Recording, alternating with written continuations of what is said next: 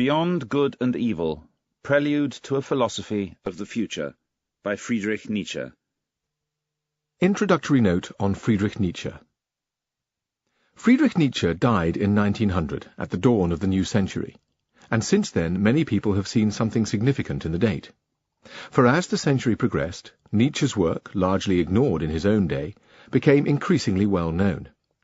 Indeed, in the past 50 years, at least, Nietzsche's work has grown so influential that it is associated with many of the most important trends of modern thought, not merely in philosophy, but in a very wide range of subjects, so much so that it is almost impossible to participate in modern intellectual discussions without some familiarity with his writings. Nietzsche was born in 1844 in Rocken bei Lützen in Prussia. After graduating from school, he studied classical philology at universities in Bonn and Leipzig, and in 1869 took up a position as professor of classical philology at Basel. After serving as a medical orderly during the Franco-Prussian War, 1870 to 1871, he began to suffer from a number of serious ailments, which a few years later became so serious he had to resign his position at Basel. For most of the rest of his life, Nietzsche lived as an independent writer, travelling a great deal throughout Europe, mainly in Italy and Switzerland, publishing several books, including Beyond Good and Evil in 1886, and republishing some of the writings from his university days. His work, however, received relatively little attention. In 1889, Nietzsche began to suffer from a serious mental deterioration. His friends and family took charge of him, especially his sister Elizabeth, but he never regained his sanity, and died after a bout of pneumonia 10 years later. Interpreting Nietzsche makes special demands, mainly because he presents his ideas not in the rational, systematic way traditionally associated with philosophical writing, but as a series of aphorisms combined with energetic and frequently very sweeping assertions. And he is very fond of poetical images and enigmatic questions. He typically offers his thoughts in sequences of numbered paragraphs, but the connections between these are frequently difficult to understand. As a result, his argument is often ambiguous and requires further interpretation, as he himself points out. In addition, Nietzsche has a unique tone, by turns serious, sarcastic, scathing, friendly, humorous, assertive, self-deprecating, candid, secretive, admiring, cryptic, and dismissive. Given this shifting and frequently ambiguous style, it is often difficult to tell just how one is supposed to take a particular statement or interpret a particular image. The central thrust of Nietzsche's thinking in Beyond Good and Evil is, however, clear enough. He is launching an assault on traditional European thinking about morality. In his view, past attempts to define the truth about morality have been superficial, because the philosophers proposing various systems have all started by assuming the essential points which need to be explored at the outset, and because they have been seduced into error by the nature of language, by their own unconscious motivation, and by their limited understanding of the history of moral thinking. Prologue. Nietzsche makes his intentions clear in the opening prologue, in which he announces the death of all philosophical dogmatism, that is, all systems of thinking which claim absolute truth. These, he asserts, have been simple, childish games based on erroneous assumptions and ignorance. Plato is especially culpable for his invention of the good as such, something Christianity borrowed and popularized. However, the attempt to combat these claims has created a splendid tension in the European spirit, which makes possible new and better directions, at least for a few people. Suppose truth is a woman. What then? Wouldn't we have good reason to suspect that all philosophers, insofar as they were dogmatists, had a poor understanding of women, that the dreadful seriousness and the awkward pushiness with which they so far have habitually approached truth were clumsy and inappropriate ways to win over a woman? It's clear that truth did not allow herself to be won over, and all forms of dogmatism nowadays are standing there dismayed and disheartened, if they're standing at all.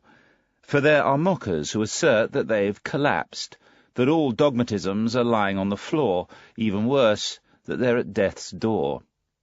Speaking seriously, there are good reasons to hope that all dogmatism in philosophy, no matter how solemnly, conclusively, and decisively it has conducted itself, has been merely a noble and rudimentary childish game, and the time is perhaps very close at hand when people will again and again understand just how little has sufficed to provide the foundation stones for the lofty and unconditional philosophical constructions of the sort dogmatists have erected up to now.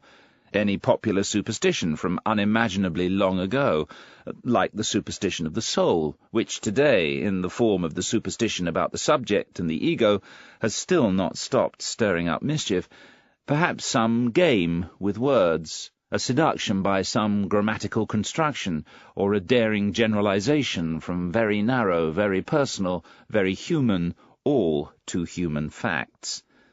The philosophies of the dogmatists were, one hopes, only a promise which lasted for thousands of years, as the astrologers were in even earlier times. In their service, people expended more work, gold, and astute thinking than for any real scientific knowledge up to that point. We owe to them and their super-terrestrial claims the grand style of architecture in Asia and Egypt.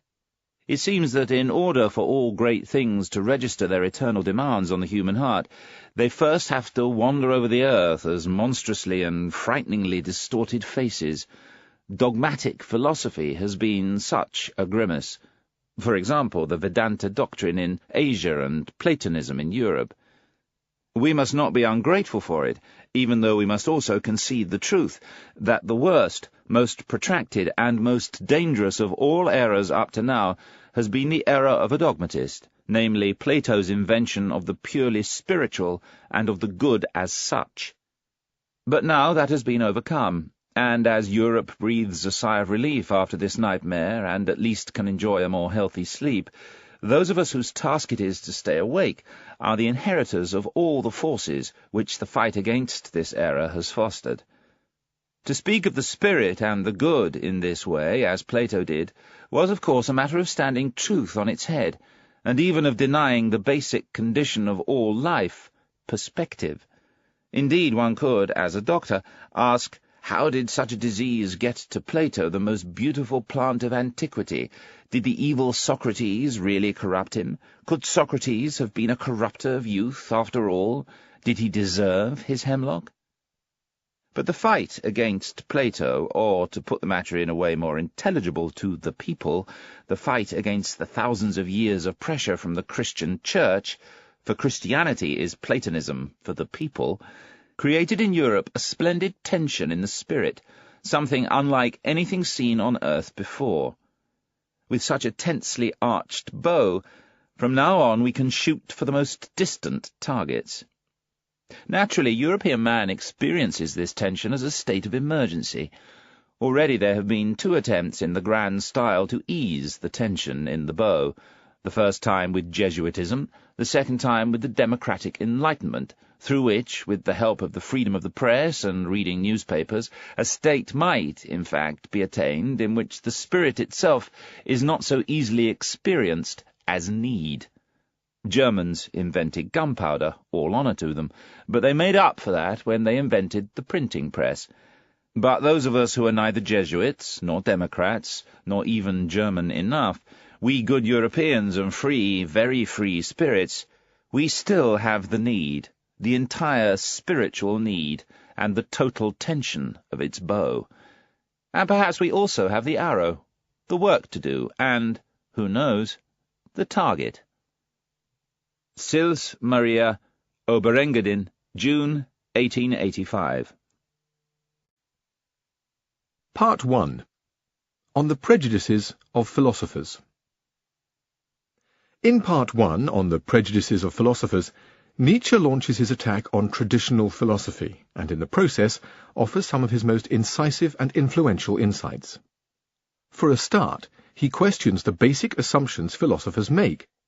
Who says that there is an opposition between truth and falsity, or between different values like good and evil? How do we know that appearance, deception, and falsity are not more valuable in human life than whatever it is we call truth? Philosophers have all assumed the answers to these questions, when they should have paused before simply accepting what they or their society wanted to believe. In this opening discussion, Nietzsche makes the apparently startling claim that because something is not true does not mean it might not be valuable, since human beings need constant falsification of the world in order to live as human beings. Such falsifications are essential because we have no text of the world, no way of accessing directly the truth of things. All we have are various interpretations, which give us different perspectives on the world. Such perspectives are all false. They are foreground beliefs, but human living requires such falsification. These remarks, Nietzsche points out in what has turned out to be a highly influential and contested claim, apply as much to science as to any other belief system, even to our belief in cause and effect. Moreover, the perspectives provided by philosophers stem from their unconscious desires. In effect, they create a system which answers to their unconscious needs, and then invent the reasons after the fact, and proclaim that they have discovered the truth. Once their system is in place, they demand the world answer to it, to their truth. But they have not discovered the truth. They have merely invented a new interpretation of the truth, one more foreground perspective. Here, Nietzsche is applying his extremely subtle understanding of human psychology to unmask the truth claims philosophers make, and it's worth noting just how astute Nietzsche's command of modern psychological ideas is, and this is well before the work of Sigmund Freud. This astuteness is clear too in Nietzsche's discussion of thinking and willing, his dismissal of immediate certainties, and of the free and unfree will. Philosophers have assumed they know that thinking and willing are simple, voluntary activities governed by an I, an error encouraged by the accidental characteristics of grammar. But the simplest introspection reveals that this basic assumption does not answer to the facts. And the existence of the personal pronoun I in our grammar is no sufficient reason for establishing the truth of the soul or the autonomous agent of thinking and willing. Nietzsche ends this section by paying tribute to the importance of psychology once it has freed itself from moral beliefs. Before making assertions about what the human mind is and how it works, philosophers from now on will need to understand the full complexity of what they are talking about. 1. The will to truth, which is still going to tempt us to many a daring exploit, that celebrated truthfulness of which all philosophers up to now have spoken with respect, what questions this will to truth has already set down before us. What strange, serious, dubious questions. There is already a long history of that, and yet it seems that this history has scarcely begun. Is it any wonder that we finally become mistrustful, lose patience, and, in our impatience, turn ourselves around, and learn from this Sphinx to ask questions for ourselves? Who is really asking us questions here? What is it in us that really wants the truth? In fact, we paused for a long time before the question about the origin of this will, until we finally remained completely and utterly immobile in front of an even more fundamental question. We asked about the value of this will. Suppose we want truth, why should we not prefer untruth and uncertainty, even ignorance? The problem of the value of truth stepped up before us, or are we the ones who stepped up before the problem? Who among us here is Oedipus? Who is the Sphinx? It seems to be a tryst between questions and question marks. And was it possible to believe that we are finally the ones to whom it seems as if the problem has never been posed up to now, as if we are the first ones to see it, to fix our eyes on it, and to dare confront it? For there is a risk involved in this. Perhaps there is no greater risk. 2. How could something arise out of its opposite? For example, truth out of error, or the will to truth out of the will to deception, or selfless action out of self-seeking, or the pure, sunny look of the wise man out of greed. Origins like these are impossible. Anyone who dreams about them is a fool, even worse. Things of the highest value must have another appropriate origin. They cannot be derived from this ephemeral, seductive, deceptive, trivial world, from this confusion of madness and desire.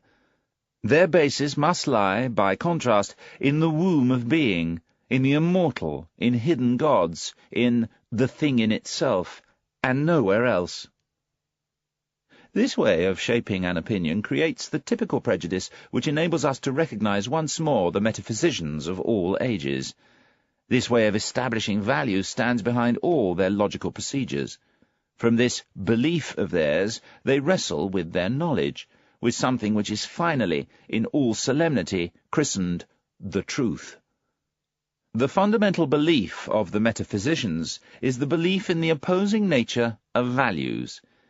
Even the most careful among them has never had the idea of raising doubts right here on the threshold, where such doubts are surely most essential, even when they praise themselves for believing de omnibus dubitandum. It is necessary to doubt everything. For we can doubt, first, whether such an opposition of values exists at all, and second, whether that popular way of estimating worth and that opposition of values, on which the metaphysicians have imprinted their seal, are perhaps only evaluations made in the foreground, only temporary perspectives, perhaps even a view from a corner, perhaps from underneath, a frog's viewpoint, as it were, to borrow an expression familiar to painters. For all the value which the true, genuine, unselfish man may be entitled to, it might be possible that a higher and more fundamental value for everything in life must be ascribed to appearance, the will for deception, self-interest, and desire. It might even be possible that whatever creates the value of those fine and respected things exists in such a way that it is, in some duplicitous way, related to, tied to, intertwined with, perhaps essentially the same as those undesirable, apparently contrasting things. Perhaps. But who is willing to bother with such a dangerous perhaps? For that, we must really await the arrival of a new style of philosopher, the kind who has a different taste and inclination, the reverse of philosophers so far, in every sense, philosophers of the dangerous perhaps. And speaking in all seriousness, I see such new philosophers arriving on the scene. 3. After examining philosophers between the lines with a sharp eye for a sufficient length of time, I tell myself the following. We must consider even the greatest part of conscious thinking among the instinctual activities. Even in the case of philosophical thinking, we must relearn here, in the same way we relearned about heredity and what is innate.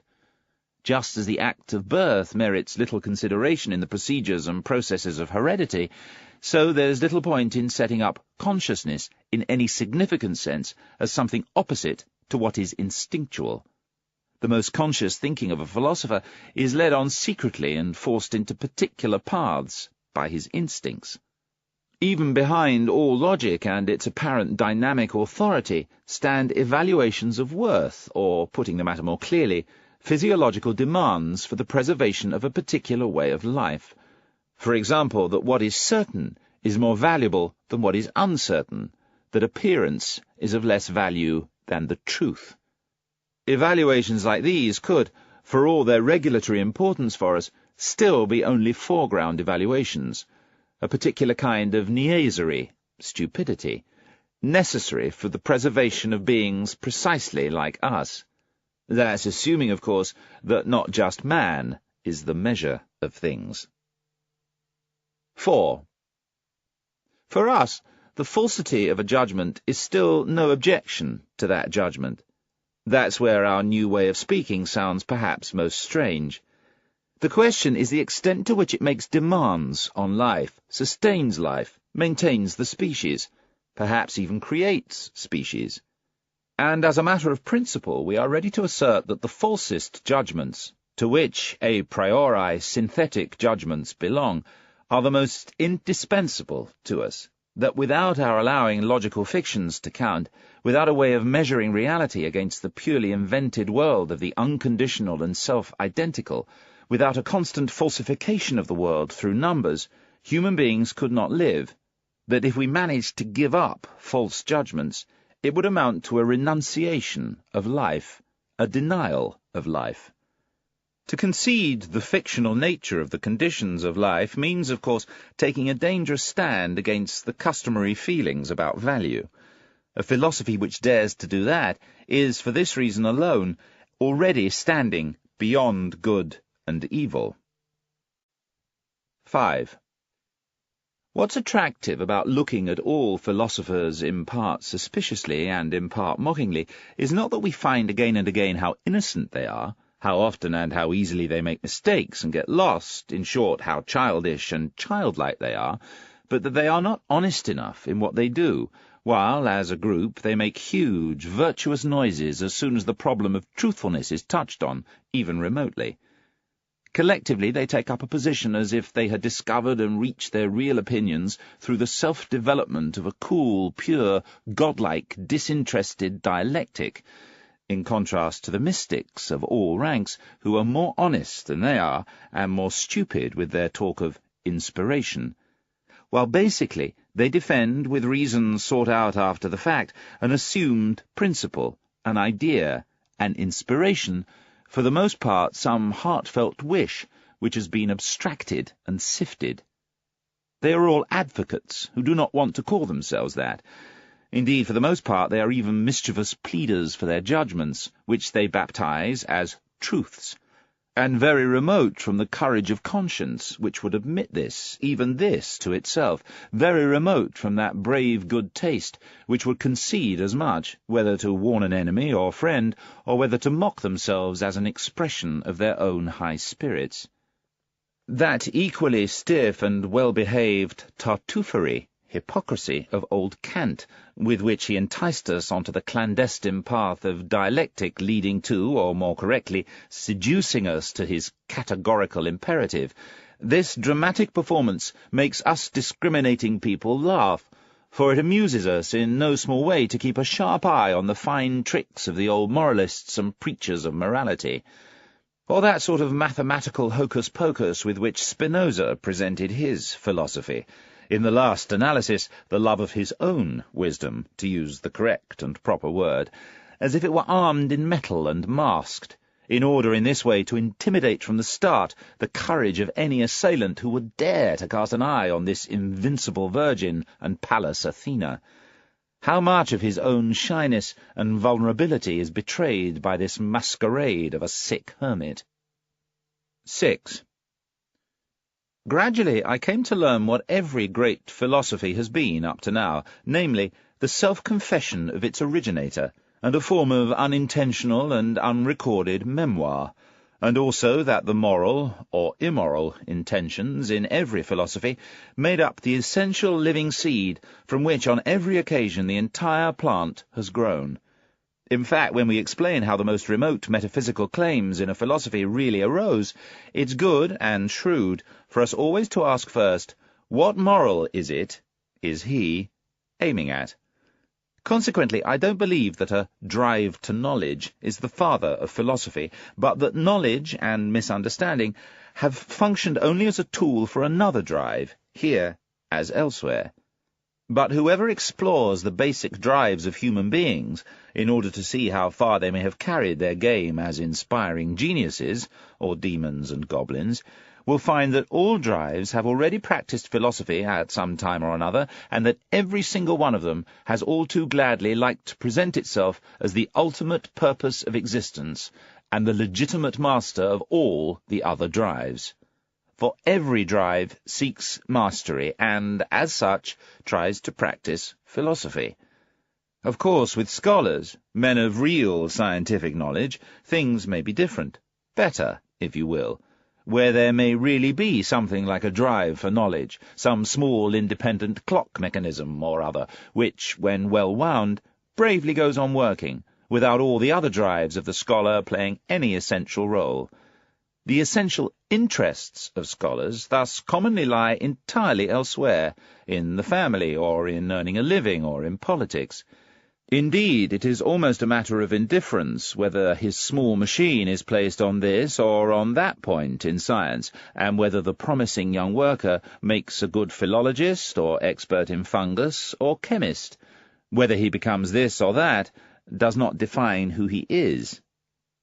By contrast, with a philosopher, nothing is at all impersonal, and his morality in particular bears a decisive and crucial witness to who he is, that is, to the rank ordering in which the innermost drives of his nature are placed relative to each other.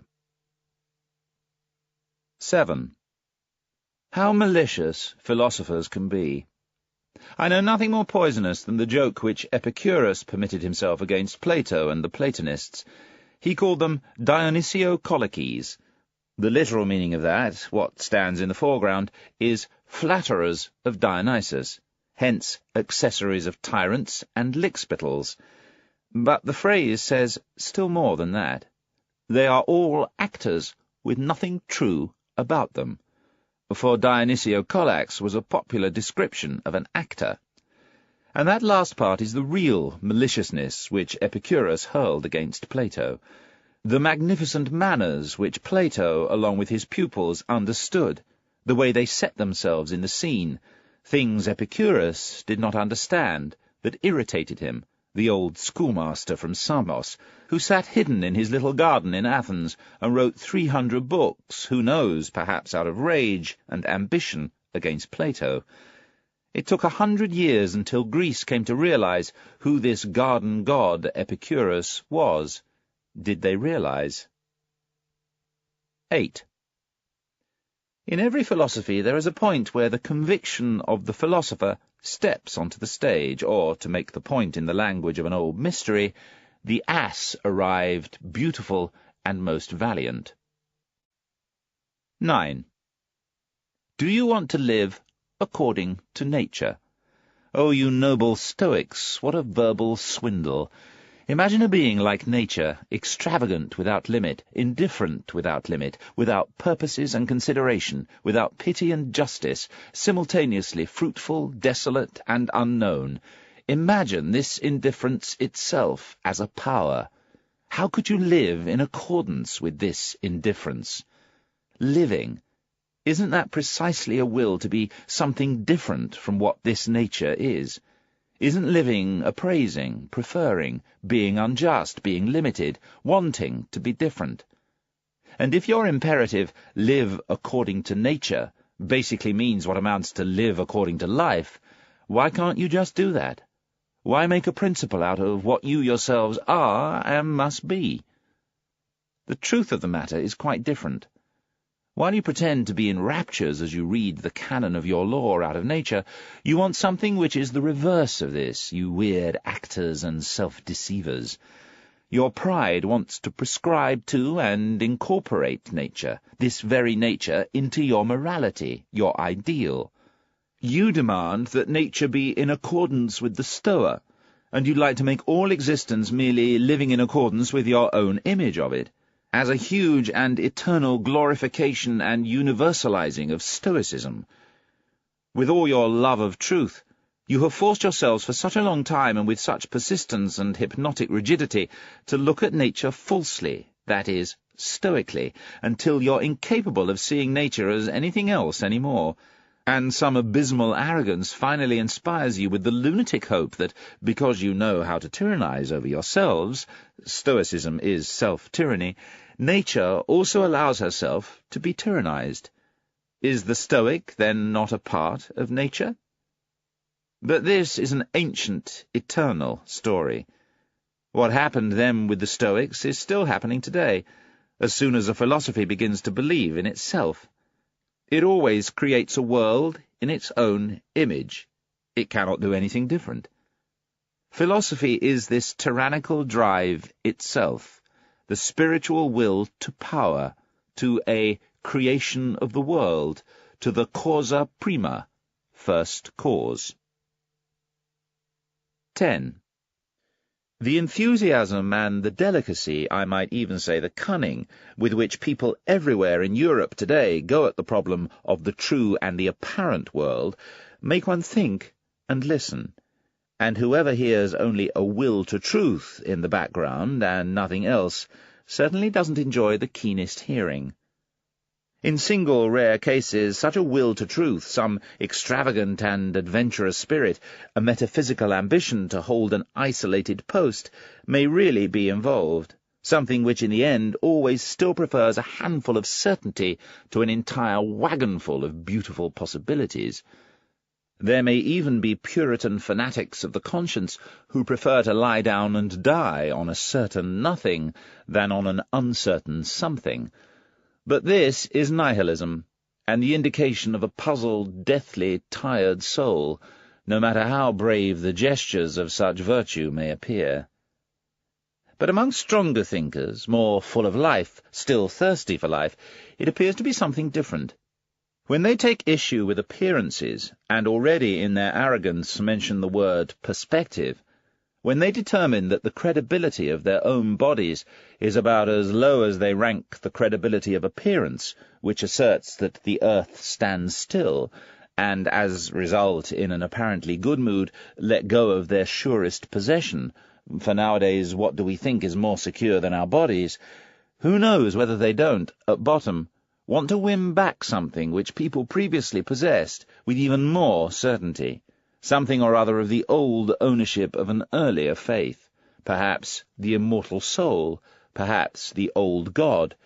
In short, ideas according to which life could be lived better, that is, more powerfully and more cheerfully, than according to modern ideas. It's a mistrust of these modern ideas. It's a lack of faith in everything which has been built up yesterday and today. It's perhaps a slight mixture of excess and scorn, which can no longer tolerate the bric-a-brac of ideas coming from different places, of the sort so-called positivism brings to market these days, a disgust of the discriminating taste with the fairground, colourful patchiness of all these pseudo-philosophers of reality, in whom there is nothing new or genuine other than these motley colours. In my view, we should, in these matters, side with today's sceptical anti-realists and microscopists of knowledge. Their instinct, which forces them away from modern reality, is irrefutable. What do we care about their retrogressive secret paths? The fundamental issue with them is not that they want to go back, but that they want to go away.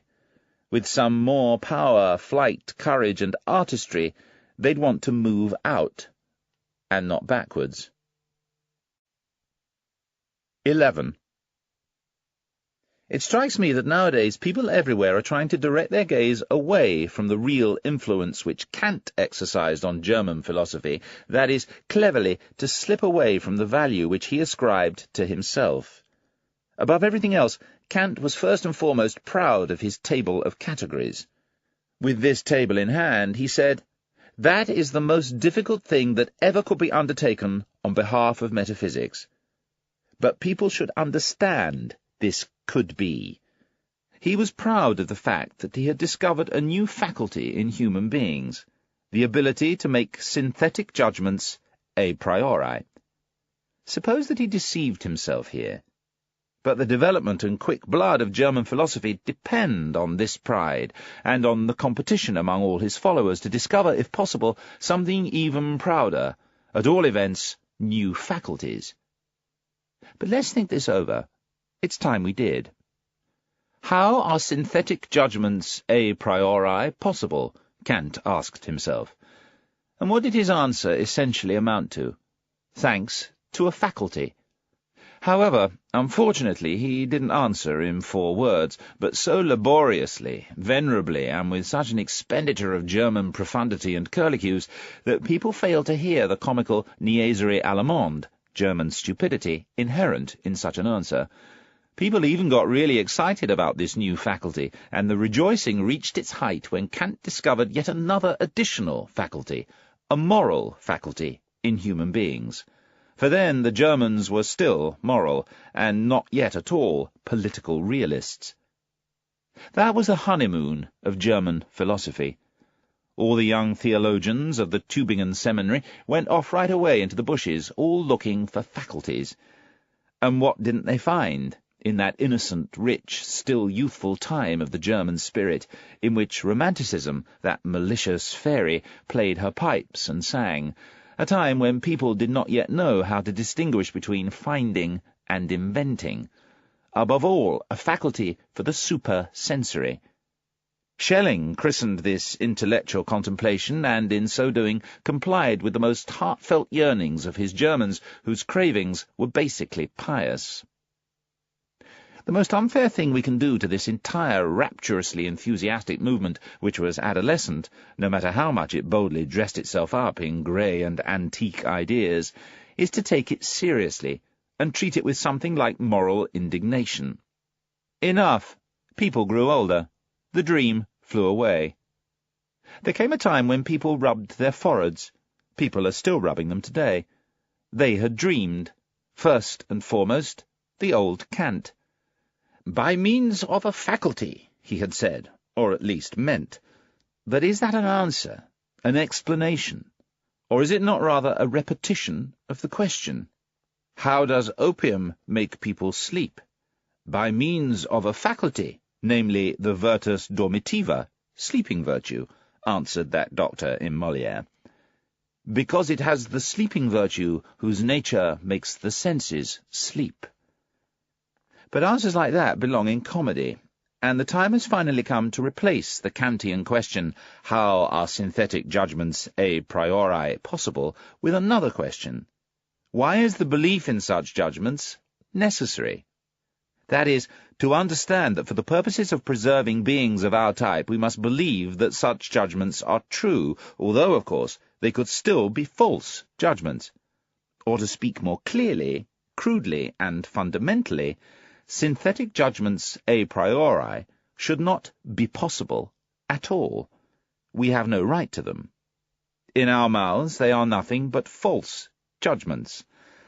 Of course, it's true that a belief in their truth is necessary as a foreground belief and appearance which belong in the perspective optics of living. In order, finally, to recall the immense influence which German philosophy, you understand, I hope it's right to quotation marks, has exercised throughout Europe, there should be no doubt that a certain virtus dormitiva, virtue of making people sleep, was a part of that. People, among them noble loafers, the virtuous, the mystics, artists, three-quarter Christians, and political obscurantists of all nations, were delighted to have, thanks to German philosophy, an antidote to the still overpowering sensuality which flowed over from the previous century into this one. In short, to have a sensus assupere, way of putting the senses to sleep. 12. So far as the materialistic atomism is concerned, it belongs with the most effectively refuted things we have, and perhaps nowadays in Europe no scholar remains so unscholarly that he still ascribes a serious meaning to it, other than for convenient hand and household use, that is, as an abbreviated way of expressing oneself, thanks primarily to that Pole Boskowitz who, together with the Pole Copernicus, has so far been the greatest and most victorious opponent of appearances.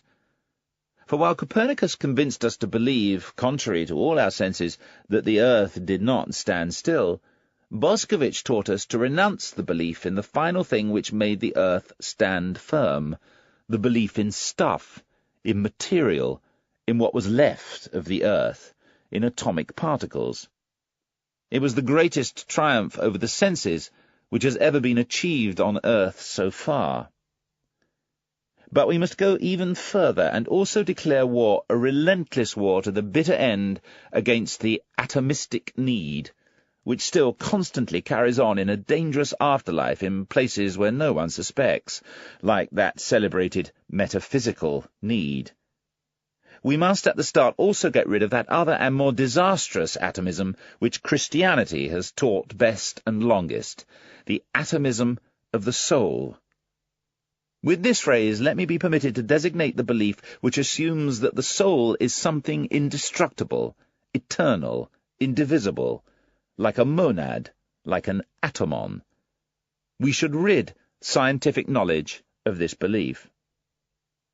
Just between us, it is not absolutely necessary to get rid of the soul itself and to renounce one of the oldest and most venerable hypotheses, as habitually happens with the clumsiness of the naturalists, who hardly touch upon the soul without losing it.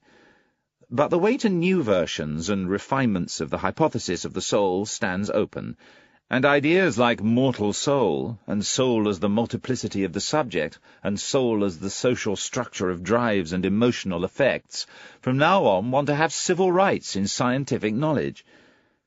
While the new psychologist is preparing an end to superstition, which so far has flourished with an almost tropical lushness in the way the soul has been imagined, at the same time he has naturally pushed himself, as it were, into a new desert and a new mistrust. It may be the case that the older psychologists had a more comfortable and happier time. Finally, however, he knows that in that very process he himself is condemned to invent things, and, who knows, perhaps to discover something. 13. Physiologists should think carefully about setting up the drive to preserve the self as the cardinal drive in an organic being. Above everything else, something living wants to release its power. Living itself is will to power. Self-preservation is only one of the most frequent and indirect consequences of that. In short, here, as everywhere, beware of extraneous teleological principles. The drive for self-preservation is one such principle. We have Spinoza's inconsistency to thank for it. For the essential principle of economy must hold. That's what method demands. 14. Nowadays, in perhaps 5 or 6 heads, the idea is dawning that even physics is only an interpretation and explication of the world, for our benefit, if I may be permitted to say so, and not an explanation of the world. But to the extent it rests upon a faith in the senses, it counts for more and must continue to count for more for a long time yet, that is, as an explanation. Physics has eyes and fingers on its side. It has appearance and tangibility on its side. That works magically on an age with basically plebeian taste, persuasively and convincingly. Indeed, it follows instinctively the canon of truth of eternally popular sensuality. What is clear? What is explained? Only whatever lets itself be seen and felt. Every problem has to be pushed that far. By contrast, the reluctance to accept obvious evidence of the senses constituted precisely the magic of the Platonic way of thinking, which was a noble way of thinking, perhaps among human beings who enjoyed even stronger and more discriminating senses than our contemporaries have, but who knew how to experience a higher triumph in remaining master of these senses, and to do this by means of the pale, cool, grey, conceptual nets which they threw over the colourful confusion of sense, the rabble of the senses, as Plato called them. That form of enjoyment in overcoming this world and interpreting the world in the manner of Plato was different from the one which today's physicists offer us, as well as the Darwinists and anti-teleologists among the physiological workers, with their principle of the smallest possible force and the greatest possible stupidity. Where human beings have nothing more to look at and to grip, there they have also no more to seek out. That is, of course, an imperative different from the Platonic one, but nonetheless, for a crude, diligent race of mechanics and bridge-builders of the future who have nothing but rough work to do, it might be precisely the right imperative. 15. In order to carry on physiology in good conscience, people must hold to the principle that the sense organs are not phenomena in the sense of idealistic philosophy. As such, they cannot, in fact, be causes. And so, sensualism, at least as a regulative hypothesis, if not as a heuristic principle. What's that? And other people even say that the outer world might be the work of our organs? But then even our bodies, as a part of this outer world, would be the work of our organs. But then our organs themselves would, in fact, be the work of our organs. It seems to me that this is a fundamental reductio ad absurdum, an absurd conclusion, provided that the idea of causa sui, something being its own cause, is something fundamentally absurd. Consequently, the exterior world is not the work of our organs? 16. There are always still the harmless observers of themselves who believe that there are immediate certainties, for example, I think, or like Schopenhauer's superstition, I will, just as if perception here was able to seize upon its object pure and naked as the thing in itself, and as if there was no falsification either on the part of the subject or on the part of the object. However, the fact is that immediate certainty, together with absolute cognition and thing in itself, contains within itself a contradictio in adjecto, contradiction in terms. I'll repeat it 100 times. People should finally free themselves of the seduction of words. Let folk believe that knowing is knowing all of something. The philosopher must say to himself, when I dismantle the process which is expressed in the sentence, I think, I come upon a series of daring assertions whose grounding is difficult, perhaps impossible. For example, that I am the one who thinks, that there must be some general something that thinks, that thinking is an action and effect of a being which is to be thought of as a cause, that there is an I, and finally, that it is already established what we mean by thinking, that I know what thinking is. For if I had not yet already decided these questions in myself, how could I assess that what just happened might not perhaps be willing or feeling? In short, this, I think, presupposes that I compare my immediate condition with other conditions, which I know in myself, in order to establish what it is. Because of this referring back to other forms of knowing, it certainly does not have any immediate certainty for me. Thus, instead of that immediate certainty, which the people may believe in the case under discussion, the philosopher encounters a series of metaphysical questions, really essential problems of intellectual knowledge, as follows. Where do I acquire the idea of thinking? Why do I believe in cause and effect? What gives me the right to speak of an I, and indeed of an I as a cause, finally even of an I as the cause of thinking? Anyone who dares to answer those metaphysical questions right away with an appeal to some kind of intuitive cognition, as does the man who says, I think and know that at least this is true, real, and certain, such a person nowadays will be met by a philosopher with a smile and 2 question marks. My dear sir, the philosopher will perhaps give him to understand, it is unlikely that you are not mistaken, but why such absolute truth? 17. So far as the superstitions of the logicians are concerned, I will never tire of emphasizing over and over again a small brief fact which these superstitious types are unhappy to concede, namely that a thought comes when it wants to and not when I want it, so that it's a falsification of the facts to say that the subject I is the condition of the predicate think. It thinks, but that this it is precisely that old, celebrated I is, to put it mildly, only an assumption, an assertion, in no way an immediate certainty. After all, we've already done too much with this it thinks. This it already contains an interpretation of the event, and is not part of the process itself.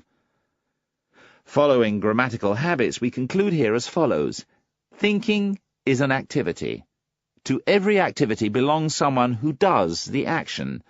Therefore, with something close to this same pattern, the older atomists, in addition to the force which created effects, also looked for that clump of matter where the force was located, out of which it worked, the atom.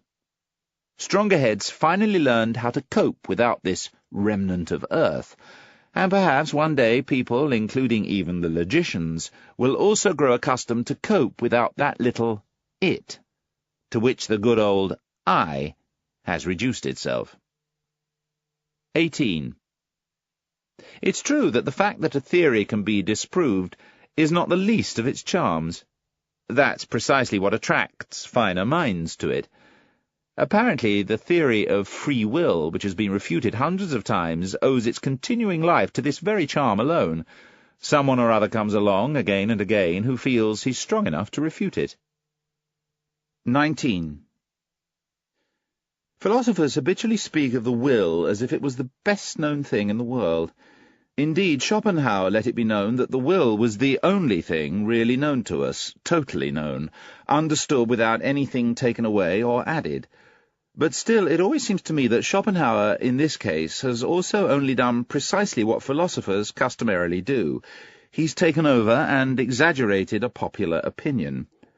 Willing seems to me, above all, something complicated, something which is unified only in the word, and popular opinion simply inheres in this one word, which has overmastered the caution of philosophers, which is always inadequate.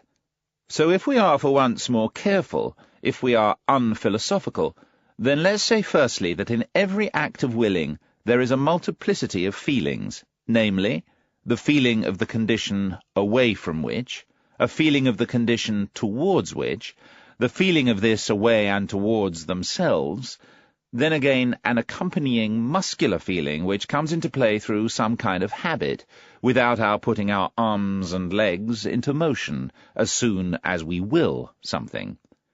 Secondly, just as we acknowledge feelings, indeed many different feelings, as ingredients of willing, so we should also acknowledge thinking. In every act of will there is a commanding thought, and people should not believe that this thought can be separated from the will, as if then the will was something left over. Thirdly, the will is not only a complex of feelings and thinking, but above all an effect, and indeed an effect of the commander. What is called freedom of the will is essentially the feeling of superiority with respect to the one who has to obey. I am free, he must obey. This awareness inheres in every will, as does that tense attentiveness, that direct gaze fixed exclusively on one thing, that unconditional value judgment, do this now, nothing else needs to be done, that inner certainty about the fact that obedience will take place, and everything else that accompanies the condition of the one issuing commands. A man who wills gives orders to something in himself, which obeys, or which he thinks obeys. But now observe what is the strangest thing about willing, about this many-faceted thing for which the people have only a single word. Insofar as we are in a given case the one ordering and the one obeying both at the same time, and as the one obeying we know the feelings of compulsion, of pushing and pressing, resistance and movement, which habitually start right after the act of will, and insofar as we, by contrast, have the habit of disregarding this duality and deceiving ourselves, thanks to the synthetic idea of I, a whole series of mistaken conclusions and, consequently, false evaluations of the will have attached themselves to the act of willing, in such a way that the person doing the willing believes in good faith that willing is sufficient for action. Because in the vast majority of cases a person only wills something where he may expect his command to take effect in obedience and thus in action, what is apparent has translated itself into a feeling, as if there might be some necessary effect. In short, the one who is doing the willing believes with a reasonable degree of certainty that will and action are somehow one thing. He ascribes his success, the carrying out of the will, to the will itself, and in the process enjoys an increase in that feeling of power which all success brings with it. Freedom of the will.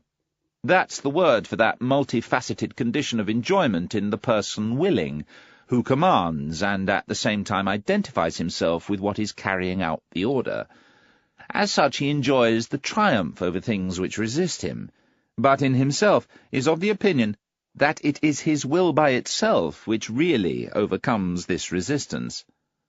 The person doing the willing thus acquires the joyful feelings of the successful implements carrying out the order, the serviceable underwills or undersouls, for our body is merely a social construct of many souls, in addition to his joyful feeling as the one who commands. L'effet c'est moi. The effect is I. What happens here is what happens in every well-constructed and happy commonality. The ruling class identifies itself with the successes of the community. All willing is simply a matter of giving orders and obeying, on the basis, as mentioned, of a social construct of many souls. For this reason, a philosopher should arrogate to himself the right to include willing as such within the field of morality. Morality, that is, understood as a doctrine of the power relationships under which the phenomenon living arises. 20. That individual philosophical ideas are not something spontaneous, not things which grow out of themselves, but develop connected to and in relationship with each other, so that no matter how suddenly and arbitrarily they may appear to emerge in the history of thinking, they nevertheless belong to a system just as much as do the collective members of the fauna of a continent.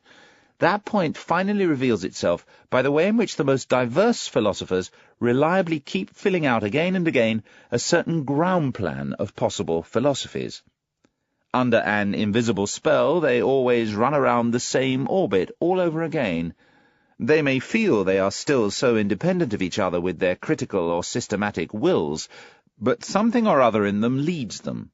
Something or other drives them in a particular order one after the other, that very inborn taxonomy and relationship of ideas. Their thinking is, in fact, much less a discovery than a recognition, a remembering again, a journey back home into a distant primordial collective household of the soul, out of which these ideas formerly grew. To practice philosophy is to this extent a form of atavism of the highest order. The strange family similarity of all Indian, Greek, and German ways of practicing philosophy can be explained easily enough. It's precisely where a relationship between languages is present that we cannot avoid the fact that, thanks to the common philosophy of grammar, I mean thanks to the unconscious mastery and guidance exercised by the same grammatical functions, everything has been prepared from the beginning for a similar development and order of philosophical systems, just as the road to certain other possibilities of interpreting the world seems sealed off. There will be a greater probability that philosophers from the region of the Ural Altaic language, in which the idea of the subject is most poorly developed, will look differently into the world, and will be found on other pathways than Indo-Germans or Muslims. The spell of particular grammatical functions is, in the final analysis, the spell of physiological judgments of value and racial conditions. So much for the repudiation of Locke's superficiality in connection with the origin of ideas. 21. The causa sui, something being its own cause, is the best self-contradiction which has been thought up so far, a kind of logical rape and perversity. But the excessive pride of human beings has worked to entangle itself deeply and terribly with this very nonsense. The demand for freedom of the will, in that superlative metaphysical sense, as it unfortunately still constantly rules in the heads of the half-educated, the demand to bear the entire final responsibility for one's actions oneself, and to relieve God, the world, ancestors, chance, and society of responsibility for it, is naturally nothing less than this very causa sui, and an attempt to pull oneself into existence out of the swamp of nothingness by the hair, with more audacity than Munchausen. Suppose someone in this way gets behind the boorish simplicity of this famous idea of the free will, and erases it from his head. Then I would invite him to push his enlightenment still one step further, and erase also the inverse of this idea of free will from his head. I refer to the unfree will, which leads to an abuse of cause and effect. People should not mistakenly reify cause and effect the way those investigating nature do, and people like them who nowadays naturalize their thinking, in accordance with the ruling mechanistic foolishness which allows causes to push and shove until they have an effect. People should use cause and effect merely as pure ideas, that is, as conventional fictions for the purpose of indicating and communicating, not as an explanation. In the in itself there is no causal connection, no necessity, no psychological unfreedom, and hence no effect of the cause, no law holds sway. We are the ones who have, on our own, made up causes, causal sequences, for one another, relativity, compulsion, number, law, freedom, reason, and purpose, And when we fabricate this world of signs inside things as something in itself, when we stir it into things, then we're once again acting as we have always done, namely, mythologically. The unfree will is a myth. In real life, it's simply a matter of strong and weak wills. It is almost always already a symptom of something lacking in a thinker himself, once he senses in all causal connections and psychological necessity some purpose, necessity, inevitable consequence, pressure, and unfreedom. That very feeling is a telltale giveaway. The person is betraying himself. And if I have seen things correctly, the problem of the unfreedom of the will has generally been seen from two totally contrasting points of view, but always in a deeply personal way. Some people are not willing at any price to let go of their responsibility, their belief in themselves, their personal right to the credit. The vain races belong to this group. The others want the reverse. They don't wish to be responsible for or guilty of anything, and demand, out of an inner self-contempt, that they can shift blame for themselves somewhere else. People in this second group, when they write books, are in the habit nowadays of taking up the cause of criminals. A sort of socialist pity is their most attractive disguise.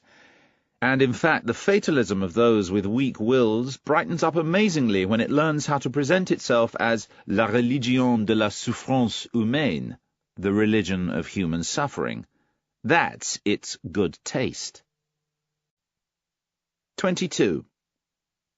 People must forgive me as an old philologist who cannot prevent himself from maliciously setting his finger on the art of bad interpretation, but that conformity to nature, which you physicists talk about so profoundly, as if it exists only thanks to your interpretation and bad philology, and is not a matter of fact, a text.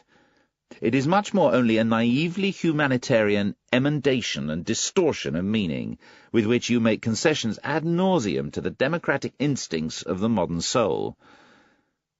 Equality before the law everywhere. In that respect, nature is no different and no better than we are.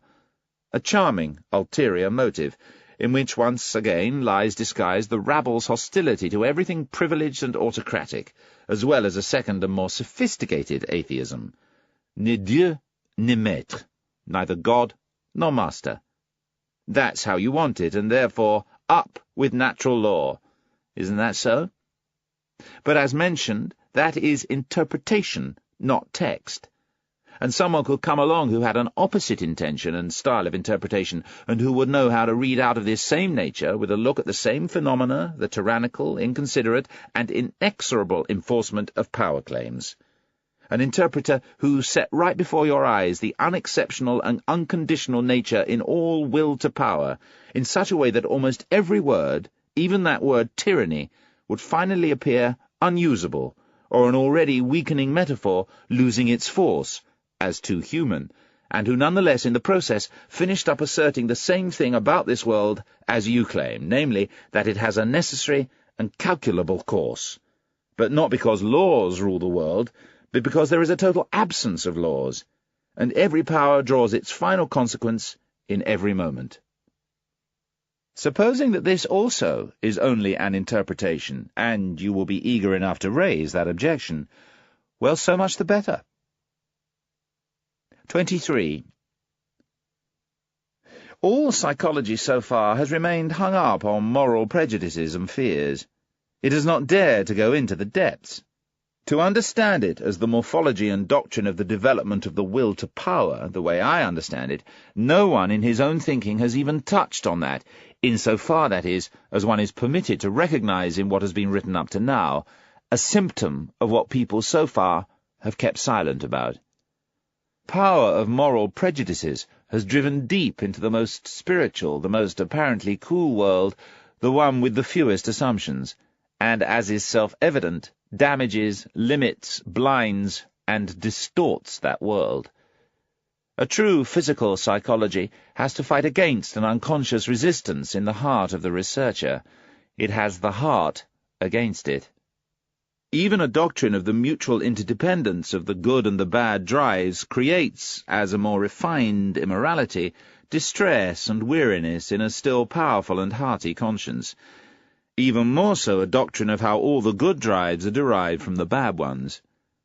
But assuming that someone takes the effects of hate, envy, greed, and ruling as the effects which determine life, as something that, in the whole household of life, have to be present fundamentally and essentially, and, as a result, still have to be intensified if life is still to be further intensified, he suffers from an orientation in his judgment as if he was seasick. Nevertheless, even this hypothesis is not nearly the most awkward or the strangest in this immense and still almost new realm of dangerous discoveries. And, in fact, there are 100 good reasons that everyone should stay away from it, everyone who can. On the other hand, if someone aboard ship ends up here at some point, well then, come on, now's the time to keep one's teeth tightly clenched, the eyes open, and the hand firm on the tiller. We're moving directly over morality, and in the process we're overwhelming, perhaps smashing apart, what's left of our morality, as we dare make our way there. But what does that matter to us? Never before has a more profound world of insights revealed itself to daring travellers and adventurers, and the psychologist who in this way makes a sacrifice, it is not the sacrificio del intelletto, sacrifice of the intellect, quite the opposite, will for that reason at least be permitted to demand that psychology is recognized again as the mistress of the sciences, with the other sciences there to prepare things in her service. For from now on, psychology is once more the root to fundamental problems. Part 2. The Free Spirit. Much of Part 2 of Beyond Good and Evil, The Free Spirit, is taken up with describing what new philosophers will be like, now that the old dogmatisms have been exposed as fictions. Those new spirits who can accept both the fictional nature of all accounts of the truth and the biological facts of life about man as an animal, driven by conflicting impulses, will need to be strong and secretive, because what they have to say will be taken as dangerous foolishness. They will thus need to mask themselves and be prepared to live in a certain isolation in order to take on the work of conquering traditional morality, especially the morality of pity and disinterestedness, and the belief in immediate certainties. They will have to live in the full knowledge that life is based on appearance and deception, and that the only reality we have is the world of our desire and passions. But this knowledge will not turn them into cynics. It will emancipate them, making them truly free creative spirits, able to generate new insights. Nietzsche here also offers as his hypothesis the possibility that we might be able to trace this world of desires and passions back to a single will, what he calls the will to power, and that this will to power might well form a useful explanatory principle. It's worth noting how firmly Nietzsche's assumptions about human beings are rooted in biology and the biological facts about human instincts, rather than in any assumptions about human free will or spiritual essence or rationality. The strongest and most independent human beings, according to Nietzsche, are those who can act on their will to power. They will not subscribe to anyone else's system of thought. Instead, they will constantly experiment, creating their own truths, without any desire to impose these on other people, and thus they will be uniquely free individuals. Nietzsche is careful to distinguish his vision of these free spirits from the contemporary notion of free thinkers, those who are wedded to the spread of democratic or socialist or anarchist ideals. His philosophers of the future will move into an uncharted world beyond concerns for good and evil. Unlike those the world calls free thinkers, they will not be the champions of modern political and social ideas. 24. O sancta simplicitas, blessed simplicity. Human beings live in such a peculiarly simple and counterfeit way. Once a man develops eyes to see this wonder, he can't check his amazement. How bright and free and light and simple we have made everything around us. How we have learned to give our senses free license for everything superficial, our thinking a divine craving for wanton leaps and erroneous conclusions. how we have learned ways, right from the start, to maintain our ignorance in order to enjoy a hardly conceivable freedom, safety, carelessness, heartiness, and merriment in life, in order to enjoy life. And only on this now firm granite foundation of ignorance could scientific knowledge up to now rise up. The will to know on the foundation of a much more powerful will, the will not to know, to uncertainty, to what is not true, not as its opposite, but as its refinement.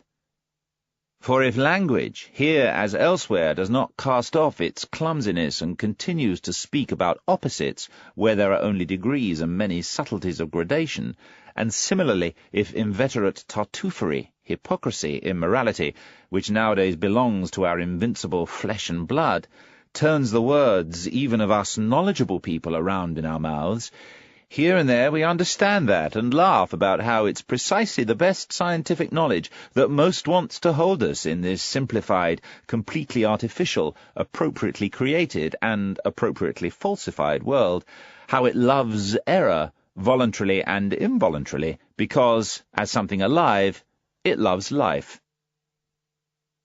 25. After such a cheerful start, I'd like you not to miss hearing a serious word. It's directed at the most serious people. Be careful, you philosophers and friends of knowledge. Protect yourself from martyrdom, from suffering for the sake of truth, even from defending yourselves. That corrupts all the innocence and refined neutrality in your consciences. It makes you stubborn against objections and red rags. It dulls your minds, brutalizes you, and puts you in a daze when, in the struggle with danger, malice, suspicion, expulsion, and even dirtier consequences of your hostility, you finally have to play out your role as the defenders of truth on earth, as though the truth were such a harmless and clumsy character as to require defenders. And as for you, you knights with the sorrowful countenances, my good gentlemen, you spiritual loafers and cobweb spinners, ultimately you yourselves know well enough that it really doesn't matter if you are the ones who are right. You also know that up to now no philosopher has been right, and that a more praiseworthy truthfulness could lie in every small question mark which you set after your favourite words and cherished doctrines, and occasionally after yourselves, than in all the ceremonial gestures and trump cards before prosecutors and courts of justice. Better to stand aside, run off to some secluded place, and retain your mask and your subtlety, so that people confuse you with someone else, or fear you a little. And for my sake, don't forget the garden with the golden trellis, and have people around you who are like a garden, or like music over water in the evening when the day is already becoming a memory. Choose good solitude, the free, high-spirited, easy solitude, which gives you also a right to remain in some sense or other still good yourselves. How poisonous, how crafty, how bad every long war makes us, when it does not let us fight with open force. How personal a long fear makes us, a long attention on our enemies, on potential enemies. These social outcasts, these men long persecuted and wickedly hunted down, as well as the compulsory recluses, the Spinozas or Giordano Brunos, always finally become, maybe under a spiritual masquerade, and perhaps without realizing it themselves, sophisticated avengers and makers of poisons. Just dig into the foundation of Spinoza's ethics and theology, to say nothing of the foolishness of moral indignation, which, in a philosopher, is the unmistakable sign that his philosophical humour has run away from him. The martyrdom of a philosopher, his sacrifice for the truth, brings forcefully to light how much of the agitator and actor he contains within himself. And if people have looked at him with only an artistic curiosity up to this point, then, in the case of several philosophers, we can naturally understand the dangerous wish to see him also in his degeneration, degenerated into a martyr, into a brawler on the stage and in tribunals. But with such a wish, people must be clear about what they are going to see in every case.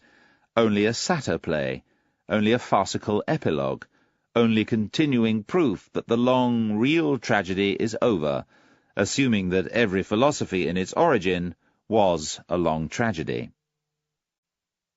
26. Every special human being strives instinctively for his own castle and secrecy, where he is saved from the crowd, the many, the majority, where he can forget the rule-bound people. For he is an exception to them, but for the single case where he is pushed by an even stronger instinct straight against these rule-bound men, as a person who seeks knowledge in a great and exceptional sense. Anyone who, in his intercourse with human beings, does not at one time or another shimmer with all the colours of distress, green and grey with disgust, surfeit, sympathy, gloom, and loneliness, is certainly not a man of higher taste. But provided he does not take all this weight and lack of enthusiasm freely upon himself, always keeps away from it, and stays, as mentioned, hidden, quiet, and proud in his castle, well, one thing is certain. He is not made for, not destined for knowledge. For if he were, he would one day have to say to himself, "The devil take my good taste. The rule-bound man is more interesting than the exception, than I am, the exception." And he would make his way down, and above all, inside. The study of the average man, long, serious, and requiring much disguise, self-control, familiarity, bad company — all company is bad company except with one's peers — that constitutes a necessary part of the life story of every philosopher, perhaps the most unpleasant, foul-smelling part, the richest in disappointments. But if he's lucky, as is appropriate for a fortunate child of knowledge, he will encounter real shortcuts and ways of making his task easier. I'm referring to the so-called cynics, those who simply recognize the animal, the meanness, the rule-bound man in themselves, and in the process still possess that degree of intellectual quality and urge to have to talk about themselves and people like them before witnesses. Now and then they even wallow in books, as if in their very own dung. Cynicism is the single form in which common souls touch upon what honesty is, and the higher man should open his ears to every cruder or more refined cynicism and think himself lucky every time a shameless clown or a scientific satyr announces himself directly in front of him. There are even cases where enchantment gets mixed into the disgust. For example, in those places where, by some vagary of nature, genius is bound up with such an indiscreet billygoat and ape, as in the Abbé Galiani, the most profound, sharp-sighted, and perhaps also the foulest man of his century. He was much deeper than Voltaire, and consequently a good deal quieter. More frequently it happens that, as I've intimated, the scientific head is set on an ape's body, a refined and exceptional understanding in a common soul. Among doctors and moral physiologists, for example, that's not an uncommon occurrence. And where anyone speaks without bitterness and quite harmlessly of men as a belly with two different needs and a head with one, everywhere where someone constantly sees, looks for, and wants to see only hunger, sexual desires, and vanity, as if these were the real and only motivating forces in human actions, in short, wherever people speak badly of human beings, not even in a nasty way, there the lover of knowledge should pay fine and diligent attention. He should, in general, direct his ears to wherever people talk without indignation. For the indignant man, and whoever is always using his own teeth to tear himself apart or lacerate himself, or as a substitute for that the world or God or society, may indeed, speaking morally, stand higher than the laughing and self-satisfied satyr. But in every other sense he is the more ordinary, the more trivial, the more uninstructive case. And no one lies as much as the indignant man. 27. It is difficult to be understood, particularly when one thinks and lives Gangastrogati, like the flow of the river Ganges, among nothing but people who think and live differently, namely Kurmagati, like the movements of a tortoise, or, in the best cases, following the gait of frogs, Mandayakagati. Clearly I'm doing everything to make myself difficult to be understood, and people should appreciate from their hearts the goodwill in some subtlety of interpretation. But so far as good friends are concerned, those who are always too comfortable and believe they have a particular right as friends to a life of comfort, one does well to start by giving them a recreation room, and playground of misunderstanding.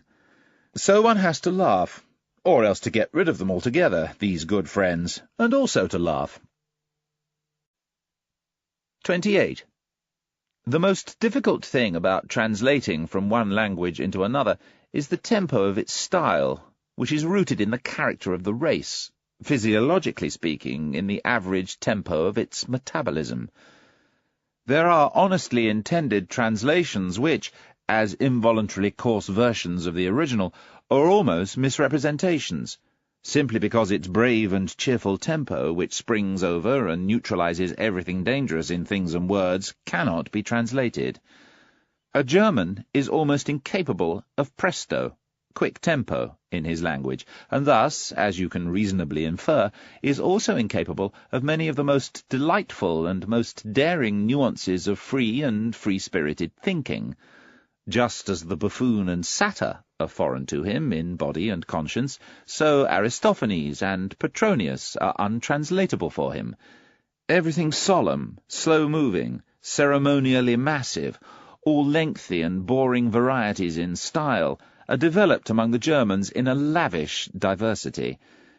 You must forgive me for the fact that even Goethe's prose, with its mixture of stiffness and daintiness, is no exception, as a mirror image of the good old time to which it belongs, and as an expression of German taste at a time when there still was a German taste, a Rococo taste in moribus et artibus, in customs and the arts.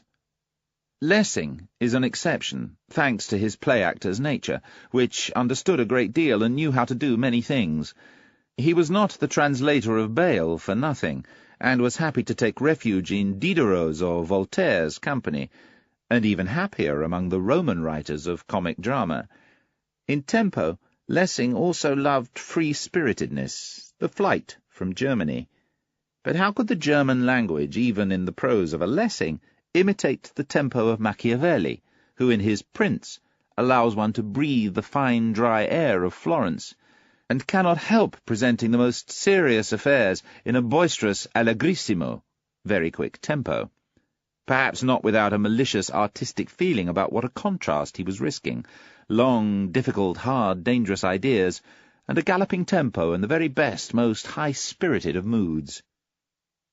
Finally, who could even dare a German translation of Petronius, who was the master of the presto, more so than any great musician so far, in invention, ideas, words? Ultimately, what is so important about all the swamps of the sick, nasty world, even the ancient world, when someone like him has feet of wind, drive and breath, the liberating scorn of a wind which makes everything healthy, as he makes everything run? And so far as Aristophanes is concerned, that transfiguring, complementary spirit for whose sake we excuse all Hellenism for having existed, provided that we have understood in all profundity everything that needs to be forgiven and transfigured, I don't know what allows me imaginatively to explore Plato's secrecy and sphinx-like nature more than that petit fait, small fact, which fortunately has been preserved, that under the pillow on his deathbed people found no Bible, nothing Egyptian, Pythagorean, or Platonic, but something by Aristophanes. How could even a Plato have endured life, a Greek life, to which he said no, without an Aristophanes? 29. It's the business of very few people to be independent. That is a right of the strong, and whoever attempts it, even with the best right to it, but without being compelled to, shows by that action that he is probably not only strong, but exuberantly daring. He is entering a labyrinth. He is increasing 1,000-fold the dangers which life already brings with it, not the least of which is the fact that no one's eyes see how and where he goes astray, gets isolated, and is torn to pieces by some cavern-dwelling minotaur of conscience. Suppose such a person comes to a bad end, that happens so far away from men's understanding that they feel nothing and have no sympathy, and he cannot go back any more. He cannot even go back to human pity. 30. Our loftiest insights must and should ring out like foolishness under some circumstances like crimes, when in some forbidden way they come to the ears of those for whom they are not suitable and who are not predestined to hear them. The exoteric and the esoteric views, as people earlier differentiated them among philosophers, with Indians as with Greeks, Persians, and Muslims, in short, wherever people believed in a hierarchy and not in equality and equal rights, this differentiation does not arise so much from the fact that the exoteric view stands outside and looks, assesses, measures, and judges from the outside, not from the inside. The more essential point is that the exoteric view sees the matter looking up from underneath, but the esoteric sees it looking down from above. There are heights of the soul viewed from which even tragedy ceases to work its tragic effect. And if we gathered all the sorrow of the world into one sorrow, who could dare to decide if a glance at it would necessarily seduce and compel us to pity, and thus to a doubling of that sorrow? What serves the higher kind of men as nourishment or refreshment must be almost poison to a very different and lower kind of man.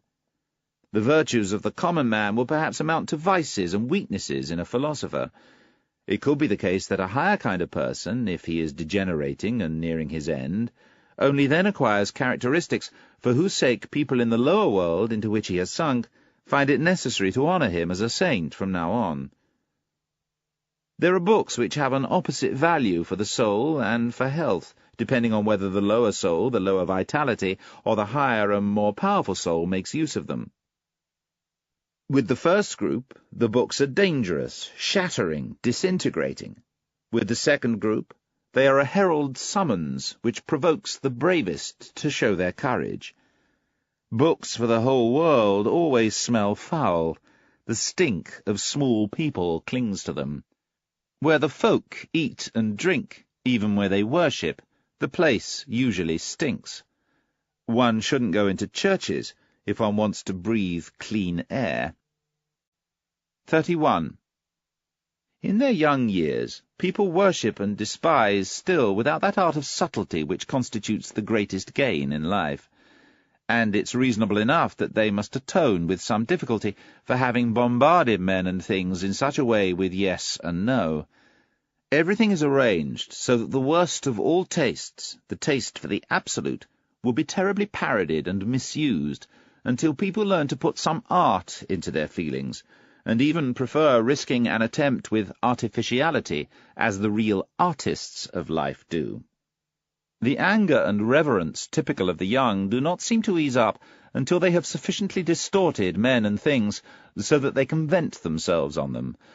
Youth is in itself already something fraudulent which deceives.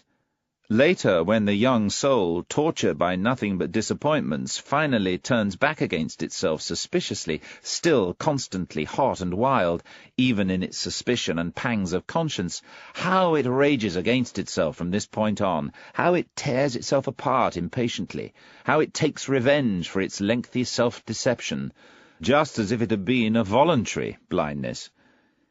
In this transition, people punish themselves through their mistrust of their own feeling. They torment their enthusiasm with doubt.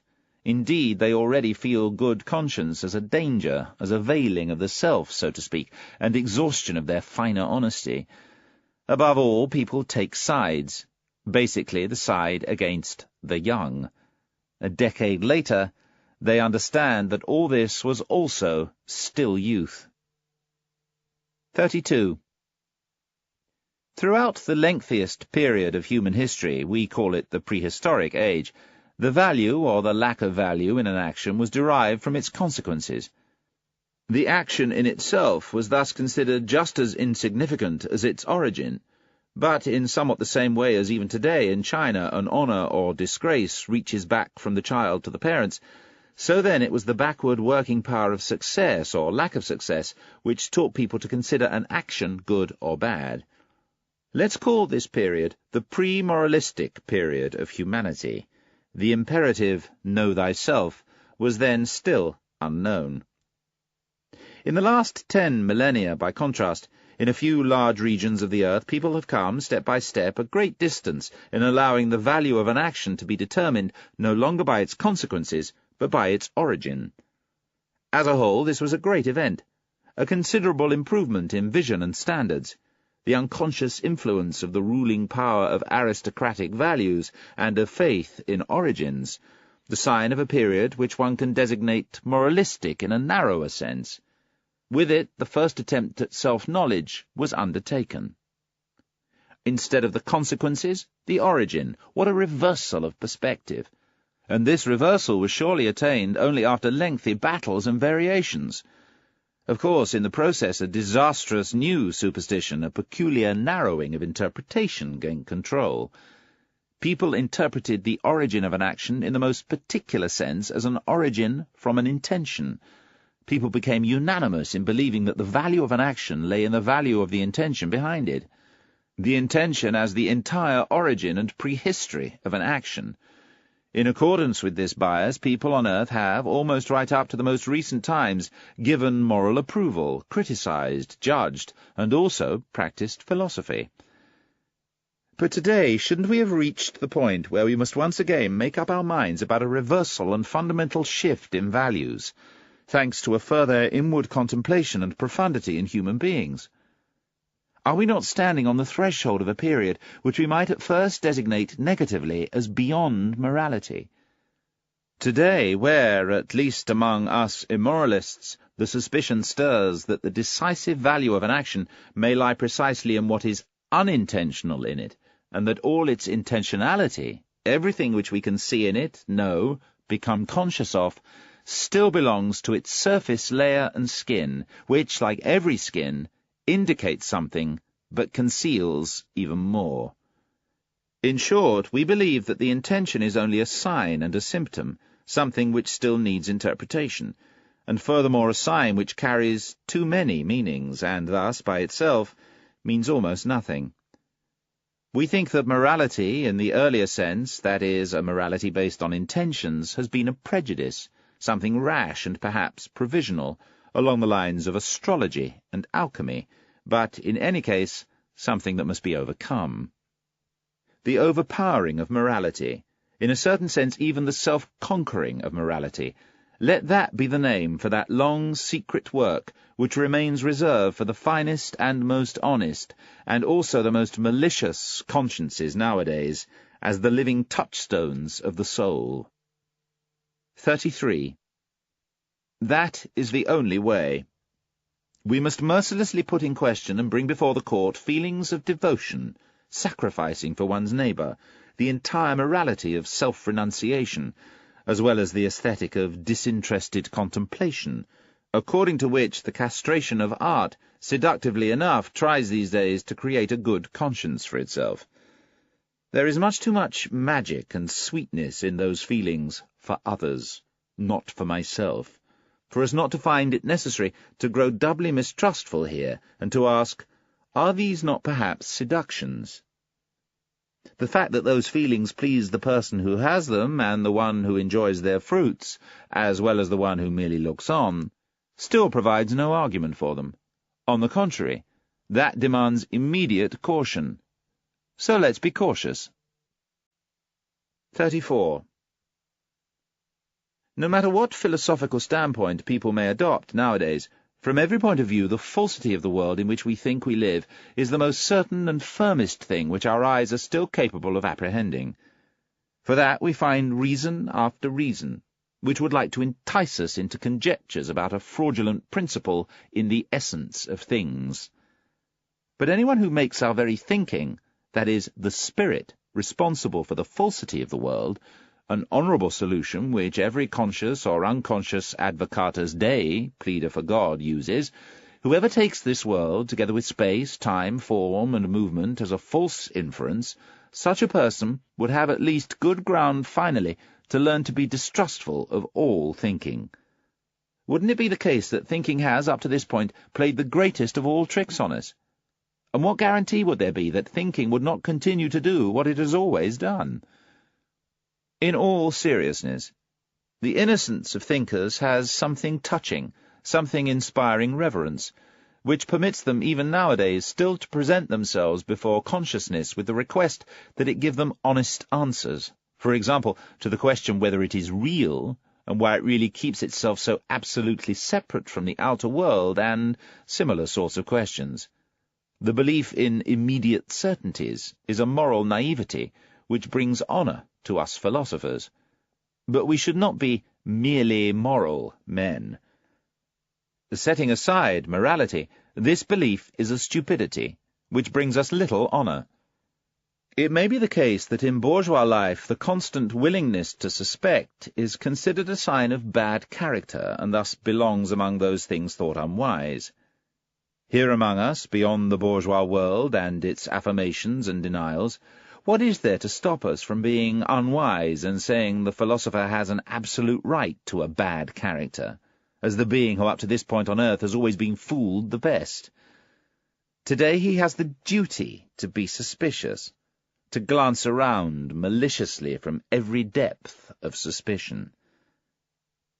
Forgive me the joke of this gloomy grimace and way of expressing myself.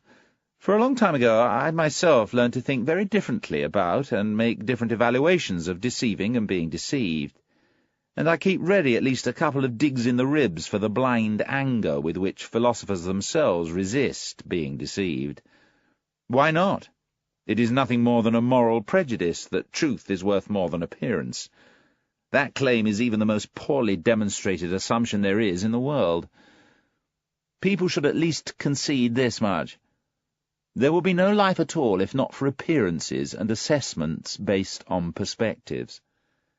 And if people, with the virtuous enthusiasm and foolishness of some philosophers, wanted to do away with the entire apparent world, assuming, of course, you could do that, well, then at least nothing would remain any more of your truth either. In fact, what compels us generally to the assumption that there is an essential opposition between true and false? Is it not enough to assume degrees of appearance and, as it were, lighter and darker shadows and tones for the way things appear? Different values, to use the language of painters. Why could the world which we are concerned with not be a fiction? And if someone then asks, but doesn't an author belong to a fiction, could he not be fully answered with, why? Doesn't this belong to, perhaps belong to the fiction? Is it then forbidden to be a little ironic about the subject, as well as about the predicate and the object? Shouldn't the philosopher rise above a faith in grammar? All due respect to governesses, but might it not be time for philosophy to renounce faith in governesses? 35. O Voltaire, O humanity, O nonsense! There's something about the truth, about the search for truth, and when someone goes after it in far too human a way, il ne cherche le vrai que pour faire le bien, he seeks the truth only to do good, I'll wager he comes up with nothing. 36. If we assume that nothing is given as real other than our world of desires and passions, and that we cannot access from above or below any reality other than the direct reality of our drives, for thinking is only a relationship of these drives to each other, are we not permitted to make the attempt, and to ask the question whether this given is not a sufficient basis for understanding the so-called mechanical or material world on the basis of things like this given? I don't mean to understand it as an illusion, an appearance, or an idea, in the sense of Berkeley and Schopenhauer, but as having the same degree of reality as our effects themselves have, as a more primitive form of the world of effects in which everything is still combined in a powerful unity, something which then branches off and develops in the organic process, and also, as is reasonable, gets softer and weaker, as a form of instinctual life in which the collective organic functions, along with self-regulation, assimilation, nourishment, excretion, and metabolism, are still synthetically bound up with one another, as a pre-form of life. In the end, making this attempt is not only permitted, but is also demanded by the conscience of the method. Not to assume various forms of causality, as long as the attempt to manage with a single one has been pushed to its furthest limit, all the way to nonsense, if I may say so.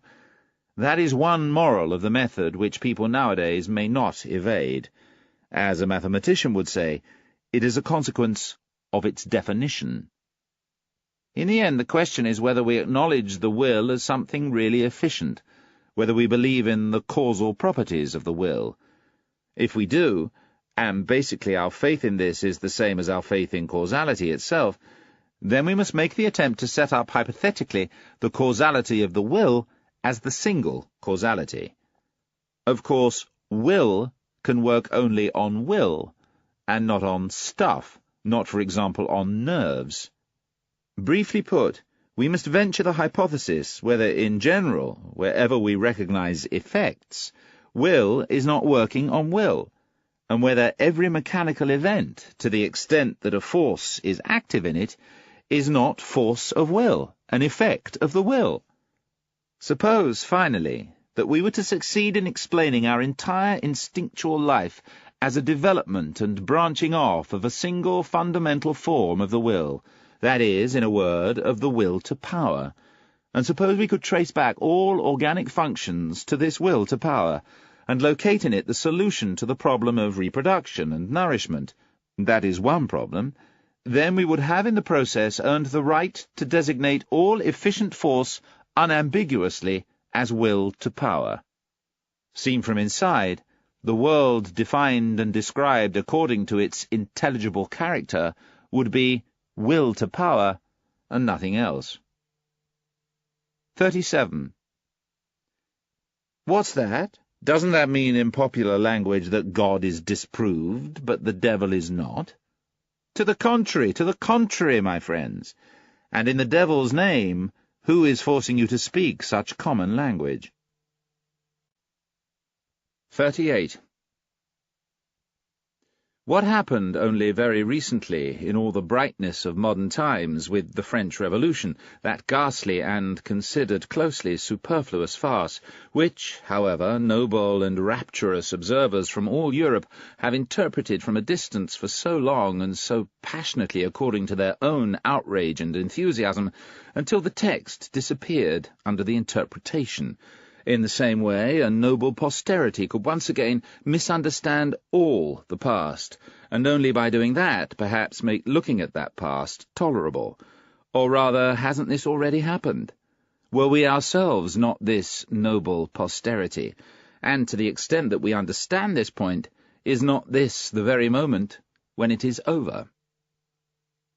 39. No one will readily consider a doctrine true simply because it makes us happy or virtuous, except perhaps the gentle idealists, who go into raptures about the good, the true, and the beautiful, and allow all sorts of colourful, clumsy, and good-natured desirable things to swim around in confusion in their pond. Happiness and virtue are not arguments. But people, even prudent people, do like to forget that causing unhappiness and evil are by the same token no counter-arguments. Something could well be true, although it is at the same time harmful and dangerous to the highest degree. In fact, it could even be part of the fundamental composition of existence that people are destroyed when they fully recognize this point, so that the strength of a spirit might be measured by how much it could still endure of the truth, or, put more clearly, by the degree it had to have the truth diluted, sweetened, muffled, or falsified. But there is no doubt about the fact that evil and unhappy people are more favoured and have a greater probability of success in discovering certain parts of the truth, to say nothing of the evil people who are happy, a species which moralists are silent about. Perhaps toughness and cunning provide more favourable conditions for the development of the strong, independent mind and the philosopher than that gentle, refined, conciliatory good nature, and that art of taking things lightly, which people value in a scholar, and value rightly. If we assume, first of all, that the notion of a philosopher is not restricted to the philosopher who writes books, or even puts his philosophy into books. A final characteristic in the picture of the free-spirited philosopher is provided by Stendhal. Because of German taste, I don't wish to overlook emphasizing him, for he goes against German taste.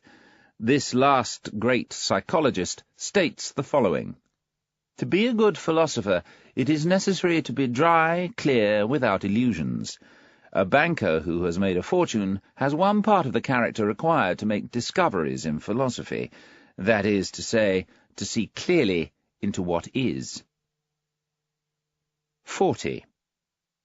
Everything profound loves masks. The most profound things of all even have a hatred for images and allegories.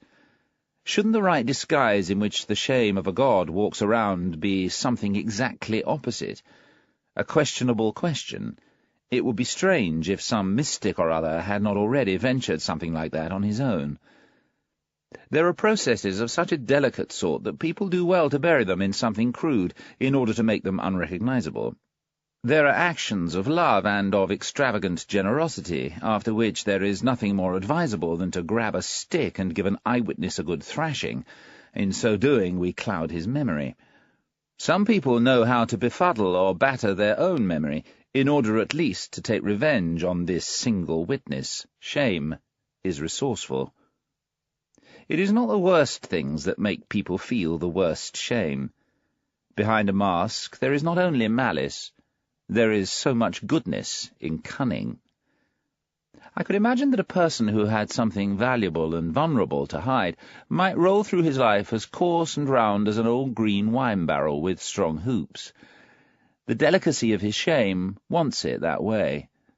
For a person whose shame is profound runs into his fate and delicate decisions on pathways which few people ever reach, and of whose existence those closest to him and his most intimate associates must not know about. His mortal danger hides itself from their eyes, and so does his confidence in life, once he regains it. A person who is concealed in this way, who from instinct uses speaking for silence and keeping quiet, and who is tireless in avoiding communication, wants and demands that, instead of him, a mask of him wanders around in the hearts and heads of his friends. And suppose he did not want that mask? One day his eyes would open to the fact that nonetheless there is a mask of him there, and that that's a good thing. Every profound mind needs a mask. Even more, around every profound mind a mask is continuously growing, thanks to the constant false, that is, the shallow interpretation of every word, every step, every sign of life he gives. 41. A person has to test himself, to see that he is meant for independence and command, and he must do this at the right time.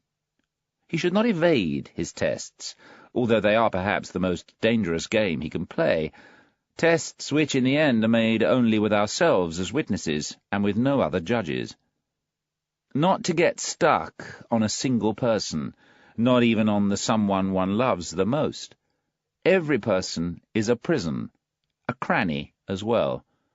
And don't remain stuck on one's fatherland, not even if it is enduring the greatest suffering and in the greatest need of assistance. It is less difficult to disentangle one's heart from a victorious fatherland. Don't get stuck on pity, even in the case of higher men whose rare torment and helplessness some fortuitous circumstance has allowed us to see. Don't get stuck on a science, not even if it tempts us with the most precious discoveries apparently reserved explicitly for us. Don't get stuck on one's own detachment, on that sensual distancing and strangeness of a bird which constantly flies further up into the heights in order always to see more beneath it. The danger of man in flight. Don't get stuck on our own virtues, and let our totality become a sacrifice to some particular detail in us, for example, our hospitality. The danger of dangers for lofty and rich souls, who spread themselves around lavishly, almost indifferently, and push the virtue of liberality into a vice. One must learn to preserve oneself, the sternest test of independence. 42. A new sort of philosopher is emerging. I venture to baptize them with a name which is not without danger. As I figure them out, to the extent that they let themselves be figured out, for it belongs to their type to want to remain something of an enigma, these philosophers of the future may have a right, perhaps also a wrong, to be described as attempters. This name itself is finally merely an attempt and, if you will, a temptation. 43. Are they new friends of the truth, these emerging philosophers? That seems plausible enough, for all philosophers up to this point have loved their truths.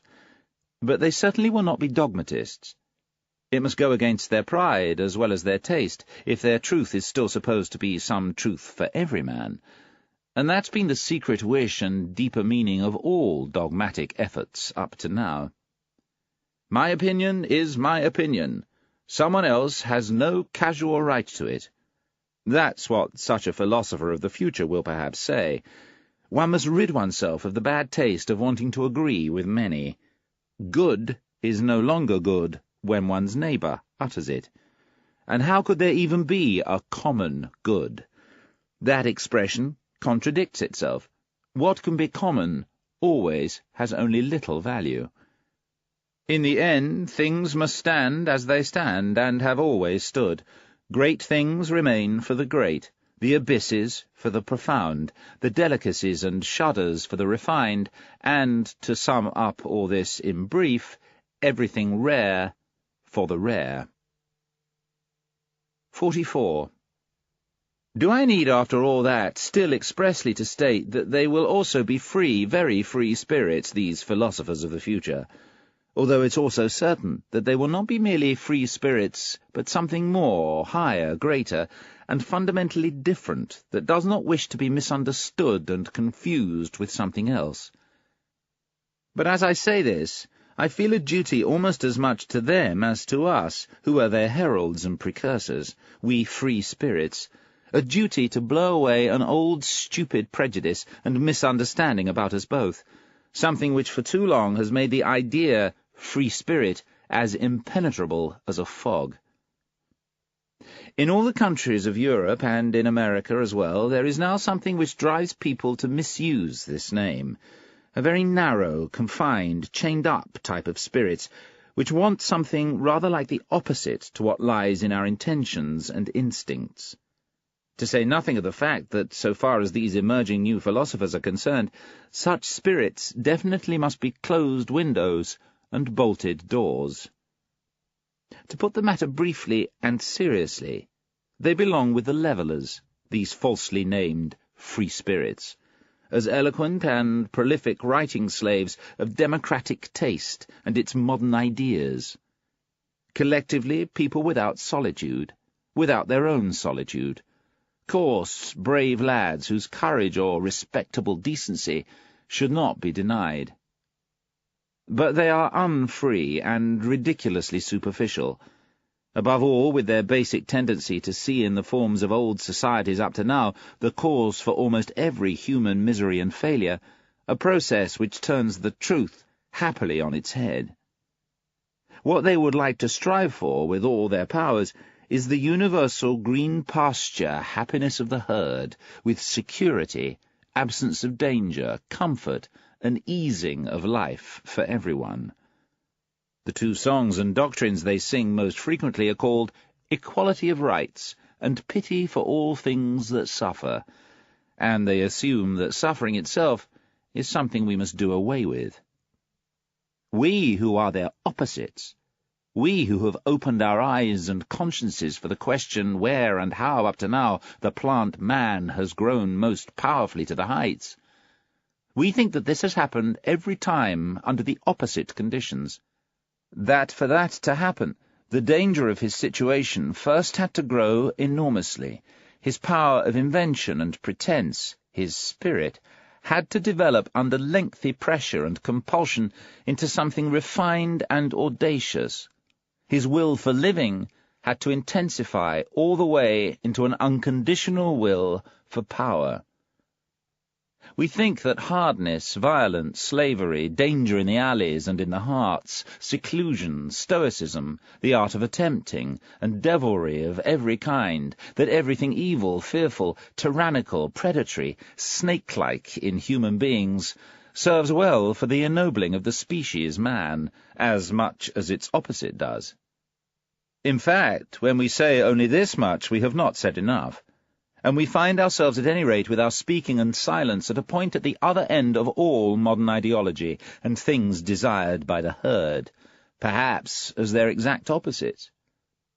Is it any wonder that we free spirits are not the most talkative spirits? That we do not want to give away every detail of what a spirit can free itself from, and in what direction it may then perhaps be driven?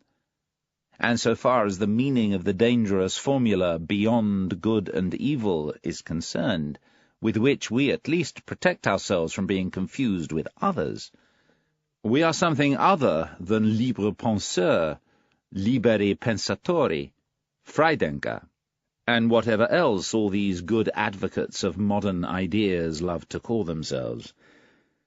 Having been at home in many countries of the spirit, or at least a guest, having slipped away again and again from the musty, comfortable corners into which preference and prejudice, youth, dissent, contingencies of men and books, or even exhaustion from wandering around, seem to have banished us, full of malice against the enticement of dependency, which lies hidden in honours, or gold, or offices, or sensuous enthusiasm, thankful even for poverty and richly changing sickness, because they always free us from some rule or other and its prejudice, thankful to God, devil, sheep, and worminess, curious to a fault, researchers all the way to cruelty, with fingers spontaneously working for the unimaginable, with teeth and stomachs for the most indigestible things, ready for any job which demands astuteness and keen senses, ready for any exploit,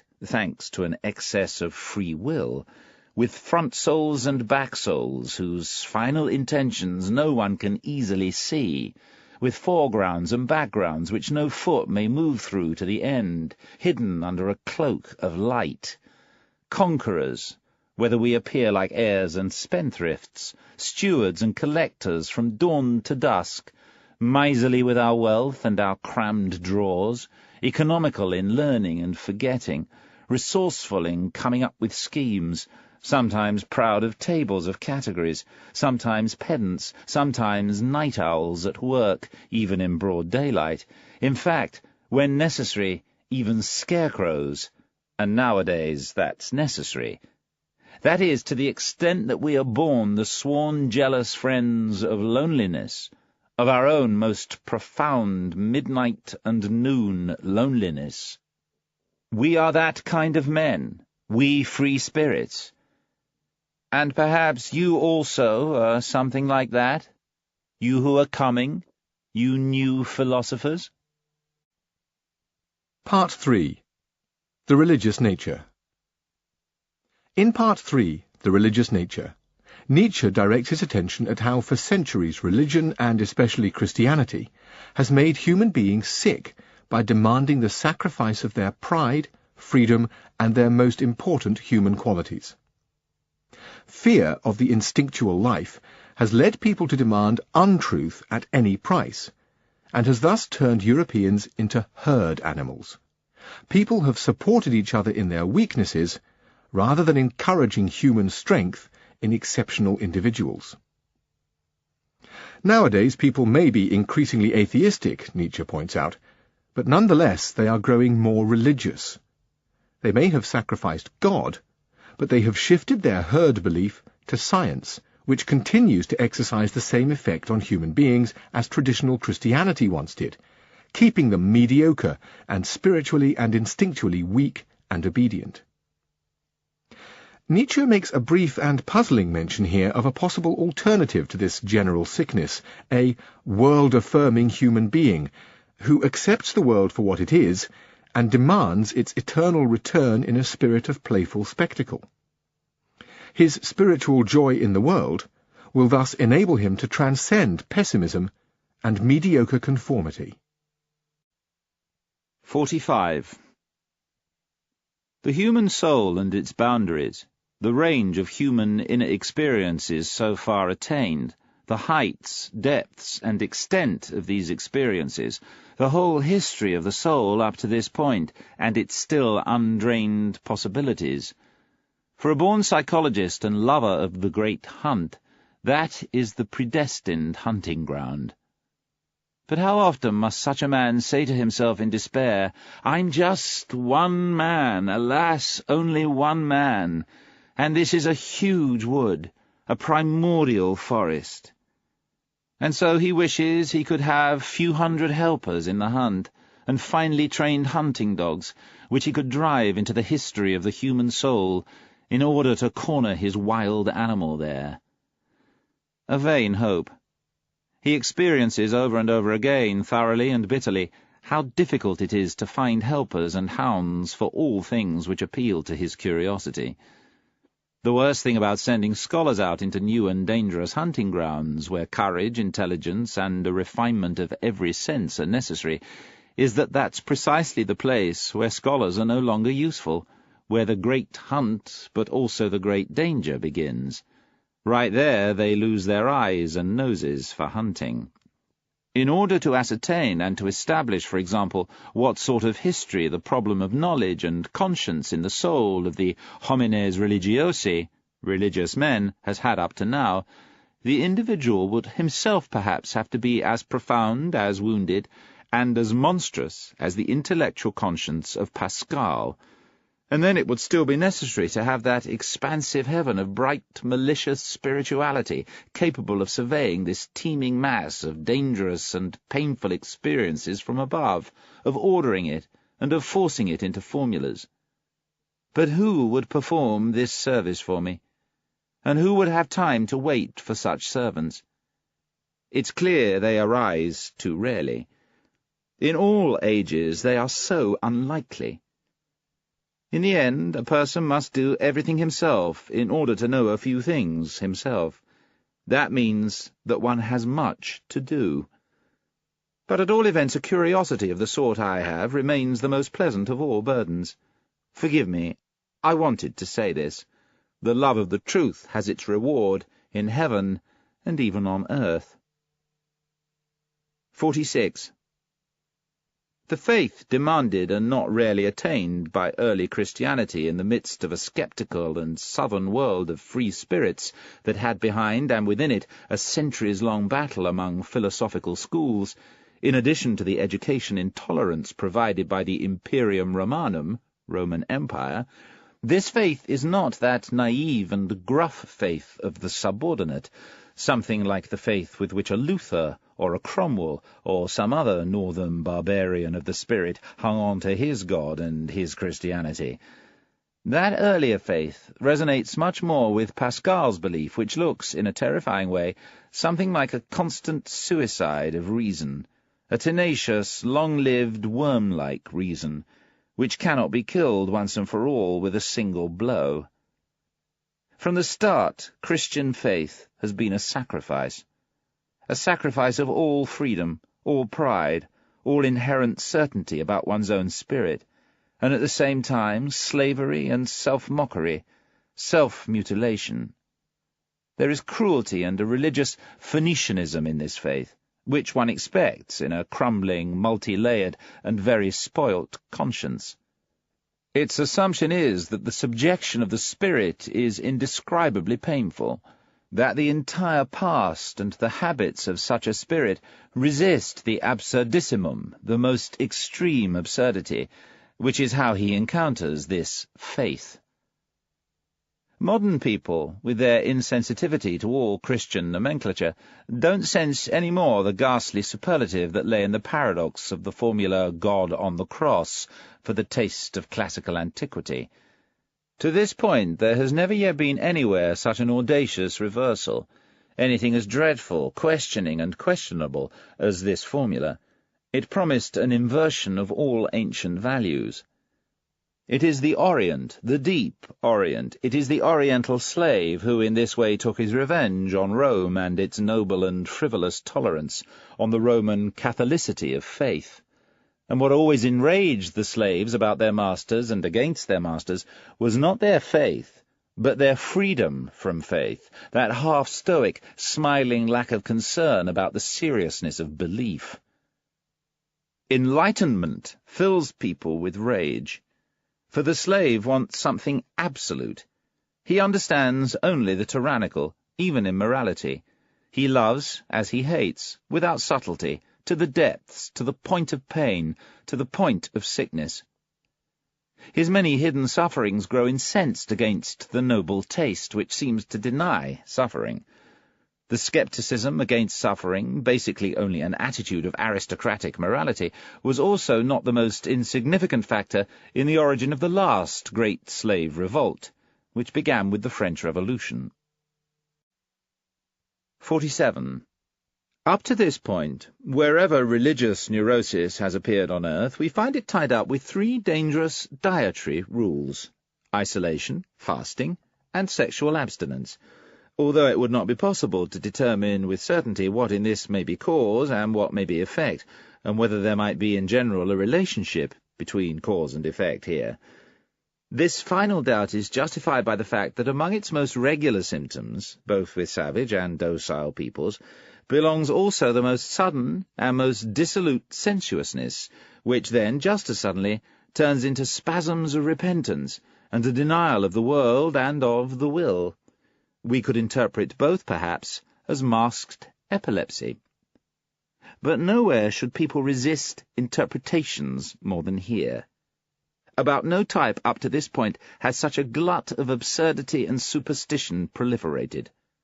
No other type so far seems to have interested human beings, even the philosophers, more than this one. It's high time to become a little cool on this issue, to learn caution, or better yet, to look away, to go away. Even in the background of the most recent philosophy, the work of Schopenhauer, there stands almost as the essential problem this dreadful question mark of the religious crisis and awakening. How is the denial of the will possible? How is the saint possible? This seems, in fact, to have been the question which prompted Schopenhauer to become a philosopher and to begin.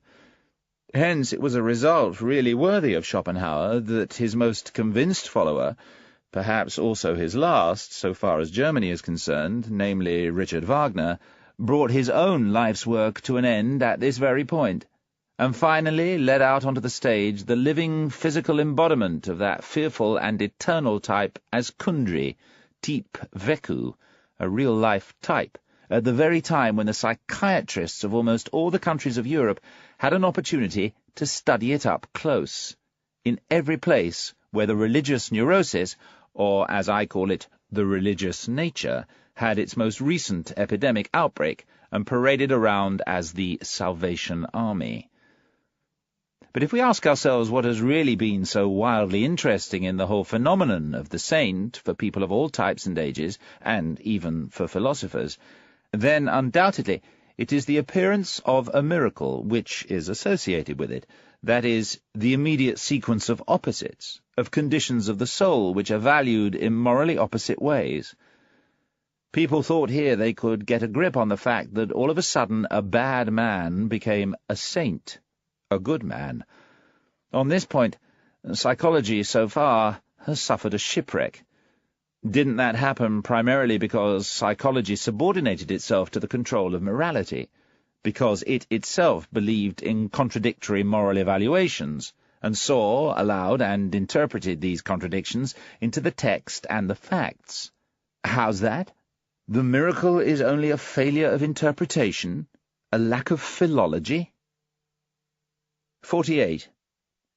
It seems that Catholicism is much more inwardly bound up with the Latin races than all of Christianity is in general for us Northerners, and that, as a result, in Catholic countries, unbelief means something entirely different from what it means in Protestant countries, namely a form of rebellion against the spirit of the race, whereas among us it means rather a turning back to the spirit or the pernicious ideology of the race.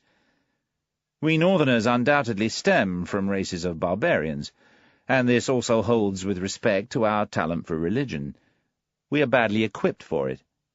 One can make the Celtic people an exception to that, and for this reason they also provided the best soil for the start of the Christian infection in the north. In France, the Christian ideal bloomed only as much as the pale northern sun permitted. How strangely devout for our taste even these recent French skeptics still are, to the extent they have some Celtic blood in their ancestry. How Catholic, how un-German Auguste Comte's sociology smells to us, with its Roman logic of the instincts. How Jesuitical that charming and clever Cicerone, glib tour guide from Port Royal, Sainte-Beuve, in spite of all his hostility to the Jesuits. And then there's Ernest Renan. How inaccessible to us northerners the language of such a Renan sounds, in which at every moment some nothing of religious tension destroys the equilibrium of his soul, which is, in a more refined sense, sensual and reclining comfortably. One should repeat after him these beautiful sentences, and how much malice and high spirits at once arise in response in our probably less beautiful and harder, that is, more German souls. Let us then boldly assert that religion is a product of the normal man, that man is most in touch with truth when he is most religious and most assured of an infinite destiny. When he is good, he wants virtue to correspond to an eternal order. When he contemplates things in a disinterested manner, he finds death revolting and absurd. How can we not assume that it is in those former moments that man sees best? These sentences are so entirely antithetical to my ears and habits that when I found them, my initial rage wrote beside them La niaiserie religieuse par excellence, the finest example of religious stupidity, until my later anger grew to like them, these sentences which turn the truth on its head. It is so nice, so distinguished, to have one's very own antithesis. 49. The thing that astonishes one about the religiosity of the ancient Greeks is the unrestrained fullness of gratitude which streams out of it. It is a very noble kind of man who stands before nature and life in this way. Later, as the rabble gained prominence in Greece, fear grew all over religion as well, and preparations were made for Christianity. 50. The passion for God. There are sincere, peasant, pushy types like Luther's. All Protestantism lacks the southern delicatezza, delicacy. There is an oriental way of moving outside oneself, as with a slave who, without deserving it, has been blessed or ennobled. For example, Augustine, who lacks in an offensive way all nobility of gestures and desires. There is some feminine tenderness and desire in it which pushes itself bashfully and ignorantly towards a unio mystica et physica, a mystical and physical union, as with Madame de Guyon. Strangely enough, in many cases, it appears as a disguise for puberty in a young woman or man, and here and there even as the hysteria of an old spinster, also as her last ambition. In such cases, the Church has often already declared the woman a saint. 51. Up to now, the most powerful people have always bowed reverently before the saint as the riddle of self-conquest and of intentional final sacrifice. Why did they bow? They sensed in him, and, so to speak, behind the question mark of his frail and pathetic appearance, the superior power which wished to test itself in such a victory, the strength of the will, in which they knew how to recognize and honor their own strength and pleasure in mastery once more. They were honoring something in themselves when they revered the saint. It got to the point that the sight of a saint aroused a suspicion in them. Such a monster of denial, something so contrary to nature, would not have been desired for no reason. That's what they said and questioned themselves about. Perhaps there is a reason for that, a really great danger about which the ascetic, thanks to his secret comforters and visitors, could provide more precise information. In short, the powerful people of the earth learned from the saint a new fear. They sensed a new power, a strange and as yet unconquered enemy. It was the will to power, which compelled them to halt in front of the saint. They had to ask him. 52. In the Jewish Old Testament, the book of divine justice, there are men, things, and speeches of such impressive style that the world of Greek and Indian literature has nothing to place beside them. We stand with fear and reverence before these tremendous remnants of what human beings once were, and will in the process suffer melancholy thoughts about old Asia and its protruding peninsula of Europe, which, in marked contrast to Asia, wants to represent the progress of man. Naturally, whoever is in himself only a weak, tame, domestic animal, and who knows only the needs of domestic animals, like our educated people nowadays, including the Christians of educated Christianity, among these ruins such a man finds nothing astonishing or even anything to be sad about. A taste for the Old Testament is a touchstone with respect to great and small. Perhaps he finds the New Testament, that book of grace, still preferable to his heart. In it there is a good deal of the really tender, stifling smell of over-pious and small-souled people. To have glued together this New Testament, a sort of rococo of taste in all respects, with the Old Testament into a single book, as the Bible and the essential book, that is perhaps the greatest act of daring and sin against the spirit which literary Europe has on its conscience. 53. Why atheism today? The Father, in God, has been fundamentally disproved, as well as the judge, the rewarder. Together with his free will, he is not listening, and if he did hear, he wouldn't know how to help anyway. The worst thing is this: he appears incapable of communicating clearly. Is he indistinct? From a number of different conversations, asking and listening, this is what I have unearthed as the cause of the decline of European theism. It seems to me that the religious instinct is, in fact, growing powerfully, but that it is rejecting, with profound distrust, theistic satisfaction. 54. When you get down to it, what is all recent philosophy doing? Since Descartes, and in fact more in defiance of him than on the basis of what he had done before, all philosophers are trying to assassinate the old idea of the soul, under the appearance of a critique of the idea of the subject and predicate. That means an attempt to kill the basic assumption of Christian teaching.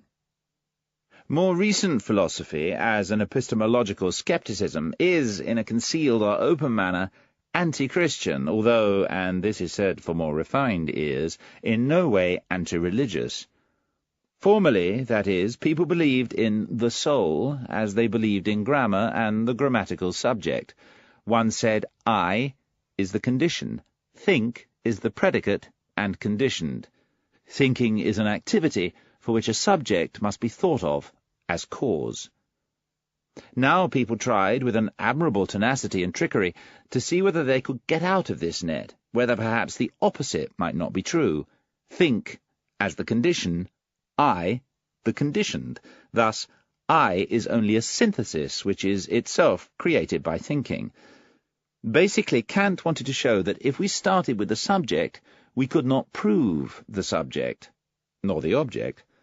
The possibility of an apparent existence of the subject, hence the soul, might not have always been alien to him.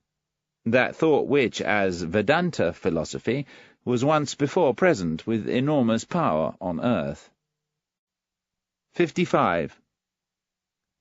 There is a large ladder of religious atrocities with many rungs, but 3 of them are the most important. First, people sacrifice human beings to their gods, perhaps even the ones whom they loved best.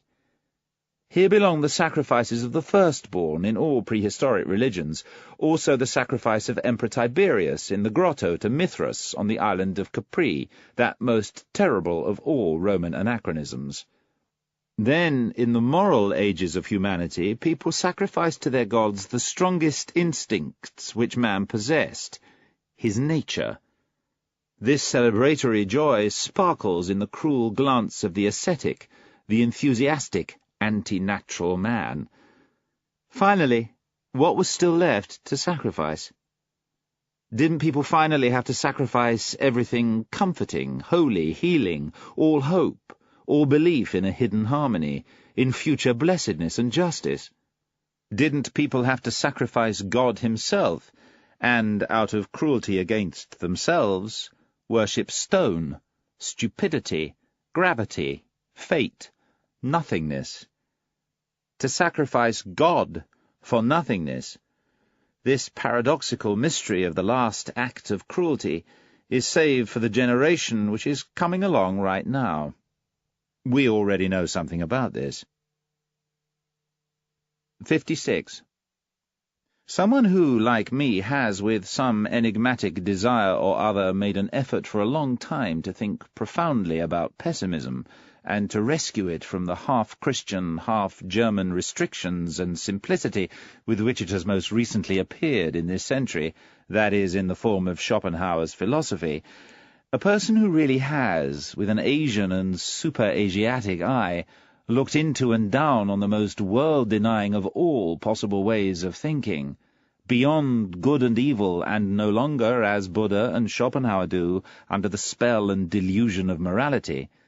Such a man has perhaps in the process, without really wanting to do so, opened his eyes for the reverse morality, for the ideal of the most high-spirited, most lively, and most world-affirming human being, who has not only learned to come to terms with and accept what was and is, but wants to have what was and is come back for all eternity, calling out insatiably da capo from the beginning, not only to himself, but to the entire play and spectacle, and not only to a spectacle, but basically to the man who needs just this spectacle and who makes the spectacle necessary, because over and over again he needs himself, and makes himself necessary.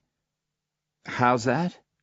Wouldn't this be circulus vitiosus Deus, God as a vicious circle? 57. With the power of his spiritual glance and insight, the distance and, as it were, the space around man expand. His world becomes deeper. New stars and new riddles and pictures always come into his view. Perhaps everything on which the eye of his spirit practised its astuteness and profundity was just an excuse for exercise, a matter of play, something for children and childish heads.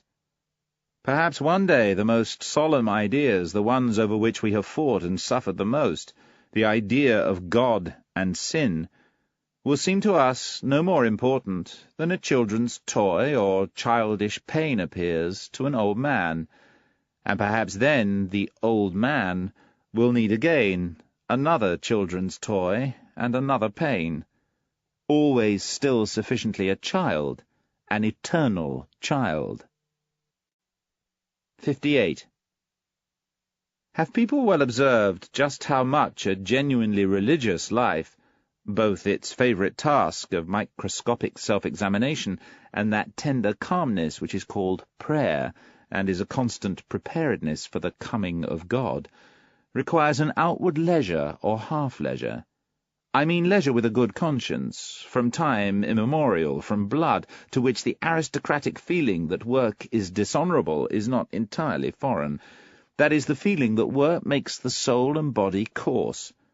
And thus, as a result, the modern blaring, time-consuming industriousness, so proud of itself, stupidly proud, trains and prepares people precisely for unbelief more than for anything else.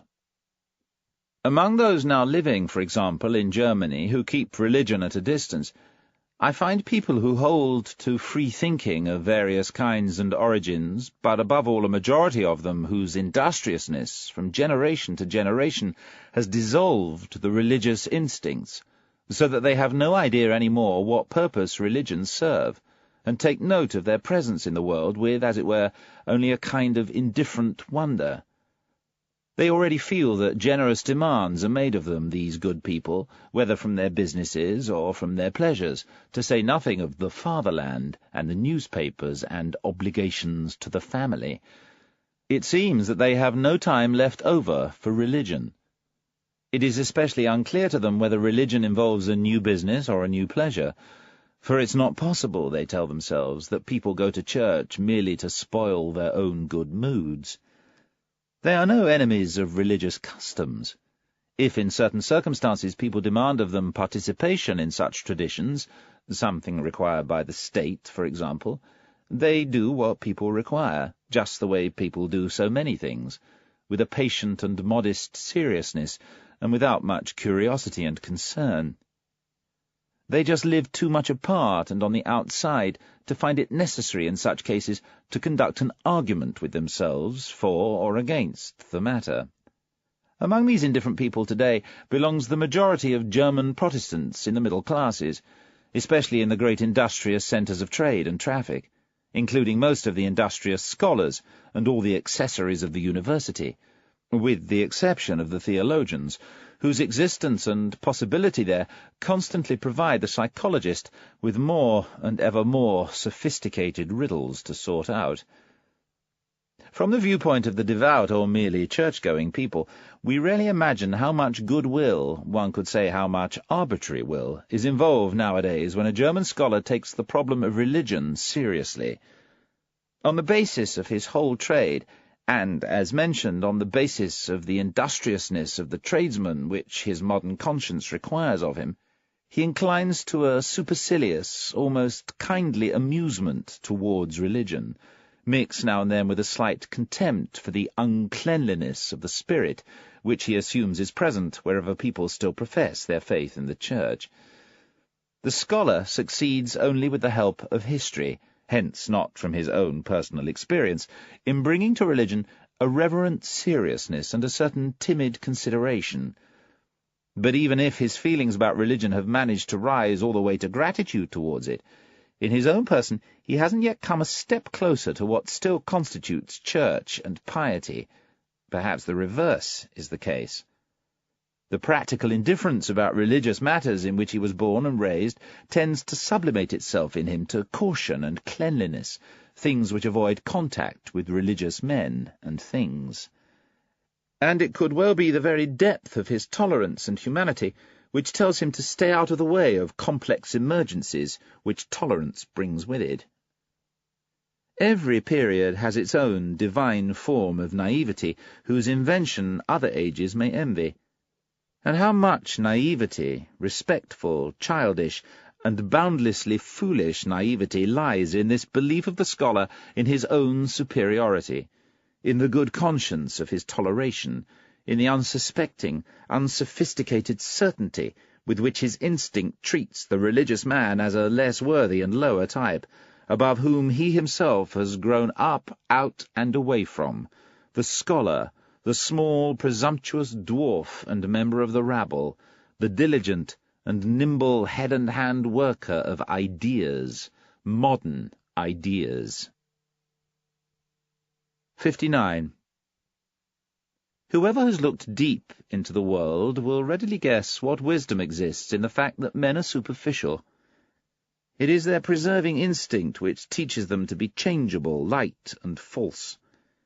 Here and there we find a passionate and exaggerated adoration of pure forms among philosophers as well as among artists. No one should doubt that whoever requires the cult of surfaces that much has at some time or another grasped beneath those surfaces with unhappy results. Perhaps with respect to these scorched children, the born artists, who still find the good things of life only in the intention to falsify its image, as it were in a prolonged revenge against life, there is even a rank ordering. We could derive the degree to which life has been spoiled for them by the extent to which they wish to see its image falsified, diluted, transcended, deified. Among the artists we could count the homines religiosi, men of religion, as their highest rank. It is the deep, suspicious fear of an incurable pessimism which compels entire millennia to sink their teeth into a religious interpretation of existence. The fear of that instinct which has a premonition that people could grasp the truth too early, before man has become strong enough, hard enough, artistic enough. From this point of view, piety, the life in God, could appear as the most refined and final spawn of the fear of truth, as an artist's worship and intoxication in the face of the most logical of all falsifications, as the will to the reversal of the truth, to untruth at any price. Perhaps up to this point there has been no stronger means to make human beings themselves look more beautiful than this very piety. Through it the human being can become so much art, surface, play of colours and goodness, that one no longer suffers at the sight of him. 60. To love human beings for God's sake. So far, that has been the most noble and most remote feeling that has been attained among men. The fact that without some consecrating intention behind it, the love of human beings is one more stupidity and brutishness, that the inclination to this love of humanity must first derive its extent, delicacy, its grains of salt and specks of ambergris from some higher inclination. Whatever human being it happened to be who first felt and experienced this, no matter how much his tongue may have stumbled as it tried to express such a delicacy, let him remain for all time sanctified among us and worthy of reverence, as the man who so far has flown the highest and has lost his way most beautifully. 61. The philosopher, the way we understand him, we free spirits, as the man of the most all-encompassing responsibility, who has the conscience for the collective development of human beings, this philosopher will help himself to religion for use in his work of cultivation and education, just as he will use contemporary political and economic conditions. The selective and cultivating influence, which means always both the destructive as well as the creative and shaping influence, which can be practiced with the help of religions, is something multifaceted and different, according to the type of human beings who are put under its spell and protection. For strong, independent people, those prepared and predestined to command, those in whom the reason and culture of a ruling race become something living, religion is one more means of overcoming resistance, so that they will be able to rule. It's like a bond which ties ruler and subjects together in common, and betrays and hands over to the former the consciences of the latter, something hidden in their innermost selves, which would like to evade obedience. And in the event a few individual natures of such noble descent, because of their high-mindedness, feel drawn towards a more secluded and more peaceful life, and reserve for themselves only the most refined form of ruling, over some chosen disciples or brethren in some order, then religion itself can be used as a means to create some peace for oneself from the noise and hardship of the cruder forms of ruling, and cleanliness from the dirt which necessarily comes with all political action. That's something the Brahmin, for example, understood. With the help of a religious organization, they arrogated to themselves the power to appoint a king for the people, while they held themselves apart and outside, sensing that they were human beings with higher purposes, something beyond kingship. Meanwhile, religion also provides instruction for some of the ruled, and an opportunity to prepare themselves for ruling and obeying in future, those slowly ascending classes and groups, that is, those in which, because of fortunate marriage traditions, the force and desire of the will to rule oneself, is always rising. To these people religion offers sufficient stimuli and temptations to travel the route to a higher spirituality, to test the feelings of great self-conquest, of silence and solitude. Asceticism and Puritanism are almost indispensable means for educating and ennobling people when a race wishes to become master of its origins from the rabble and works its way up towards future ruling power. Finally, for ordinary people, the vast majority, who are there to serve for common needs and may exist only to that extent, religion gives an invaluable modest satisfaction with their situation and type, all sorts of peace at heart, an ennoblement of obedience, one more source of joy and suffering with people like them, and something of a transfiguration and beautification of, and a justification for the whole routine, the whole baseness, the whole half-animal poverty of their souls. Religion and the religious significance of life bring the brilliance of the sun onto such constantly troubled men, and make it bearable for them to look at themselves. Religion works just as an Epicurean philosophy usually works on suffering people of a higher rank, refreshing and refining and, as it were, exploiting the suffering, finally even blessing and justifying it. In Christianity and Buddhism, there is perhaps nothing so venerable as their art of teaching even the most abject people to place themselves, through their piety, into an illusory higher order of things, and thus to hang on to their satisfaction with the real order, in the middle of which their life is hard enough, and this hardness is precisely what's necessary. 62.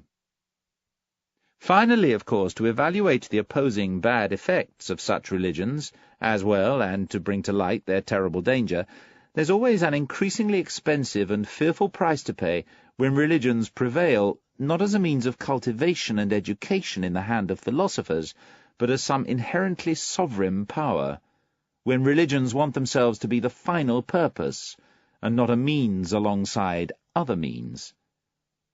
Among human beings, as among all other animal species, there is an excess of failures, invalids, degenerates, infirm individuals, those who necessarily suffer.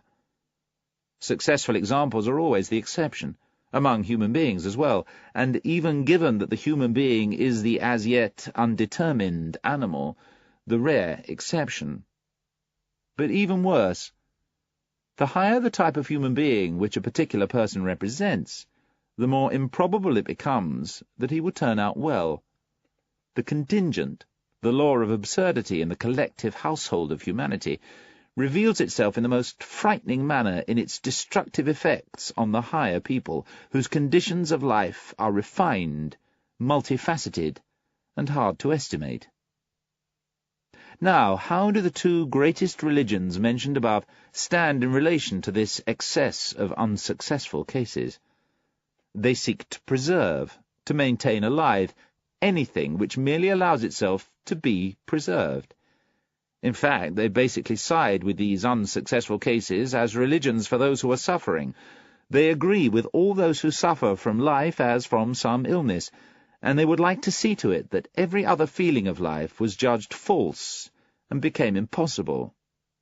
Even if we still wish to fix a high value on this protecting and preserving care, inasmuch as it is concerned and has been concerned with, among all the other people, the highest type of human being as well, the one who up to this point has almost always suffered the most. Nonetheless, in the total reckoning, the religions so far, that is, the sovereign religions, belong among the major causes which kept the type man on a lower rung. They preserved too much of what should have perished. We have to thank them for something invaluable. And who is rich enough in gratitude not to become poor in the face of everything which, for example, the spiritual men of Christianity have done for Europe up to this point?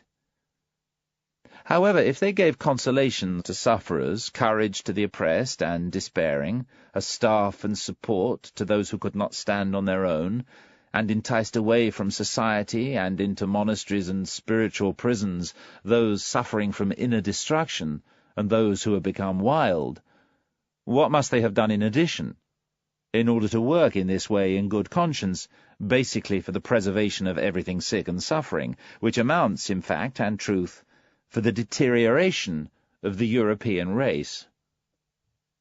Turn all evaluations of worth on their heads. That's what they had to do. Break up the strong men, infect all great hopes, bring joy in beauty under suspicion, bend all self-mastery, everything manly, lofty, domineering, all instincts characteristic of the loftiest and most successful type of man into uncertainty, a distressed conscience, self-destruction. In fact, to turn all love for earthly things and for dominion over the earth into hate for the earth and the earthly. That's the task the Church gave itself, and had to give itself, until finally, in its estimation, unworldliness, lack of sensuality, and higher man melted together into a single feeling. Suppose we could survey with the mocking and disinterested eye of an Epicurean god the strangely painful comedy of European Christianity, as crude as it is refined. I believe we would find no end to our amazement and laughter. Does it not seem that for 18 centuries there has been ruling over Europe a will to turn the human being into a sublime monstrosity? However, anyone who, with the opposite needs, no longer Epicurean, but with some divine hammer in his hand, were to approach this almost voluntary degeneration and decay of a human being, like the Christian European, Pascal, for example, would he not have to cry out with fury, pity, and horror, "You fools! You arrogant, pitying fools! What have you done here? Was that a work for your hands? What a mess you've made, ruining my most beautiful stone! What have you presumed?" What I wanted to say was this. Christianity has been the most disastrous sort of arrogance so far. Men not lofty and hard enough to be permitted to shape men as artists. Men not strong and far-sighted enough to allow, with a sublime conquest of the self, the foreground law of thousandfold failure and destruction to prevail. Men not noble enough to see the abysmally different rank ordering, gaps separating ranks between man and man. Such men have, with their equal before God, so far ruled over the fate of Europe to the point where finally a diminished, almost ridiculous type has been bred. A herd animal, something obliging, sickly, and mediocre. The contemporary European. Part 4. Aphorisms and Interludes. Part 4 gives us a series of Nietzsche's aphorisms, a form of writing he particularly favours. These short observations enable him to be both provocative and enigmatic. Collectively, these aphorisms help to reinforce our sense of Nietzsche's interest in and aptitude for observations about the complex psychology of human behaviour. 63. Whoever is fundamentally a teacher takes all things seriously only in relation to his students, including even himself. 64. Knowledge for its own sake. That is the ultimate snare which morality sets. With that one gets fully entangled once again in morality. 65. The charm of knowledge would be slight if there were not so much embarrassment to overcome on the route to knowledge. 65a. Man is most dishonest in relation to his God. He is not permitted to sin. 66. The inclination to diminish oneself, to rob oneself, to let oneself be deceived and exploited, could be the embarrassment of a god among men. 67. Love of one man is a barbarity, for it is practiced at the expense of all the rest, also the love for God. 68. I have done that, says my memory. I could not have done that, says my pride, and remains implacable. Finally, my memory gives up. 69. One has watched life badly if one has not also seen the hand which, in a considerate manner, kills. 70. If a person has character, he still has his typical experience, which always repeats itself. 71. The wise man as astronomer. So long as you still feel the stars as something above you, you still lack the eye of a man who knows. 72. It's not the strength, but the duration of the lofty sensation that makes lofty people. 73. Whoever attains his ideal, in the act of doing just that, goes beyond it. 73a. Some peacocks hide their peacock's tails from all eyes, and call that their pride. 74. A man with genius is unendurable if he does not possess at least two things in addition: gratitude and cleanliness. 75. The degree and type of the sexuality of a man extend all the way to the ultimate peak of his spirit. 76. Under conditions of peace, the warlike man attacks himself. 77. With their principles, people want to tyrannize their habits, or justify them, or honor them, or abuse them, or hide them. Two men with the same principles probably want them for fundamentally different things. 78. Anyone who despises himself nonetheless still respects himself as the one doing the despising. 79. A soul which knows that it is loved, but which does not love itself, reveals its bottom layers. Its deepest stuff comes up. 80. A matter which is explained ceases to concern us. What does that God mean who advised, "Know thyself"? Does that not perhaps mean, stop being concerned about yourself, become objective? And Socrates? And the scientific man? 81. It is dreadful to die of thirst in the sea. Must you then salt your truth so much that it can no longer quench your thirst? 82. Pity for everyone. That would be hard and tyrannical for you, my neighbour. 83. Instinct. When the house is burning, people forget even their noonday meal. Indeed, but people later haul it out of the ashes. 84. Woman learns to hate to the extent that she forgets how to enchant. 85. The same emotional effects in men and women have nonetheless a different tempo. That's the reason men and women do not cease misunderstanding each other. 86. Women themselves always have behind all personal vanity still their impersonal contempt for woman. 87. Bound heart, free spirit. When one binds one's heart firmly and keeps it imprisoned, one can provide one's spirit many freedoms. I have said that already once, but people do not believe me, provided that they do not already know it. 88. We begin to mistrust very clever people when they become embarrassed. 89. Dreadful experiences lead one to wonder whether the person who undergoes them is not something dreadful. 90. Heavy, melancholy men become lighter precisely through what makes other people heavy, through hate and love, and for a while come to their surface. 91.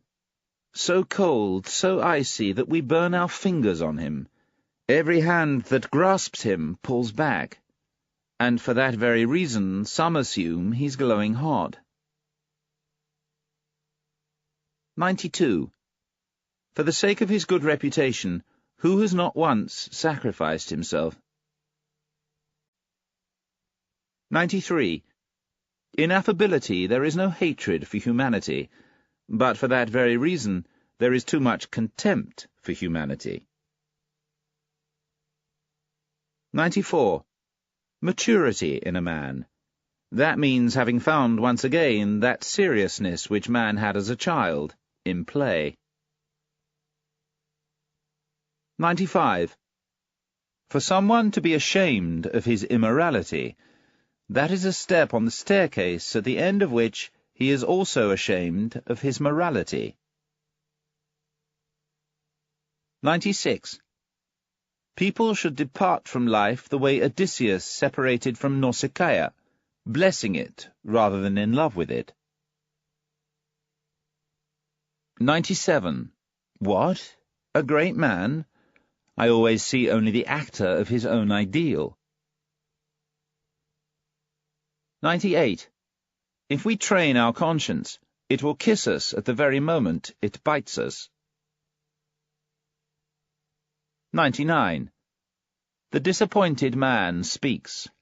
I listened for the echo, and I heard only praise. 100. We all present ourselves to ourselves as more simple than we are. In this way we give ourselves a rest from our fellow human beings. 101. Today a man with knowledge might easily feel like God transformed into an animal. 102. To discover that one is loved in return should really bring the lover down about his beloved. How's that? Is this person modest enough to love even you? Or stupid enough? Or... 103. The danger in happiness. Now everything is turning out the best for me. Now I love every destiny. Who feels like being my destiny? 104. It is not their love of humanity, but the impotence of their love of humanity that prevents today's Christians from burning us. 105. For the free spirit, the pious man of discovery, the pia fraus, pious fraud, is even more contrary to his taste, against his piety, than the impia fraus, impious fraud. Hence his deep lack of understanding of the Church, the sort that is associated with the type, free spirit, his unfreedom. 106. Thanks to music, the passions enjoy themselves. 107. Once the decision has been made, to shut your ears even to the best counter-arguments, a sign of a strong character, also an occasional will to stupidity. 108. There are no moral phenomena at all, but only a moral interpretation of phenomena. 109. The criminal is often enough not equal to his action. He diminishes and disparages it. 110. The lawyers for a criminal are rarely sufficiently artistic to turn the beautiful terror of his action to the benefit of the person who did it. 111. Our vanity is most difficult to injure at the very point where our pride has just been hurt. 112. Anyone who feels himself predestined to observe and not to believe finds all those who believe too noisy and pushy. He fends them off. 113. Do you want to win him over for yourself? Then make yourself embarrassed in front of him. 114. The immense expectation concerning sexual love and the shame in this expectation ruin all perspective in women from the beginning. 115. Where the game has neither love nor hate, woman plays indifferently. 116. The great epochs of our lives occur when we acquire the courage to rename our evil quality our best quality. 117. The will to overcome an emotional effect is ultimately only the will of another emotional effect or of several other emotional effects. 118. There is an innocence in admiration.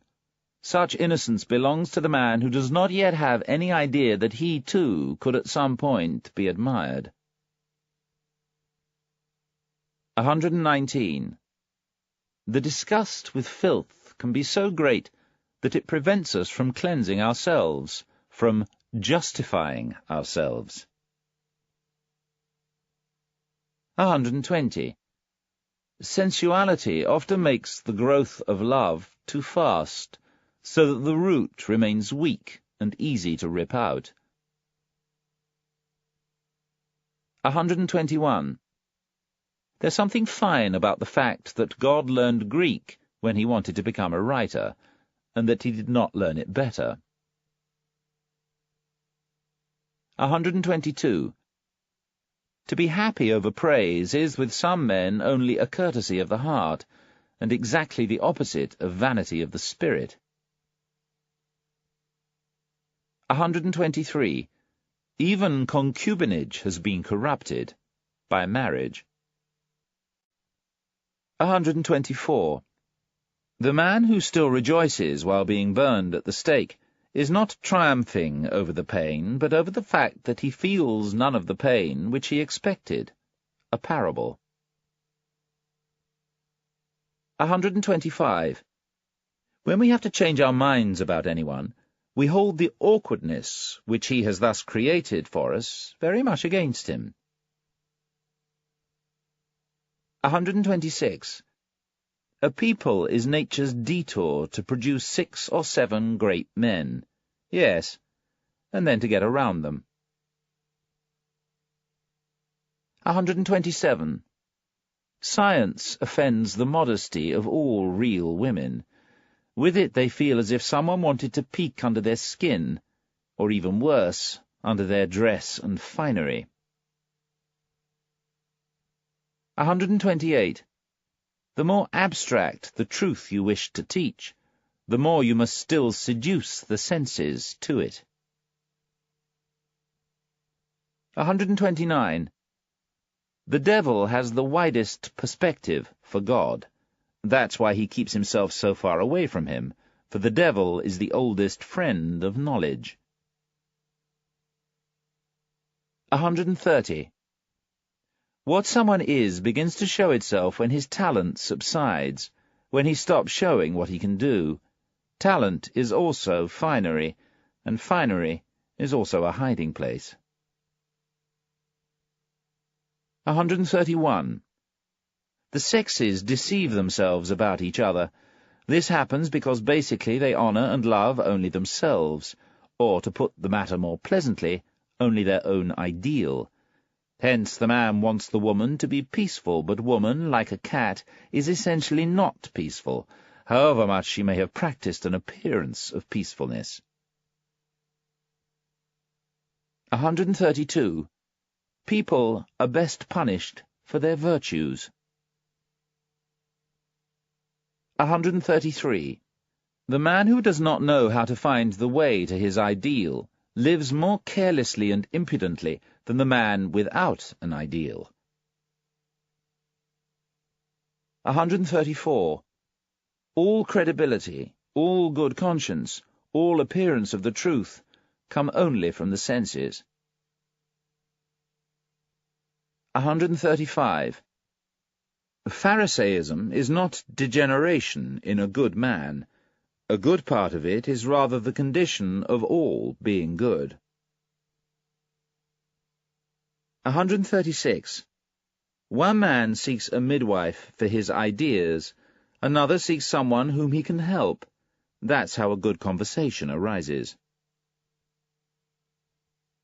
137. By associating with scholars and artists, one easily makes mistakes in reverse directions. Behind a remarkable scholar we not infrequently find an average human being, and behind an average artist we often find a very remarkable human being. 138. We act while awake as we do in a dream. We invent and fabricate the person with whom we associate, and then we immediately forget the fact. 139. In revenge and love, woman is more barbaric than man. 140. Advice as riddle. If the bond is not to break, you must first bite down on it. 141. The lower abdomen is the reason man does not so easily consider himself a god. 142. The most demure saying I have ever heard. In true love, it's the soul which envelops the body. 143. What we do best, our vanity wishes to value as the thing which is most difficult for us, the origin of many a morality. 144. When a woman has scholarly inclinations, then something is usually wrong with her sexuality. Infertility itself tends to encourage a certain masculinity of taste, for man is, if I may say so, the infertile animal. 145. In comparing man and woman in general, we can say that woman would not have the genius for finery if she did not have the instinct for the secondary role. 146. Anyone who fights with monsters should make sure that he does not in the process become a monster himself. And when you look for a long time into an abyss, the abyss also looks into you. 147. From an old Florentine novella, and in addition from life. Buona femmina e mala femmina vuol bastone. The good and the bad woman wants a stick. Sacchetti, November 86. 148. To seduce a neighbour into a good opinion, and beyond that, to believe faithfully in this opinion of one's neighbour, who can match women in performing this trick? 149. What an age finds evil is commonly an anachronistic echo of what previously was found to be good, the atavism of an older ideal. 150. Around the hero everything becomes a tragedy, around the demigod everything becomes a satyr play, and around God everything becomes... what? Perhaps a world? 151. Having a talent is not enough. One must also have your permission to have it. Isn't that so, my friends? 152. Where the tree of knowledge stands is always paradise. That's what the oldest and the most recent serpents declare. 153. What is done out of love always happens beyond good and evil. 154. Objections, evasions, cheerful mistrust, and love of mockery are indications of health. Everything absolute belongs with pathology. 155. A sense of tragedy ebbs and flows with sensuality. 156. With individuals, madness is something rare, but with groups, parties, peoples, and ages, it's the rule. 157. The thought of suicide is a strong consolation. With it, people get through many an evil night. 158. Not only our reason, but also our conscience submits to our strongest drive, the tyrant in us. 159. People must repay good and bad things. But why directly to the person who does good or bad things to us? 160.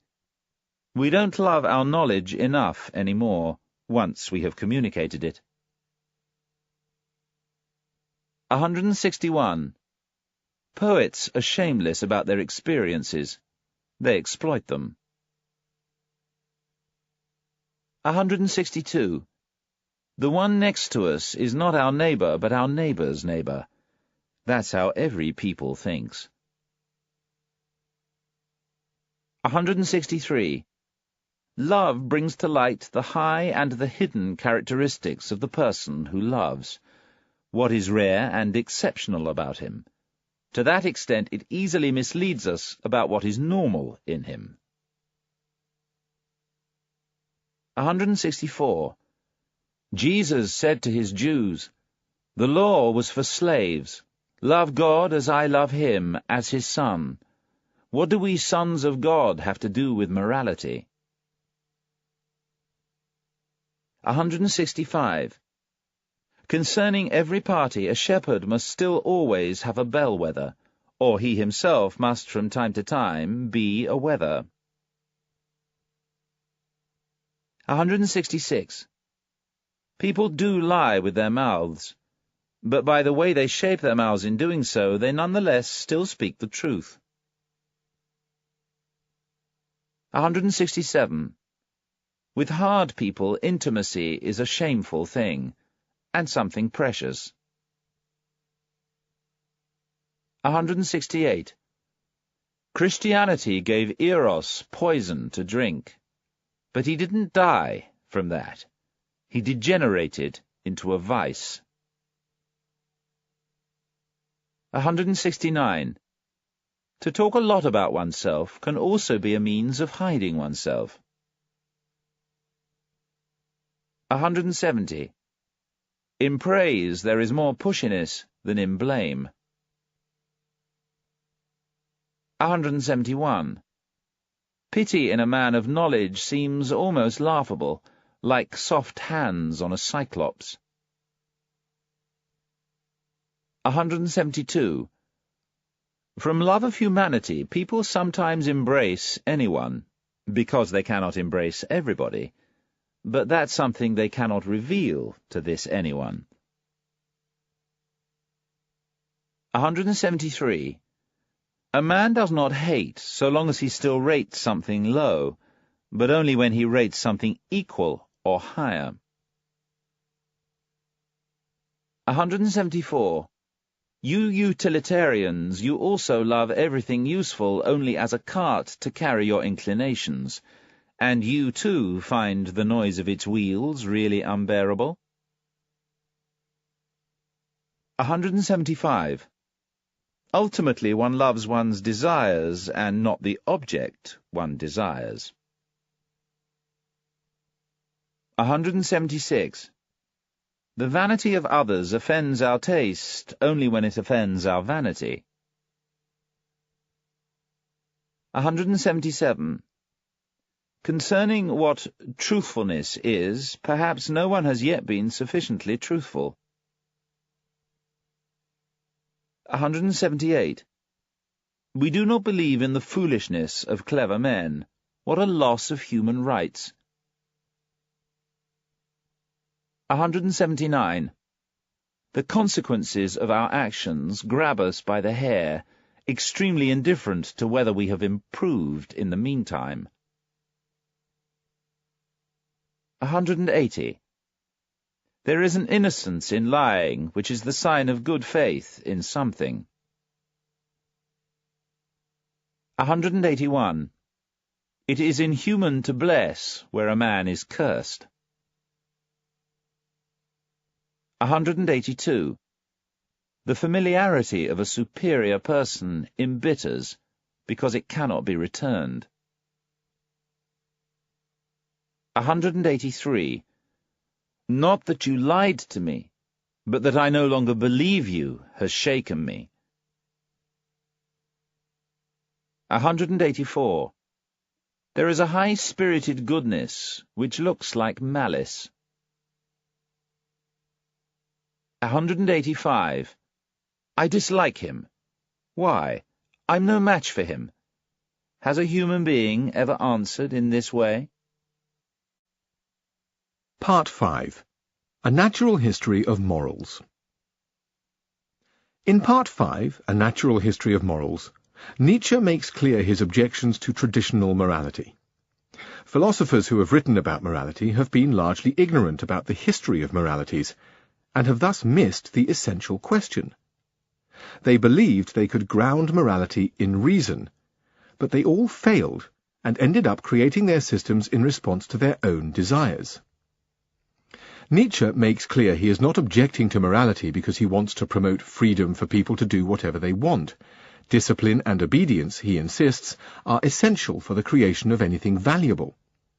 But the highest natures must be free to impose discipline on themselves, so that their will to power can express itself outwardly in the most creative way, as happens in the case of artists who, when they create, answer to the stern demands of their imaginations in a manner that is anything but free. Moral and religious systems which impose themselves on everyone, insisting that everyone must answer to the same morality, prevent this form of creativity by suppressing the individuality of the highest and best forms of humanity. This tendency is fostered, too, by our tendency to subsume all experience into familiar patterns, so that we have an inherent inability to recognize something very new, or to look at something and recognize its uniquely distinctive features. In this section, Nietzsche also offers a quick historical overview on one of his favorite topics, the development of slave morality. This occurs when a society originally founded by noble masters, aristocratic, free, savage creatures without morality, becomes so secure that it no longer needs those noble qualities to protect itself from external threat. Then those who have to obey become afraid of their master's qualities, invert values so that the qualities of the masters become evil and the qualities of the ruled become good, and impose these values on everyone. Nietzsche gives the credit and blame for this to the Jews. The result of this inversion has been the development of a debased humanity, what Nietzsche calls the herd, and the demand that the desires of the herd, especially its need for obedience, should be imposed on everyone in the name of democracy, science, socialism, and progress. To those who can understand this process, the prospect is extremely painful. 186. Moral feeling in Europe is now just as refined, old, multifaceted, sensitive and sophisticated as the science of morality associated with it is still young, amateurish, awkward and fumbling. An attractive contrast which now and then even becomes visibly incorporated in the person of a moralist. Even the phrase science of morals is, so far as what it designates is concerned, much too arrogant and contrary to good taste, which tends always to prefer more modest terms. We should, in all seriousness, admit to ourselves what we have needed to do for a long time, and still need to do. The only thing that is justified at this point, that is, to assemble materials, organize conceptually, and set in order an immense realm of delicate feelings of value and differences in values, which live, grow, reproduce, and die off, and perhaps to attempt to clarify the recurring and more frequent forms of these living crystallizations as a preparation for a theory of types of morality. Naturally, so far, we have not been so modest. As soon as philosophers busied themselves with morality as a science, they collectively have demanded from themselves, with a formal seriousness which makes one laugh, something very much higher, more ambitious, more solemn. They have been looking for the rational basis of morality, and every philosopher so far has believed that he has provided such a rational grounding for morality. But morality itself has been considered something given. How distant from their stodgy pride lay that apparently unspectacular task, left in the dust and mould, of a description, although for that task the subtlest hands and senses could hardly be subtle enough. The very fact that the moral philosophers had only a crude knowledge of the moral facts, in an arbitrary selection or an accidental abbreviation, something like the morality of their surroundings, their class, their church, the spirit of their age, their climate and region of the world. The very fact that they were poorly educated and not even very curious with respect to peoples, ages, and past events meant that they never confronted at all the essential problems of morality, all of which come to the surface only with a comparison of several moralities. In all the science of morality up to this point, what is still lacking, odd as it may sound, is the problem of morality itself. What's missing is the suspicion that here there may be something problematic. What the philosophers have called a rational grounding of morality and demanded from themselves was, seen in the right light, only a scholarly version of good faith in the ruling morality, some new way of expressing it, and thus itself an element in the middle of a determined morality, even indeed, in the final analysis, a form of denial that this morality could be grasped as a problem, and at any rate the opposite of a test, analysis, questioning, or vivisection of this particular belief.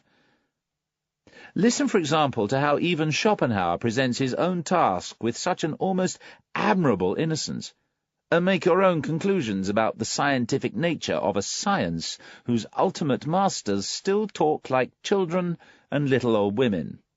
The principle, he says, on page 136 of the fundamental problem of morality, the basic assumption whose meaning all ethicists are essentially in agreement about, neminem laedi, immo omnes, quantum potes, juve, hurt no one, instead help everyone, as much as you can. That is really the principle which all teachers of morality struggle to ground in reason, the essential foundation of ethics, which people have been seeking for thousands of years as the philosopher's stone. The difficulty of rationally grounding the principle quoted above may, of course, be great. As we know, it's not something even Schopenhauer was successful in doing, and whoever has once thoroughly understood just how tastelessly false and sentimental this principle is in a world whose essence is the will to power, may permit himself to recall that Schopenhauer, although a pessimist, really played the flute. Every day, after his meal. Just read his biographer on this point. And here's an incidental question. A pessimist, a man who denies God and the world, who stops in front of morality, who says yes to morality and blows his flute, the laedi neminem, hurt no one morality. How's that? Is that really a pessimist? 187. Even apart from the value of such claims as there is in us a categorical imperative, we can still always ask, what does such a claim express about the person making it? There are moralities which are intended to justify their creators before other people. Other moralities are meant to calm him down and make him satisfied with himself. With others he wants to nail himself to the cross and humiliate himself. With others he wants to practice revenge, with others to hide himself, with others to be transfigured and set himself above, high up and far away. This morality serves its originator so that he forgets, that morality so that he or something about him is forgotten. Some moralists may want to exercise their power and creative mood on humanity, some others, perhaps even Kant as well, want us to understand with their morality, what is respectable about me is that I can obey, and things shall be no different for you than they are for me. In short, moralities are also only a sign language of the feelings. 188. Every morality is, in contrast to laisser-aller, letting go, a part of tyranny against nature, also against reason. That is, however, not yet an objection to it. For to object, we would have to decree, once again on the basis of some morality or other, that all forms of tyranny and irrationality are not permitted. The essential and invaluable part of every morality is that it is a lengthy compulsion.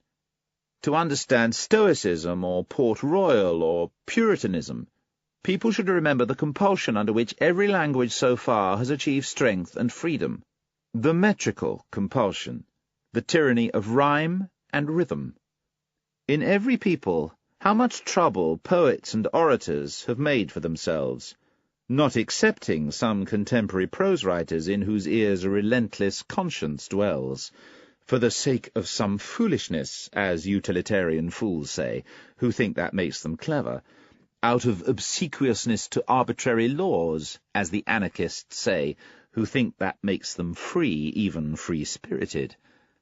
The strange fact, however, is that everything there is or has been on earth to do with freedom, refinement, boldness, dance, and masterly certainty, whether it is in thinking itself, or in governing, or in speaking and persuading, in arts just as much as in morals, developed only thanks to the tyranny of such arbitrary laws. And in all seriousness, the probability is not insignificant that this is nature and natural, and not that laisser-aller. Every artist knows how far from the feeling of letting himself go his most natural condition is. The free ordering, setting, disposing, shaping in moments of inspiration, and how strictly and subtly he obeys at that very moment the thousandfold laws which make fun of all conceptual formulations precisely because of their hardness and decisiveness. Even the firmest idea, by comparison, contains something fluctuating, multiple, ambiguous. The essential thing in heaven and on earth, so it appears, is, to make the point again, that there is obedience for a long time in one direction. In the process there comes, and always has come, eventually something for whose sake living on earth is worthwhile. For example, virtue, art, music, dance, reason, spirituality, something or other transfiguring, subtle, amazing, and divine. The long captivity of the spirit, the mistrustful compulsion in our ability to communicate our thoughts, the discipline which the thinker imposed on himself to think within the guiding principles of a church or court, or with Aristotelian assumptions, the long spiritual will to interpret everything which happens according to a Christian scheme, and to discover and justify the Christian God once again in every coincidence. All this powerful, arbitrary, hard, dreadful, anti-rational activity has turned out to be the means by which the European spirit cultivated its strength, its reckless curiosity, and its subtle flexibility. Admittedly, in the process a great deal of irreplaceable force and spirit must have been overwhelmed, crushed, and ruined as well, for here, as everywhere, nature reveals herself as she is, in her totally extravagant and indifferent magnificence, which is an outrage, but something noble. The fact that for thousands of years European thinkers only thought in order to prove something. Nowadays, by contrast, we distrust any thinker who wants to prove something, and the fact that for them what was to emerge as a result of their strictest thinking was always already clearly established, something like the Asiatic astrologers earlier, or like the harmless Christian moralistic interpretation of the most intimate personal experience for the honor of God, or for the salvation of the soul, still present today. This tyranny, this arbitrariness, this strict and grandiose stupidity has trained the spirit. Apparently slavery is, in the cruder and more refined sense, the indispensable means for disciplining and cultivating the spirit. We can examine every morality in this way. Nature in it is what teaches hatred of the laisser-aller, of that all-too-great freedom, and plants the need for limited horizons, for work close at hand. It teaches the narrowing of perspective and also, in a certain sense, stupidity as a condition of living and growth. You are to obey someone or other, and for a long time. Otherwise you perish and lose final respect for yourself. This seems to me to be the moral imperative of nature, which, of course, is neither categorical, as old Kant wanted the imperative to be, hence the otherwise, nor directed at the individual, What does nature care about individuals, but rather at peoples, races, ages, classes, but above all at the whole animal, man, at human beings. 189. The industrious races complain a great deal about having to tolerate idleness. It was a masterpiece of the English instinct to make Sunday so holy and so tedious, a form of cleverly invented and shrewdly introduced fasting, that the Englishman, without being aware of the fact, became eager again for weekdays and workdays. Things like it are frequently seen also in the ancient world, even if, as is reasonable among southern people, not exactly connected to work. There must be fasts of several kinds, and in every place where powerful impulses and habits rule, the lawgivers had to take care to set aside extra days in which such an impulse is placed in chains and learns once again to go hungry. Seen from a higher viewpoint, the periods when entire races and ages get afflicted with some moral fanaticism or other look like such imposed times of compulsion and fasting, during which an impulse learns to cower down and abase itself, but also to cleanse itself and become sharper. Individual philosophical sects, for example the Stoa in the midst of Hellenistic culture and its lecherous air heavy with aphrodisiac scents, permit this sort of interpretation as well. And with this is also given a hint for an explanation of that paradox, why it was precisely in Europe's Christian period, and in general, first under the pressure of Christian value judgments, that the sex drive sublimated itself into love, amour passion. 190. There is something in Plato's morality which does not really belong to Plato, but is found in his philosophy, one might say, only in spite of Plato, namely the Socratism for which Plato was essentially too noble. No one will do harm to himself. Thus, everything bad happens unwillingly. For the bad man inflicts damage on himself. He would not do that if he knew that bad is bad. Thus, the bad man is bad only from error. If we take his error away from him, we necessarily make him good. This sort of conclusion stinks of the rabble, which sees in bad actions only the wretched consequences, and really makes the judgment it is stupid to act badly, while good, it assumes without further thought, is identical to useful and agreeable. So far as every utilitarianism of morality is concerned, we may guess from the start it had the same origin, and follow our noses. We will seldom go wrong. Plato did everything to interpret something subtle and noble in the principle of his teacher, above all, himself. Plato, the most daring of all interpreters, took all of Socrates only like a popular tune and folk song from the alleys, in order to vary it into something infinite and impossible, that is, into all his own masks and multiplicities.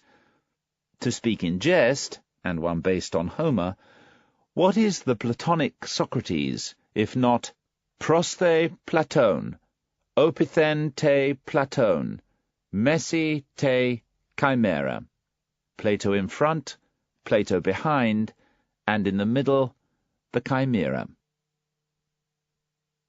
191. The old theological problem of believing and knowing, or, to put the matter more clearly, of instinct and reason, and thus the question whether in assessing the value of things instinct deserves more authority than rationality, which wants to assess and act according to reasons, according to a why, according to expediency and utility, it is always still that old moral problem, as it first appeared in the person of Socrates, which had already divided our minds long before Christianity. Socrates, in fact, set himself with a taste for his talent, which was that of a superior dialectical thinker, at first on the side of reason, and, in truth, what did he do his whole life long but laugh at the awkward inability of his noble Athenians, who were men of instinct, like all noble men, and who could never provide enough information about the reasons for their actions. Finally, however, in stillness and secret, he also laughed at himself. With his more subtle conscience and self-inquiry, he found in himself the same difficulty and inability. But he said to himself, "Does that mean releasing oneself from instincts? We must give the instincts and reason the proper help. We must follow the instincts, but convince reason to assist in the process with good reasons." This was the real falsehood of that great ironist so rich in secrets. He brought his conscience to the point where it was satisfied with a kind of trick played on itself. Socrates basically had seen through the irrational, immoral judgments. Plato, who was more innocent in such things and without the mischievousness of a common man, wanted to use all his power, the greatest power which a philosopher up to that time had had at his command, to prove that reason and instinct inherently move to a single goal, to the good, to God. And since Plato, all the theologians and philosophers have been on the same road. That is, in things concerning morality up to now, instinct, or as the Christians call it, faith, or as I call it, the herd, has triumphed. We must grant that Descartes is an exception, the father of rationalism, and thus the grandfather of the revolution, a man who conferred sole authority on reason. But reason is only a tool, and Descartes was superficial. 192.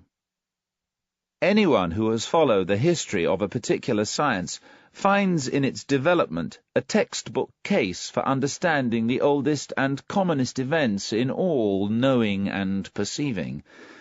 There, as here, the rash hypotheses, the fabrications, the good, stupid will to believe, the lack of suspicion and of patience develop first of all. Our senses learn late and never learn completely to be subtle, true, and cautious organs of perception. With a given stimulus, our eye finds it more comfortable to produce once more an image which has already been produced frequently than to capture something different and new in an impression. To do the latter requires more power, more morality.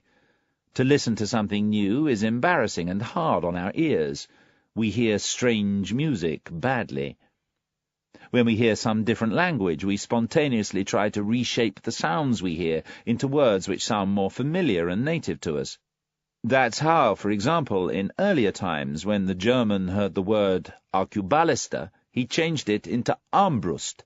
Arquebalister, Armbrust, crossbow. Something new finds our senses hostile and reluctant, and in general, even with the simplest perceptual processes, the emotions like fear, love, hate, including the passive feeling of idleness, are in control. Just as a reader nowadays hardly reads all the individual words, let alone the syllables on a page, he's much more likely to take about 5 words out of 20 at random and guess on the basis of these 5 words the presumed sense they contain. So we hardly look at a tree precisely and completely, considering the leaves, branches, colour and shape. We find it so very much easier to imagine an approximation of the tree. Even in the midst of the most peculiar experiences, we still act in the same way. We make up the greatest part of experience for ourselves and are hardly ever compelled not to look upon any event as inventors. What all this adds up to is that basically, from time immemorial, we have been accustomed to lie. Or to express the matter more virtuously and hypocritically, in short, more pleasantly, we are much more the artist than we realize. In a lively conversation, I often see in front of me the face of the person with whom I am speaking so clearly and subtly determined, according to the idea which he expresses, or which I think I have brought out in him, that this degree of clarity far exceeds the power of my ability to see. Thus the delicacy of the play of muscles and of the expression in his eyes must be something I have made up out of my own head. The person probably had a totally different expression, or none at all. 193. Quidquid luce fuit tenebris agit. What goes on in the light acts in the darkness, but the other way round as well. What we experience in a dream, provided we experience it frequently, finally is as much a part of the collective household of our souls as anything truly experienced. Thanks to this, we are richer or poorer, have one more need or one less, and finally, in the bright light of day, and even in the brightest moments of our waking spirit, we are ordered around a little by the habits of our dreams. Suppose that an individual in his dreams has often flown, and finally, as soon as he dreams, becomes aware of the power and art of flying as his privilege, and also as his own enviable happiness. Such a man who believes he is capable of realizing every kind of curving or angled flight with the easiest impulse, who knows the feeling of a certain godlike carelessness, an upward without tension and compulsion, a downward without condescension and without humiliation, without gravity. How should a man with such dream experiences and dream habits not also finally discover in his waking day that the word happiness has a different colour and definition? How could he not want a different happiness? A swing upward, as described by poets, for him must be, in comparison with that flying, too earthbound, too muscular, too forceful, even too heavy. 194. The difference between men does not manifest itself only in the difference between the tables of the goods they possess, but also in the fact that they consider different goods worth striving for, and that they are at odds among themselves about what is more or less valuable, about the rank ordering of the commonly acknowledged goods. The difference becomes even clearer in what counts for them as really having and possessing something. So far as a woman is concerned, for example, a more modest man considers having at his disposal her body and sexual gratification as a satisfactory and sufficient sign of having, of possession. Another man, with his more suspicious and more discriminating thirst for possessions, sees the question mark, the fact that such a possession is only apparent, and wants a more refined test, above all, to know whether the woman not only gives herself to him, but also, for his sake, gives up what she has or would like to have. Only then does he consider her possessed. A third man, however, is at this point not yet finished with his suspicion and desire to possess. He asks himself if the woman, when she gives up everything for him, is not doing this for something like a phantom of himself. He wants to be well known first, fundamentally, even profoundly, in order to be able, in general, to be loved. He dares to allow himself to be revealed. Only then does he feel that the loved one is fully in his possession, when she is no longer deceived about him, when she loves him just as much for his devilry and hidden insatiability as for his kindness, patience, and spirituality. One man wants to possess a people, and all the higher arts of Cagliostro and Catiline he thinks appropriate for this purpose. Another, with a more refined thirst for possession, tells himself one should not deceive where one wants to possess. He is irritable and impatient at the idea that a mask of him rules the hearts of his people. Hence I must let myself be known, and first of all learn about myself. Among helpful and charitable men, one finds almost regularly that crude hypocrisy which first prepares the person who is to be helped, as if, for example, he earns help, wants precisely their help, and would show himself deeply thankful, devoted, and obsequious to them for all their help. With these fantasies they dispose of the needy as if they were property, as if they were, in general, charitable and helpful people out of a demand for property. One finds them jealous if one crosses them or anticipates them in their helping. With their child, parents involuntarily act something like these helpers. They call it an upbringing. No mother doubts at the bottom of her heart that with a child she has given birth to a possession. No father denies himself the right to be allowed to subjugate the child to his ideas and value judgments. In fact, in earlier times it seemed proper for fathers to dispose of the life and death of newborns at their own discretion, as among the ancient Germans. And like the father, even today the teacher, the state, the priest, and the prince still see in each new man a harmless opportunity for a new possession, and from that follows 195. The Jews, a people born for slavery, as Tacitus and the entire ancient world said, the chosen people among peoples, as they themselves said and believed, the Jews achieved the amazing feat of inverting values, thanks to which life on earth for 2 millennia has possessed a new and dangerous appeal. Their prophets fused rich, godless, evil, violent, and sensuous into a unity, and for the first time coined the word world as a word connoting shame. In this inversion of value, to which belongs the use of the word for poor as a synonym for holy and friend, lies the significance of the Jewish people. With them the slave rebellion in morality begins.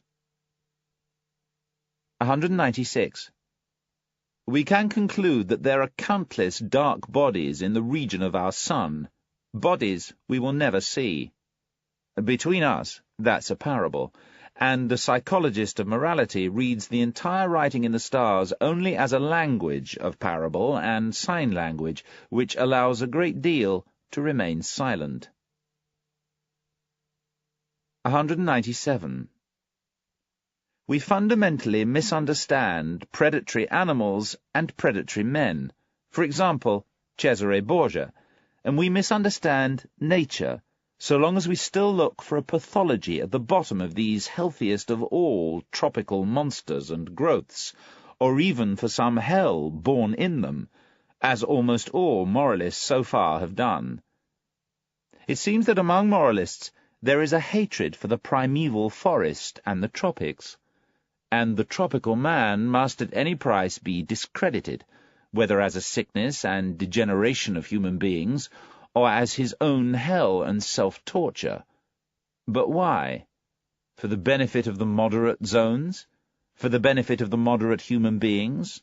The moral human beings? The mediocre?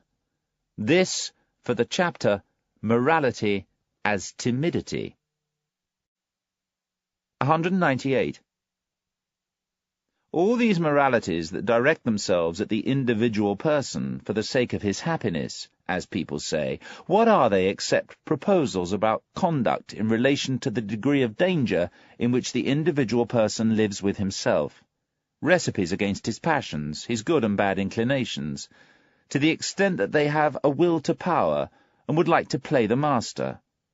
Small and great clever sayings and affectations, afflicted with the musty enclosed smell of ancient household remedies or old women's wisdom, all baroque and unreasonable in form, because they direct themselves to all, because they generalize where we should not generalize, all speaking absolutely, taking themselves absolutely, all spiced with more than 1 grain of salt, and much more bearable, sometimes even seductive, only when they learn to smell over-seasoned and dangerous, above all, about the other world. By any intellectual standard, all that is worth little and still a far cry from science, to say nothing of wisdom, but to say it again and to say it 3 times, prudence, prudence, prudence, mixed in with stupidity, stupidity, stupidity. Whether it is now that indifference and coldness of a metaphorical statute against the hot-headed foolishness of the emotions, which the Stoics recommended and applied as a cure, or even that no more laughing and no more crying of Spinoza, his excessively naive support for the destruction of the emotions through analysis and vivisection, or that repression of the emotions to a harmless mean, according to which they should be satisfied, the Aristotelianism of morality, even morality as the enjoyment of emotions in a deliberate dilution and spiritualization through artistic symbolism, something like music or the love of God and of man for God's sake, for in religion the passions have civil rights once more, provided that. And finally, even that accommodating and wanton dedication to the emotions, as Hafiz and Goethe taught, that daring permission to let go of the reins, that physical, spiritual licentia morum, freedom in behaviour, in the exceptional examples of wise old owls and drunkards, for whom it has little danger any more. This also for the chapter, Morality as Timidity. 199. Given that at all times, so long as there have been human beings, there have also been herds of human beings, racial groups, communities, tribes, peoples, states, churches, and always a great many followers in relation to the small number of those issuing orders, and taking into consideration also that so far nothing has been better and longer practiced and cultivated among human beings than obedience, we can reasonably assume that typically now the need for obedience is inborn in each individual, as a sort of formal conscience which states, you are to do something or other without conditions, and leave aside something else without conditions. In short, thou shalt. This need seeks to satisfy itself and to fill its form with some content. Depending on its strength, impatience, and attention, it seizes on something without being very particular, like a coarse appetite, and accepts what someone or other issuing commands shouts in people's ears: parents, teachers, laws, class biases, public opinion. The curiously limited intelligence of human development, the way it hesitates, takes so long, often regresses and turns around on itself, is based on the fact that the herd instinct of obedience is passed on best and at the expense of the art of commanding. If we imagine this instinct at some point striding right to its ultimate excess, then there would finally be a total lack of commanders and independent people, or they would suffer inside from a bad conscience and find it necessary first to prepare a deception for themselves in order to be able to command, as if they, too, were only obeying orders. This condition is what, in fact, exists nowadays in Europe. I call it the moral hypocrisy of those in command. They don't know how to protect themselves from their bad conscience, except by behaving as if they were carrying out older or higher orders, from ancestors, the Constitution, rights, law, or even God. Or they even borrow herd maxims from the herd way of thinking, for example, as the first servant of their people, or as tools of the common good. On the other hand, the herdman in Europe today makes himself appear as if he is the single kind of human being allowed, and he glorifies those characteristics of his thanks to which he is tame, good-natured, and useful to the herd, as the really human virtues, as well as public spiritedness, wishing everyone well, consideration, diligence, moderation, modesty, forbearance, and pity. For those cases, however, where people believe they cannot do without a leader and bellwether, they make attempt after attempt to replace the commander by adding together collections of clever herd people.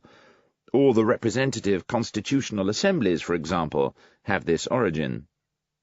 But for all that, what a blissful relief, what a release from a pressure which is growing unbearable, is the appearance of an absolute commander for these European herd animals. The effect which the appearance of Napoleon made was the most recent major evidence for that. The history of the effect of Napoleon is almost the history of the higher happiness which this entire century derived from its most valuable men and moments. 200. The man from an age of dissolution, which mixes the races altogether, such a man has an inheritance of a multiple ancestry in his body, that is, conflicting, and frequently not merely conflicting, drives and standards of value, which war among themselves and rarely give each other rest. Such a man of late culture and disturbed lights will typically be a weaker man. His most basic demand is that the war which constitutes him should finally end. Happiness seems to him in accordance with a calming medicine and way of thinking, for example, Epicurean or Christian, principally the happiness of resting, of having no interruptions, of smugness, of the final unity, as the Sabbath of Sabbaths, to use the words of the saintly rhetorician Augustine, who was himself such a man. But if the opposition and war in such a nature work like one more charm or thrill in life, and bring along, in addition to this nature's powerful and irreconcilable drives, also the real mastery and refinement in waging war with itself, and thus transmit and cultivate self-ruling and outwitting of the self, then arise those delightfully amazing and unimaginable people, those enigmatic men predestined for victory and temptation, whose most beautiful expressions are Alcibiades and Caesar. In their company I'd like to place the first European, according to my taste, the Hohenstaufer Friedrich II, and among artists perhaps Leonardo da Vinci. They appear precisely in the same ages when that weaker type, with its demands for quiet, steps into the foreground. Both types belong with one another, and arise from the same causes. 201.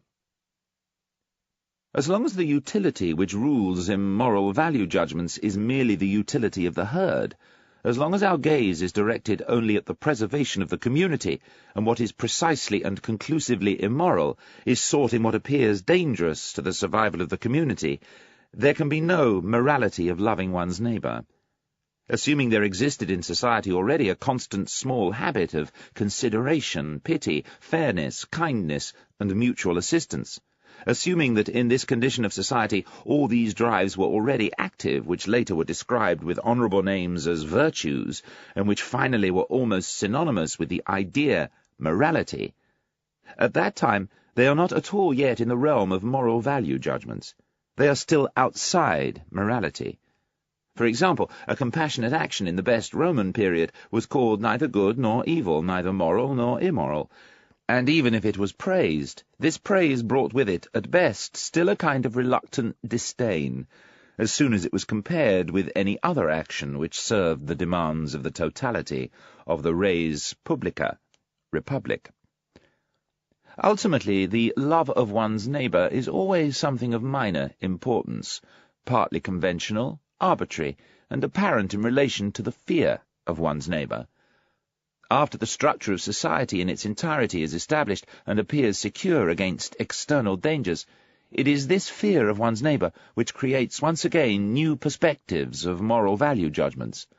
Certain strong and dangerous instincts, like a love of enterprise, daring, desire for revenge, shiftiness, rapacity, desire for mastery, which up to this point not only were honoured in a sense useful to the community, under different names, of course, from those chosen here, but had to be enormously inculcated and cultivated, because people constantly needed them for the dangers to the totality against the enemy of that totality. These are now strongly experienced as doubly dangerous when there is a lack of diversionary channels for them, and they are gradually abandoned, branded as immoral and slanderous. Now the opposing impulses and inclinations acquire moral honour. The herd instinct draws its conclusions step by step. How much or how little something is dangerous to the community, dangerous to equality, in an opinion, in a condition and emotion, in a will, in a talent, that is now the moral perspective. Here also fear is once again the mother of morality. When the highest and strongest drives break out passionately and impel the individual far above and beyond the average and low level of the herd's conscience, the feeling of commonality in the community is destroyed. Its belief in itself, its spine, as it were, breaks. As a result, people brand these very drives and slander them most of all. The high independent spirituality, the will to stand alone, even powerful reasoning, are experienced as a danger. Everything which lifts the individual up over the herd and creates fear of one's neighbour, from now on is called evil.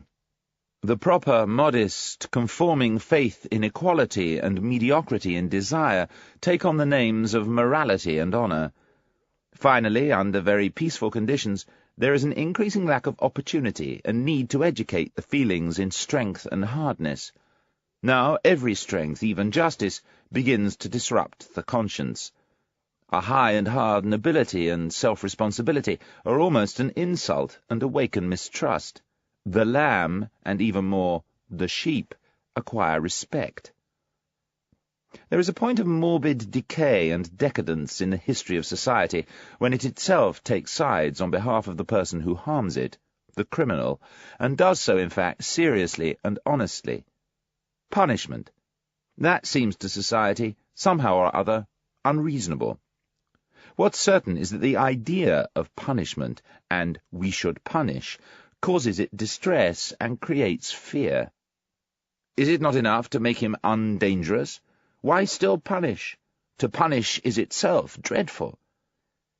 With this question, the morality of the herd, the morality of timidity, draws its final conclusion. Assuming people could, in general, do away with the danger, the basis of the fear, then people would have done away with this morality as well. It would be no longer necessary. It would no longer consider itself necessary.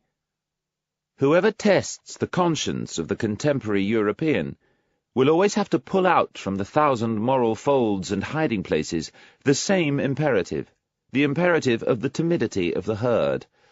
Our wish is that at some point or other there is nothing more to fear. At some point or other.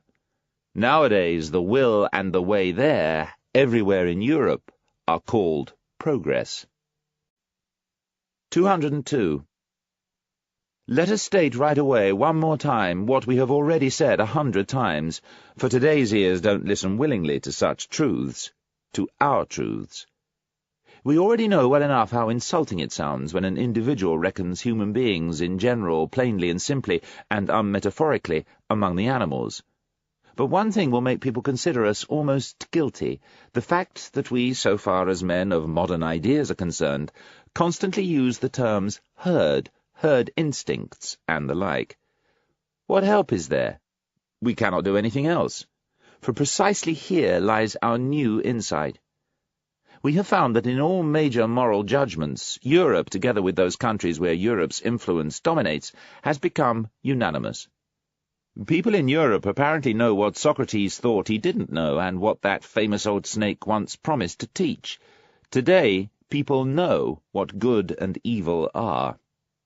Now, it must ring hard and badly on their ears when we keep claiming all the time that what here thinks it knows, what here glorifies itself with its praise and censure and calls itself good, is the instinct of the herd animal man, which has come to break through, to overpower, and to dominate other instincts, and continues increasingly to do so, in accordance with the growing physiological assimilation and homogeneity whose symptom it is. Morality today in Europe is the morality of the herd animal. Thus only, as we understand the matter, one kind of human morality, alongside which, before which, and after which there are many other possible moralities, above all higher ones, or there should be. Against such a possibility, in opposition to such a should-be, however, this morality defends itself with all its force. It says stubbornly and relentlessly, I am morality itself, and nothing outside me is moral.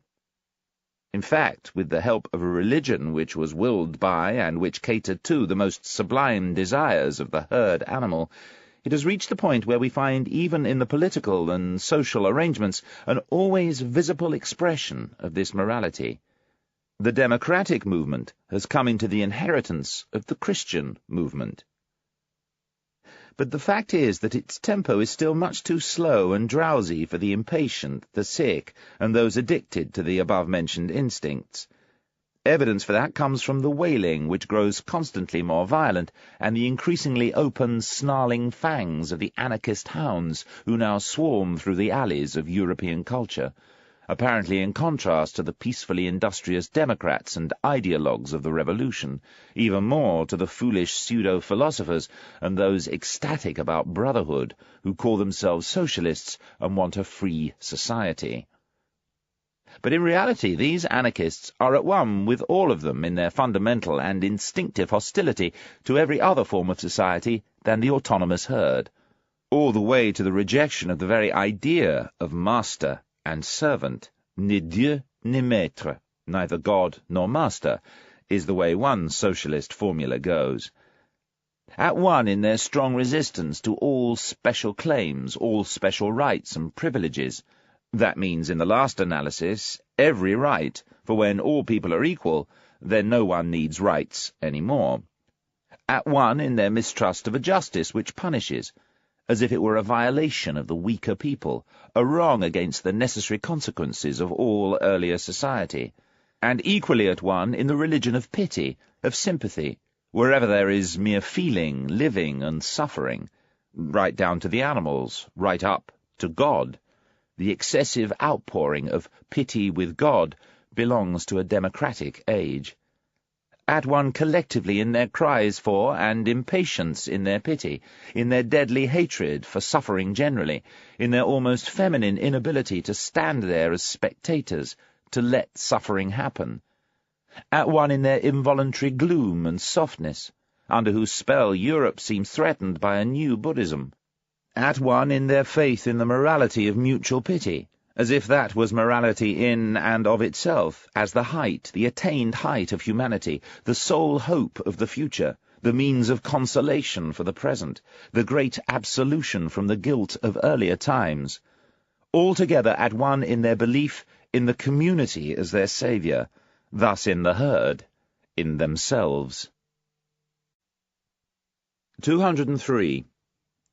Those of us who have a different belief, who consider the democratic movement not merely a degenerate form of political organization, but a degenerate form of humanity, that is, as something that diminishes humanity, makes it mediocre and of lesser worth, where must we reach out to with our hopes? There's no choice. We must reach for new philosophers, for spirits strong and original enough to provide the stimuli for an opposing way of estimating value, and to re-evaluate and invert eternal values, for those sent out as forerunners, for men of the future who at the present time take up the compulsion and the knot which forces the will of millennia into new paths. To teach man the future of humanity as his will, as dependent on a man's will, and to prepare for great exploits and comprehensive attempts at discipline and cultivation, so as to put an end to that horrifying domination of nonsense and contingency which up to now has been called history. The nonsense of the greatest number is only its latest form. For that, a new type of philosophers and commanders will at some point be necessary, at the sight of which all hidden, fearsome, and benevolent spirits on earth may well look pale and dwarfish. The image of such a leader is what hovers before our eyes. May I say that out loud, you free spirits? The conditions which we must partly create and partly exploit for the origin of these leaders, the presumed ways and trials thanks to which a soul might grow to such height and power to feel the compulsion for these tasks, a revaluation of value, under whose new pressure and hammer a conscience would be hardened, a heart transformed to bronze, so that it might endure the weight of such responsibility, and, on the other hand, the necessity for such leaders, the terrifying danger that they might not appear, or could fail and turn degenerate.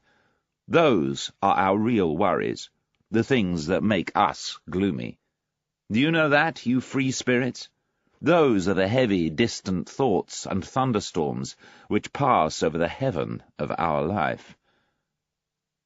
There are few pains as severe as having once seen, guessed, and felt how an extraordinary man goes astray and degenerates.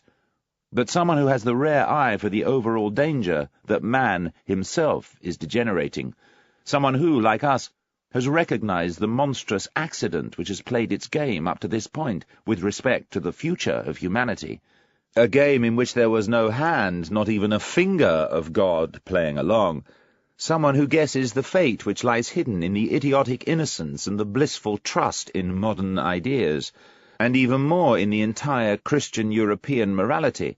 Such a man suffers from an anxiety which cannot be compared with any other. With one look, in fact, he grasps everything that still might be cultivated in man, given a favourable combination and increase of powers and tasks. He knows with all the knowledge of his conscience how the greatest possibilities for man are still inexhaustible, and how often the type man has already stood up to mysterious decisions and new paths. He knows even better from his own most painful memory What wretched things have so far usually broken apart a developing being of the highest rank, shattered him, sunk him, and made him pathetic? The overall degeneration of man, down to what nowadays shows up as the socialist fool and flathead, as their man of the future, as their ideal, this degeneration and diminution of man to a perfect herd animal, or, as they say, to a man of free society, this bestialization of man into a dwarf animal of equal rights and claims, is possible, no doubt of that. Anyone who has once thought this possibility through to the end understands one more horror than the remaining men, and perhaps a new task as well. Part 6. We Scholars. In Part 6, We Scholars, Nietzsche directs his critique at something contemporary Europeans, and particularly the Germans, were especially proud of, their historical and scientific scholarship. Scientists, he points out, are supplanting philosophers, and philosophy has degenerated into a servant of scientific scholarship. In doing so, philosophy has abdicated its most important task, its right to rule and to create values, and has turned itself into a tool of the herd, the rabble. The modern scientific scholar is not a noble form of humanity. His objectivity is a surrender of the most important, vital parts of his nature, and his will has become paralyzed by a pessimistic skepticism. He cannot be a true philosopher because he is not an independent spirit concerned with creating new values. He is simply a diligent laborer concerned with descriptions in the service of a ruling morality. Nietzsche contrasts the paralyzing skepticism of the modern scholar with another form of skepticism, one which sees the falsity of prevailing beliefs, but which nonetheless acts. Its lack of belief sharpens the spirit and prompts it to bold action. Nietzsche identifies this new form of restless, active skepticism with Friedrich the Great and the New Germany. Philosophers of the future, Nietzsche asserts, will have to move beyond this form of skepticism to become critical, to dismantle accepted truths, to turn themselves into commanders and lawgivers. What this amounts to in practice is not particularly clear, but it involves fighting against the spirit of the age, against the herd, taking on the difficult, risky, and lonely creative task of shaping the future in a manner that will more fully realize the best human possibilities in certain individuals. 204. At the risk that moralizing here also will show itself to be what it always has been, that is, an unabashed montrer ses plaies, display of one's wounds, as Balzac says, I'd like to dare to stand up against an unreasonable and harmful shift in rank ordering which nowadays, quite unnoticed and, as if with the clearest conscience, threatens to establish itself between science and philosophy. I think that we must have a right on the basis of our experience. Experience means, as I see it, always bad experience, to discuss such a higher question of rank, so that we do not speak like blind men about colour, or as women and artists do against science. Oh, this nasty science, their instinct and embarrassment sigh. It's always behind everything. The declaration of independence of the scientific man, his emancipation from philosophy, is one of the subtler effects of the order and confusion in democracy. Today the self-glorification and self-exaltation of the scholar stands in full bloom everywhere and in their finest spring. But that is still not intended to mean that in this case self-praise smells very nice. Away with all masters. That's what the instinct of the rabble wants here, too. And once science enjoyed its happiest success in pushing away theology, whose handmaiden it was for so long. Now it has the high spirits and stupidity to set about making laws for philosophy and to take its turn, playing the master for once. What am I saying? Playing the philosopher. My memory, the memory of a scientific man, if you'll permit me to say so, is full to bursting with the naivety and the arrogance I have heard in remarks about philosophy and philosophers from young natural scientists and old doctors. not to mention from the most educated and most conceited of all scholars, the philologists and schoolmen, who were both of these thanks to their profession. Sometimes it was a specialist and a man who hangs around in corners who, in general, instinctively resists all synthetic tasks and capabilities. Sometimes the industrious worker, who had taken a whiff of the otium, leisure, and of the noble opulence within the spiritual household of the philosopher, things which make him feel restricted and diminished. Sometimes it was that colour-blindness of the utilitarian man, who sees nothing in philosophy other than a series of refuted systems and an extravagant expense from which no one receives any benefit. Sometimes the fear of disguised mysticism and an adjustment to the boundaries of knowledge sprang up. Sometimes the contempt for particular philosophers had unwittingly been generalized into a contempt for philosophy. Finally, among the young scholars, I most frequently found behind the arrogant belittlement of philosophy the pernicious effect of a philosopher whom people had in general refused to follow, but without escaping the spell of his value judgments, rejecting other philosophers, something which brought about a collective irritation with all philosophy. For example, Schopenhauer's effect on the most modern Germany seems to me to be something like this. With his unintelligent anger against Hegel, he created a situation in which the entire last generation of Germans broke away from their connection with German culture, and this culture, all things well considered, was a high point in, and a prophetic refinement of, the historical sense. But Schopenhauer himself, in this very matter, was impoverished to the point of genius, unreceptive, and un-German. From a general point of view, it may well have been, more than anything else, the human, all too human, in short, the paltriness of the newer philosophy itself, which most fundamentally damaged respect for philosophy, and opened the gates to the instincts of the rabble. We should none the less confess the extent to which, in our modern world, the whole style of Heraclitus, Plato, Empedocles, and of whatever all those royal and splendid hermits of the spirit were called, is disappearing. Considering the sort of representatives of philosophy who nowadays, thanks to fashion, are just as much on top as on the very bottom. In Germany, for example, the two lions of Berlin, the anarchist Eugen Dühring and the amalgamist Eduard von Hartmann, an honest man of science may feel with some justice that he is of a better sort, with a better descent. In particular, the sight of these mishmash philosophers who call themselves reality philosophers, or positivists, is capable of throwing a dangerous mistrust into the soul of an ambitious young scholar. They are, in the best of cases, scholars and specialists themselves, that's clear enough. They are, in fact, collectively defeated, brought back under the rule of science. At some time or other they wanted more from themselves, without having any right to this more and to its responsibilities, and now, in word and deed, they represent in a respectable, angry, vengeful way the lack of faith in the ruling task and masterfulness of philosophy. But finally, how could it be anything different? Science nowadays is in bloom, and its face is filled with good conscience, while what all new philosophy has gradually sunk to, the rest of contemporary philosophy, is busy generating suspicion and ill-humour against itself, if not mockery and pity. Philosophy reduced to theory of knowledge is, in fact, nothing more than a tentative division of philosophy into epochs and a doctrine of abstinence. A philosophy which does not venture a step over the threshold and awkwardly denies itself the right to enter.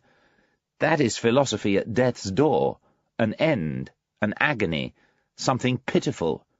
How could such a philosophy rule? 205.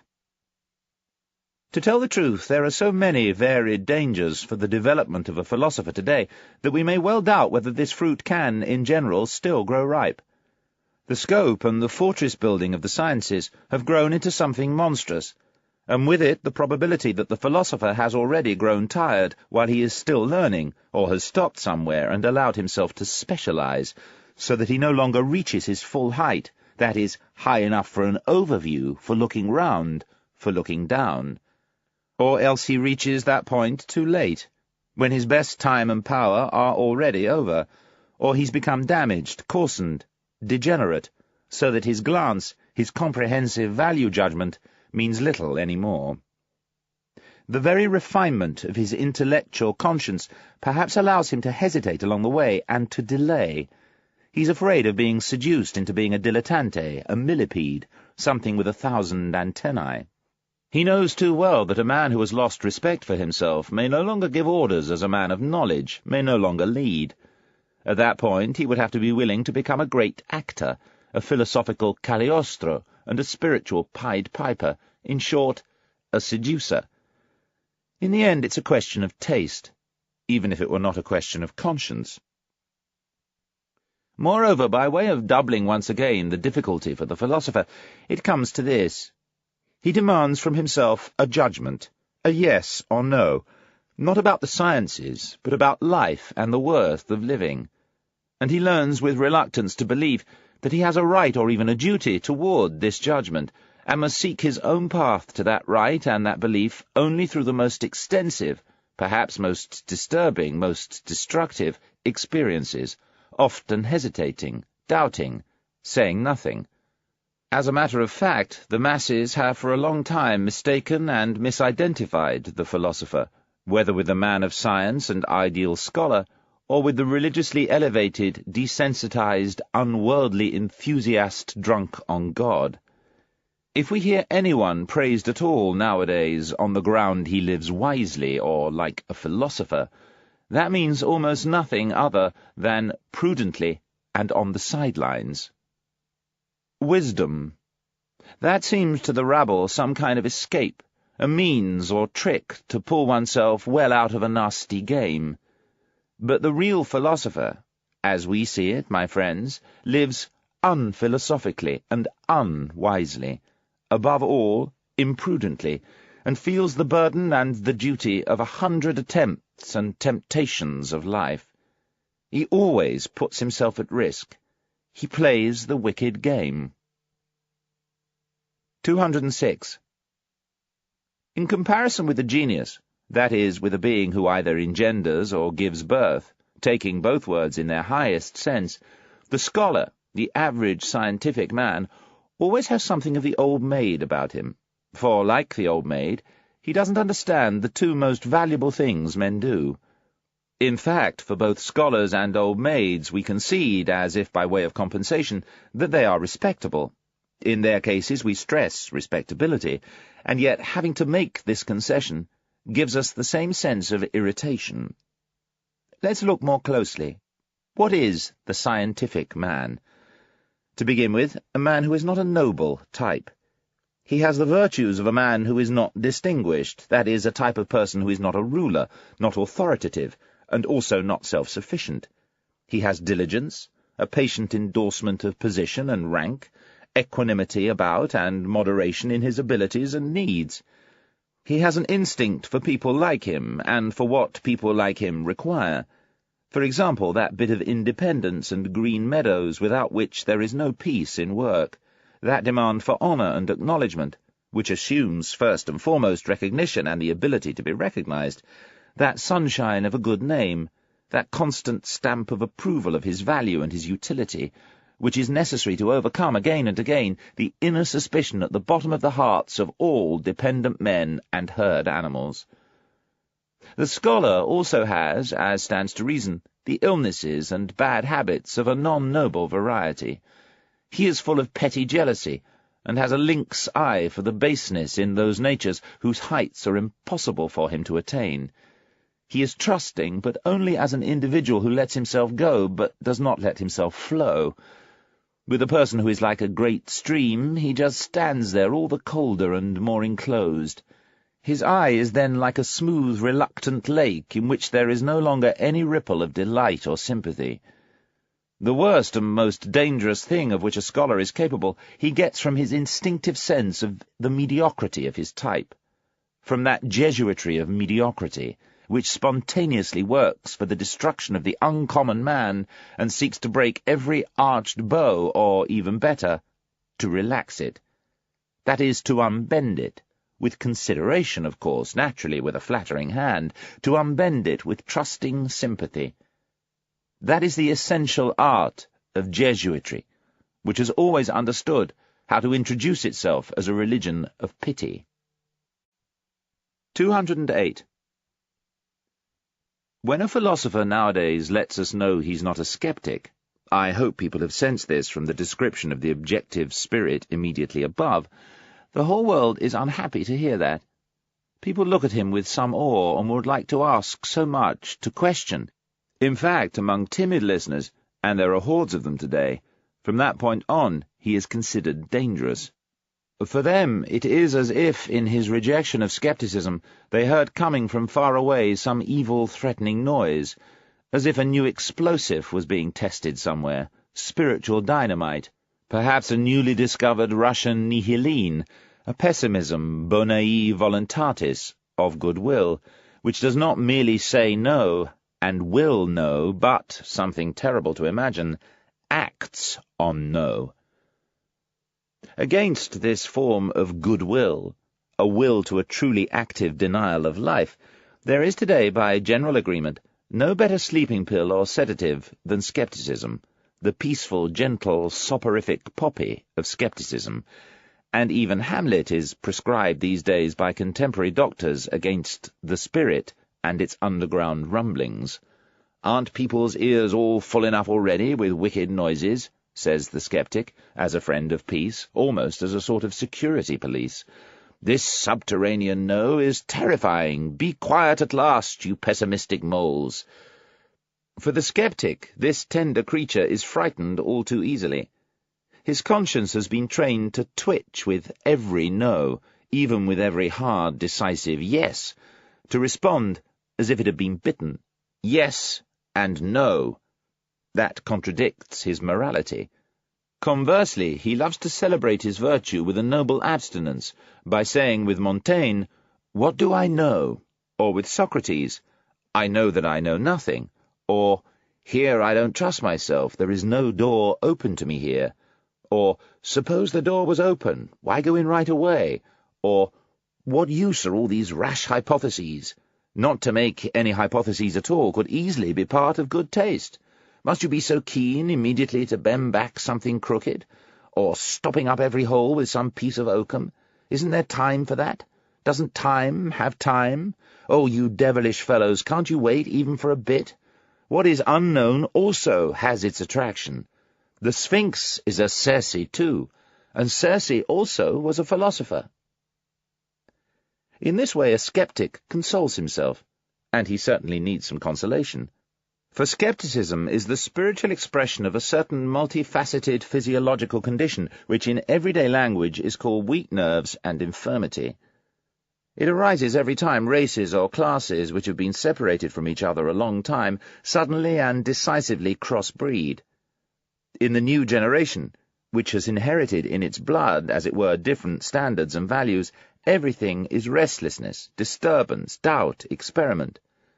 The best forces have an inhibiting effect. Even the virtues do not allow each other to grow and become strong. The body and soul lack equilibrium, a main focus, a perpendicular self-assurance. But what is most profoundly sick and degenerates in such mixtures is the will. These people no longer know the independence in decision-making, the bold sense of pleasure in willing. They have doubts about the freedom of the will, even in their dreams. Our Europe today, the scene of an insanely sudden attempt at radical mixing of classes and thus of races, is as a result sceptical in all heights and depths, sometimes with that flexible skepticism which leaps impatiently and greedily from one branch to another, sometimes gloomy, like a cloud overloaded with question marks, and often sick to death of its will. Paralysis of the will. Where nowadays do we not find this cripple sitting, and often how well dressed, in such a seductive outfit?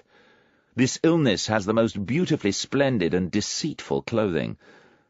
For example, most of what presents itself in the display windows today as objectivity, the practice of science, l'art pour l'art, art for art's sake, purely disinterested knowledge, is only dressed-up skepticism and paralysis of the will. I'll stand by this diagnosis of the European sickness. The sickness of the will has spread unevenly across Europe. It appears in its greatest and most varied form where the culture has already been indigenous for the longest time, and it disappears to the extent that the barbarian still, or again, achieves his rights under the baggy clothing of Western culture. Thus, in contemporary France, we can conclude as easily as we can grasp it in our hands that the will is most seriously ill, and France, which has always had a masterful skill in transforming even the fateful changes in its spirit into something attractive and seductive, truly displays its cultural dominance over Europe today as the school and exhibition place for all the magical tricks of skepticism. The power to will, and indeed to desire a will that lasts a long time, is somewhat stronger in Germany, and in the north of Germany even more so than in the middle, but it's significantly stronger in England, Spain, and Corsica. In Germany it's bound up with apathy, and in those other places with hard heads, to say nothing of Italy, which is too young to know yet what it wants, and which first must demonstrate whether it can will. But it's strongest and most amazing in that immense empire in between, where Europe, so to speak, flows back into Asia, that is, in Russia. There the power to will has for a long time lain dormant and built up. There the will waits menacingly, uncertain whether, to borrow a favourite phrase of our physicists today, it will be discharged as a will to negate or a will to affirm. It may require more than Indian wars and developments in Asia for Europe to be relieved of its greatest danger. It will require inner revolutions, too, the breaking up of the empire into small bodies, and, above all, the introduction of the parliamentary nonsense, along with every man's duty to read his newspaper at breakfast. I'm not saying this because it's what I want. The opposite would be closer to my heart. I mean such an increase in the Russian danger that Europe would have to decide to become equally a threat. That is, it would have to acquire a will, by means of a new caste, which would rule Europe, a long, fearful, individual will, which could set itself goals for thousands of years from now, so that finally the long-spun-out comic plot of its small states, together with the multiple dynastic and democratic petty wills, would come to an end. The time for small politics is over. The next century is already bringing on the battle for the mastery of the earth, the compulsion to grand politics. 209. The extent to which the new warlike age into which we Europeans have evidently entered may perhaps also be favourable to the development of another, stronger variety of skepticism. On that point I'd like to state my views only provisionally, through a comparison which friends of German history will understand easily enough. That unthinking enthusiast for good-looking, excessively tall grenadiers, who, as King of Prussia, brought into being a military and sceptical genius, and in the process basically created that new type of German who has just recently emerged victorious, the questionable and mad father of Friedrich the Great, in one respect himself had the grip and lucky claw of genius. He knew what Germany then needed, a lack which was 100 times more worrisome and more urgent than some deficiency in culture and social style. His aversion to the young Friedrich emerged from the anxiety of a profound instinct. What was missing was men, and he suspected to his most bitter annoyance that his own son might not be man enough. On that point he was deceived, but who in his place would not have been deceived? He saw his son decline into atheism, esprit, the luxurious frivolousness of witty Frenchmen. He saw in the background the great bloodsucker, the spider of skepticism. He suspected the incurable misery of a heart that is no longer hard enough for evil and for good, of a fractured will, which no longer commands and no longer can command. But in the meantime there grew up in his son that more dangerous and harder new form of skepticism. Who knows how much it was encouraged by that very hate of his father's, and by the icy melancholy of a will pushed into solitude. The skepticism of the daring masculinity, which is closely related to the genius for war and conquest, and which, in the shape of Friedrich the Great, first gained entry into Germany. This skepticism despises and nonetheless grabs hold. It undermines and takes possession. It does not believe, but in so doing does not lose itself. It gives the spirit a dangerous freedom, but it is hard on the heart.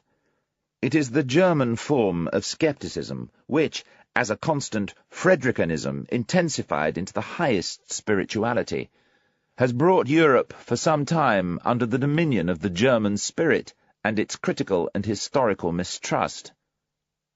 Thanks to the invincibly strong and tenacious masculine character of the great German philologists and critical historians, who, if we see them properly, were collectively also artists of destruction and subversion, gradually a new idea of the German spirit established itself, in spite of all the romanticism in music and philosophy, an idea in which the characteristic of manly skepticism stepped decisively forward. It could be, for example, a fearlessness in the gaze, courage and hardness in the destroying hand, a tough will for dangerous voyages of discovery, for expeditions to the spiritual North Pole under arid and dangerous skies. There may well be good reasons why warm-blooded and superficial humanitarian people cross themselves when confronted with this spirit. Michelet, not without a shudder, called it cet esprit fataliste, ironique, mephistophelique, this fatal and ironic spirit of Mephistopheles. But if we want to understand how distinctive this fear of the man in the German spirit is, through which Europe was roused out of its dogmatic slumber, we might remember the earlier idea which had to be overthrown by it, and how it is still not so long ago that a masculine woman could dare with unrestrained presumption to recommend the Germans to the sympathy of Europe as gentle, good-hearted, weak-willed, poetical idiots. Finally, we should understand with sufficient profundity Napoleon's surprise when he came to visit Goethe. That reveals what people had thought about the German spirit for centuries. Voilà un homme. There's a man, which is, in effect, saying, that is really a man, and I had expected only a German. 210. Assuming, then, that in the image of the philosophers of the future there is some characteristic which raises the question whether they would not perhaps have to be skeptics, in the sense indicated immediately above, that would nonetheless indicate only one thing about them, and not what they themselves were. With just as much justification they could be called critics, and it's certain they will be men who experiment. In the names with which I have ventured to christen them, I have already particularly emphasized the attempting and the enjoyment in making attempts. Did this happen because, as critics in body and soul, they love to use experiments in a new, perhaps broader, perhaps more dangerous sense? In their passion for knowledge, do they have to go further with daring and painful experiments than is considered appropriate by the soft-hearted and mollycoddled taste of a democratic century? There is no doubt that these coming philosophers will at least be able to rid themselves of those serious and not unobjectionable characteristics which separate the critic from the skeptic. I mean the certainty in the measure of value, the conscious use of a unity of method, the shrewd courage, the standing alone, and the ability to answer for themselves. In fact, they will confess that they take delight in saying no, and in dismantling things, and in a certain thought-out cruelty which knows how to guide the knife surely and precisely, even when the heart is still bleeding. They will be harder, and perhaps not always only on themselves, than humane people might wish. They will not get involved with the truth, so that the truth can please them, or elevate them, and inspire them. By contrast, they will have little faith that the truth brings with it such emotional entertainment. They will smile, these strict spirits, if someone should declare in front of them, "That idea elevates me, how could it not be true?" Or, "That work delights me, how could it not be beautiful?" Or, "That artist enlarges me, how could he not be great?" Perhaps they not only smile, but have a real disgust for all sorts of things enthusiastic, idealistic, feminine, hermaphroditic. Anyone who knew how to follow them right into the secret chambers of their hearts would hardly find there any intention to reconcile Christian feelings with the taste of antiquity, or even with modern parliamentarianism. A reconciliation which is said to be taking place even among philosophers in our very uncertain and therefore very conciliatory century. These philosophers of the future will demand not only of themselves critical discipline and every habit which leads to purity and strictness in things of the spirit. They could show them off as their own kind of jewellery. Nonetheless, for all that, they still don't wish to be called critics. It seems to them no small insult inflicted on philosophy when people decree, as happens so commonly today, philosophy itself is criticism and critical science, and nothing else. This evaluation of philosophy may enjoy the applause of all French and German positivists, and it's possible that it would have flattered even the heart and taste of Kant. We should remember the title of his major works. Our new philosophers will nonetheless affirm that critics are the tools of the philosopher, and for that very reason, the fact that they are tools, still a great way from being philosophers themselves. Even the great Chinese citizen of Königsberg, Kant, was only a great critic. 211. I insist on this point, that people finally stop confusing philosophical labourers and scientific people in general with philosophers, that in this matter we strictly assign to each his due, and do not give too much to the former and much too little to the latter. It may be that the education of a real philosopher requires that he himself has stood for a while on all of those steps where his servants, the scientific labourers in philosophy, remain and must remain. Perhaps he must himself have been critic and sceptic and dogmatist and historian, and in addition poet and collector and traveller and solver of riddles and moralist and prophet and free spirit, and almost everything, in order to move through the range of human worth and feelings of value, and to be able to look with a variety of different eyes and consciences from the heights into every distance, from the depths into every height, from the corners into every expanse. But all these things are only preconditions for his task. The task itself seeks something different. It demands that he create values. Every philosophical labourer on the noble model of Kant and Hegel has to establish some large collection of facts or other concerning values, that is, earlier value statements, creations of value which have become dominant, and for a long time have been called truths. They have to press these into formulas, whether in the realm of logic or politics, morality or art.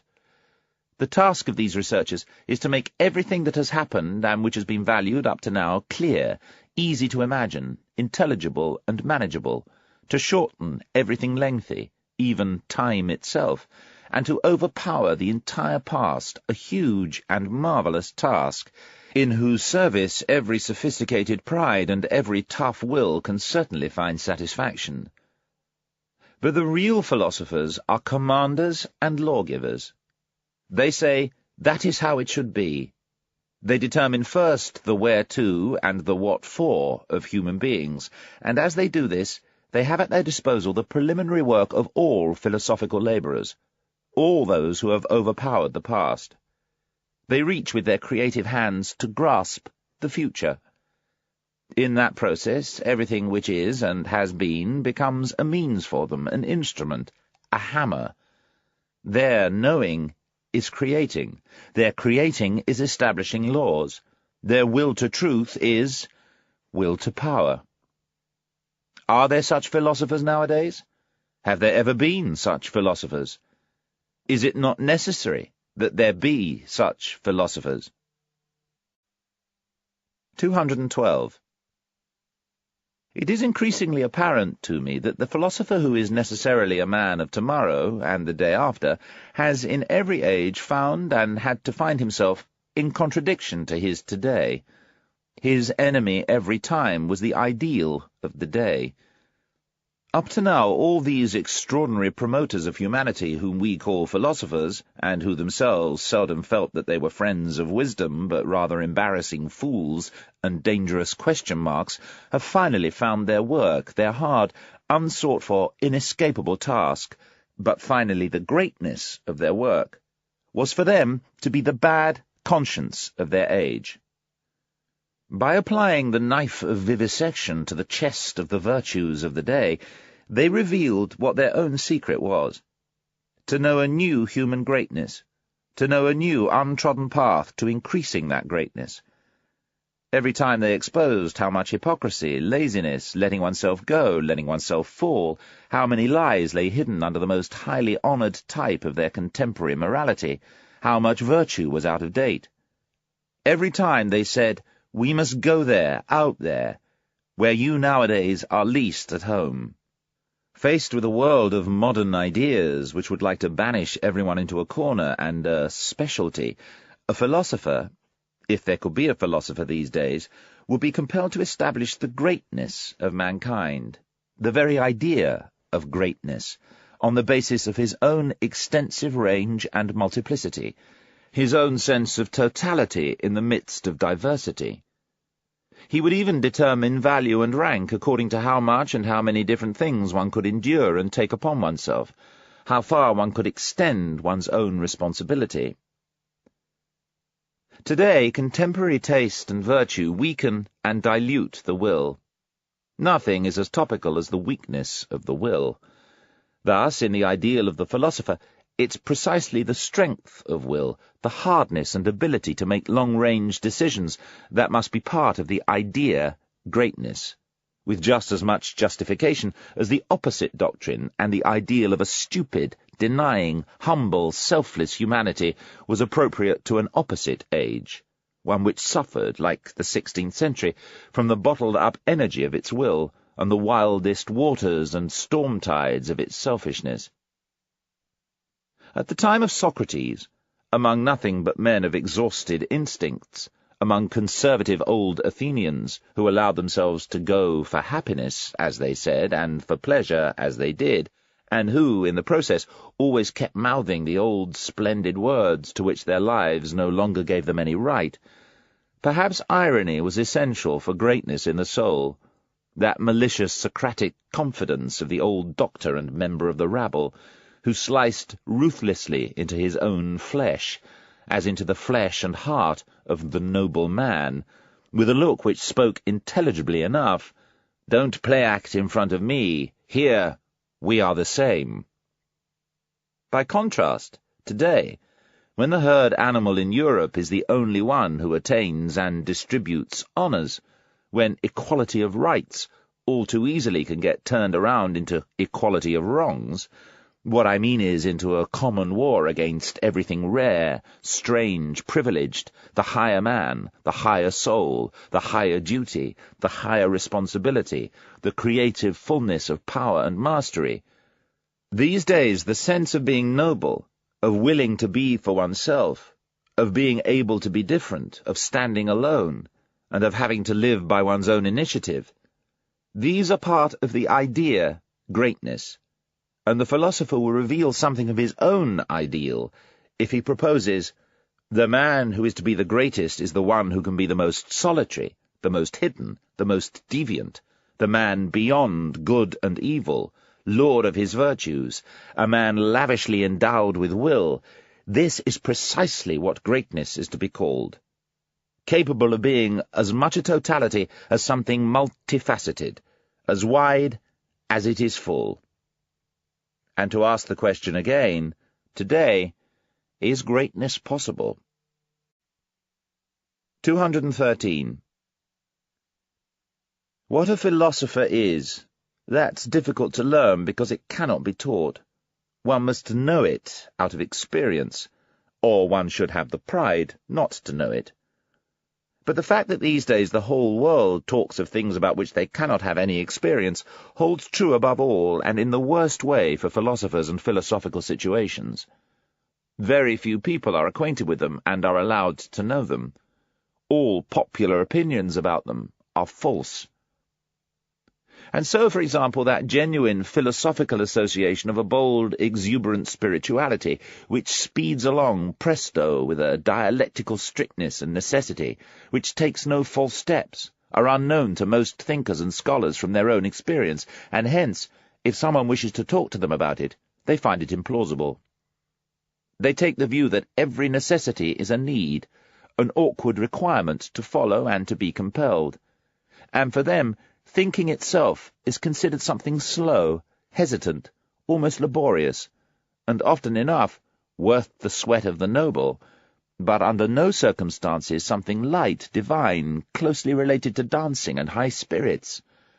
Thinking and taking an issue seriously, considering it gravely, among them these belong together. That's the only way they have experienced thinking. In such matters, artists may have a more subtle sense of smell. They know only too well that in the very place where they no longer create arbitrarily and make everything by necessity, their sense of freedom, refinement, authority, creative setting up, disposing, and shaping is at its height. In short, that necessity and the freedom of the will are then one thing for them. Ultimately, there is a rank ordering of spiritual conditions, with which the rank ordering of problems is consistent. And the highest problems shove back without mercy anyone who dares to approach them without having been predestined to solve them with the loftiness and power of his spirituality. What help is it if nimble heads of nondescript people, or, as happens so often these days, clumsy honest mechanics and empiricists with their plebeian ambition, press forward into the presence of such problems and, as it were, up to the court of courts? But on such a rug crude feet may never tread. There's still a primeval law of things to look after that. The doors remain closed to these people who push against them, even if they want to bang or crush their heads against them. One must be born for every lofty world. To put the matter more clearly, one must be cultivated for it. One has a right to philosophy, taking the word in its grand sense, only thanks to one's descent, one's ancestors. Here, too, blood decides. For a philosopher to arise, many generations must have done the preparatory work. Every single one of his virtues must have been acquired, cared for, passed on, assimilated, and not just the bold, light, delicate walking and running of his thoughts, but above all the willingness to take on great responsibilities, the loftiness of the look which dominates and gazes down, the feeling of standing apart from the crowd and its duties and virtues, the affable protecting and defending what is misunderstood and slandered, whether that is God or the devil, the desire for and practice of great justice, the art of commanding, the breadth of will, the slow eye that seldom admires, seldom looks upward, seldom loves. Part 7.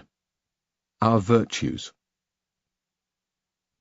In Part 7, Our Virtues, Nietzsche returns to his idea that moral judgments are a form of revenge by the less spiritually gifted against their natural superiors. Promoting ideas like equality and disinterestedness and pity are a common form of this phenomenon. Nietzsche distinguishes his idea of pity from the common idea of pity. The common man, with his pity for human beings, wishes to eliminate suffering. But Nietzsche pities this attitude because it makes human beings smaller and more contemptible. Suffering is the crucible in which all great things have been created. That is why utilitarians, who seek the greatest good of the greatest number and who anchor morality on pleasure and pain, are philosophically crude. Cruelty, Nietzsche insists, is the basis for our higher culture, which emerges from the spiritualization of that cruelty arising from the wild beast in human nature, which the modern age is afraid of, even though it believes it has overcome such natures. Attempts to be profound, even the desire to know in the full sense of the term, always involve cruelty to the spirit. Nietzsche here expands somewhat on his notion of a basic will of the spirit, a desire to command and to possess. This will is in conflict with other wills, including a desire for ignorance, deception, and simplification. To come to an understanding of the multifaceted nature of things, a philosopher needs to be honest with himself, especially about certain predetermined ways of thinking which he cannot change. By way of demonstrating this last point, Nietzsche launches an extended discussion of his views of women, which, as one might expect, include a contempt for all the modern ideas about the education and emancipation of women.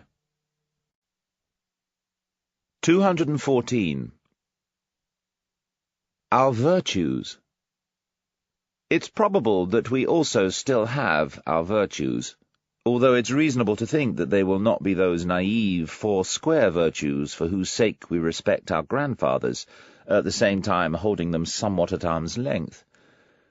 We Europeans of the day after tomorrow, we firstborn of the 20th century, with all our dangerous curiosity, our multiplicity and art of disguise, our tender and, so to speak, sweetened cruelty in spirit and sense, if we're to have virtues, we'll presumably have only those which have learned best how to tolerate our most secret and most heartfelt inclinations, our most burning needs. So then, let's look for them in our labyrinths, where, as we know, so many different things get lost, so many different things disappear forever. And is there anything more beautiful than seeking out one's own virtues? Doesn't this mean that one already almost believes in one's own virtues? But this phrase, believe in one's own virtues, isn't that basically the same thing people in earlier times used to call their good conscience?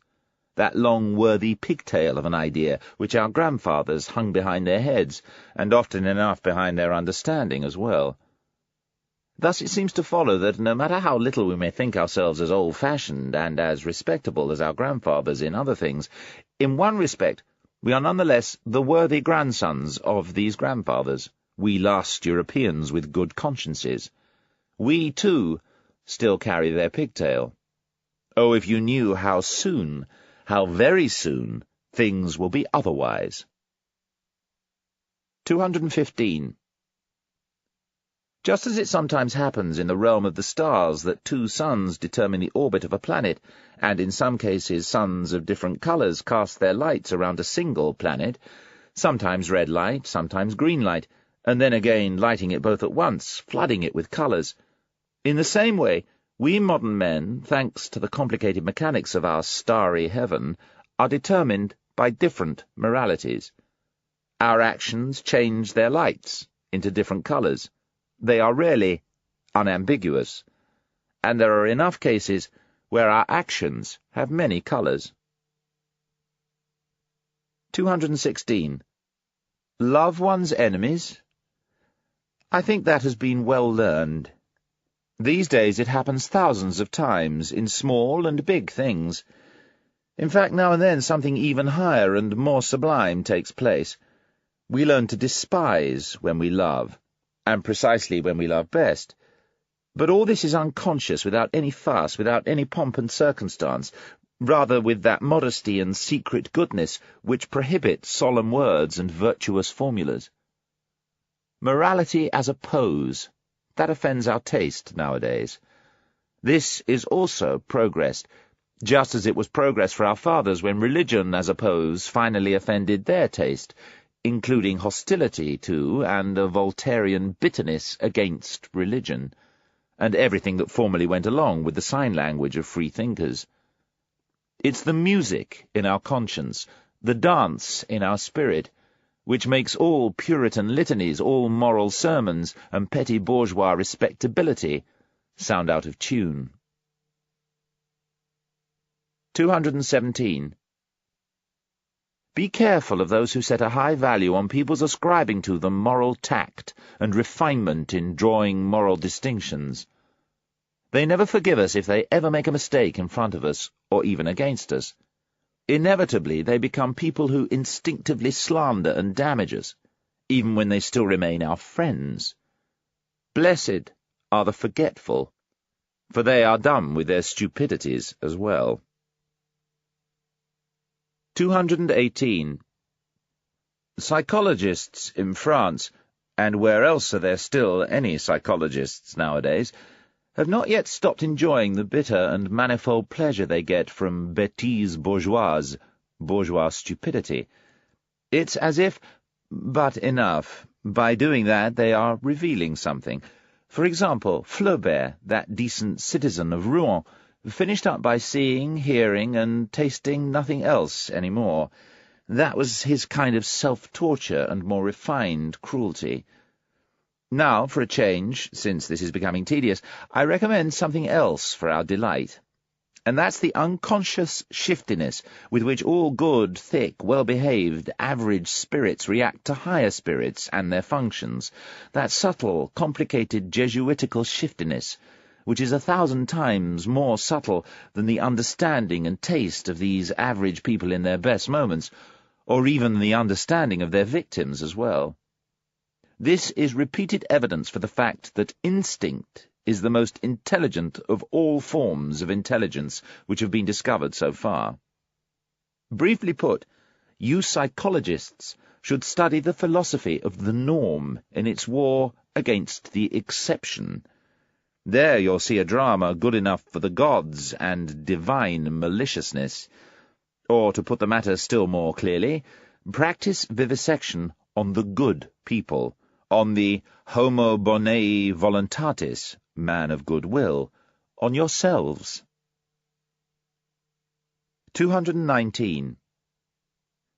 Moral judgment and condemnation are the favourite revenge of the spiritually limited against those who are less limited, as well as a form of compensation for the fact that nature has thought ill of them, and finally a chance to acquire some spirit and become refined. Spiritualized malice. Deep in their hearts they feel good that there is a standard before which those plentifully endowed with spiritual wealth and privilege stand just like them.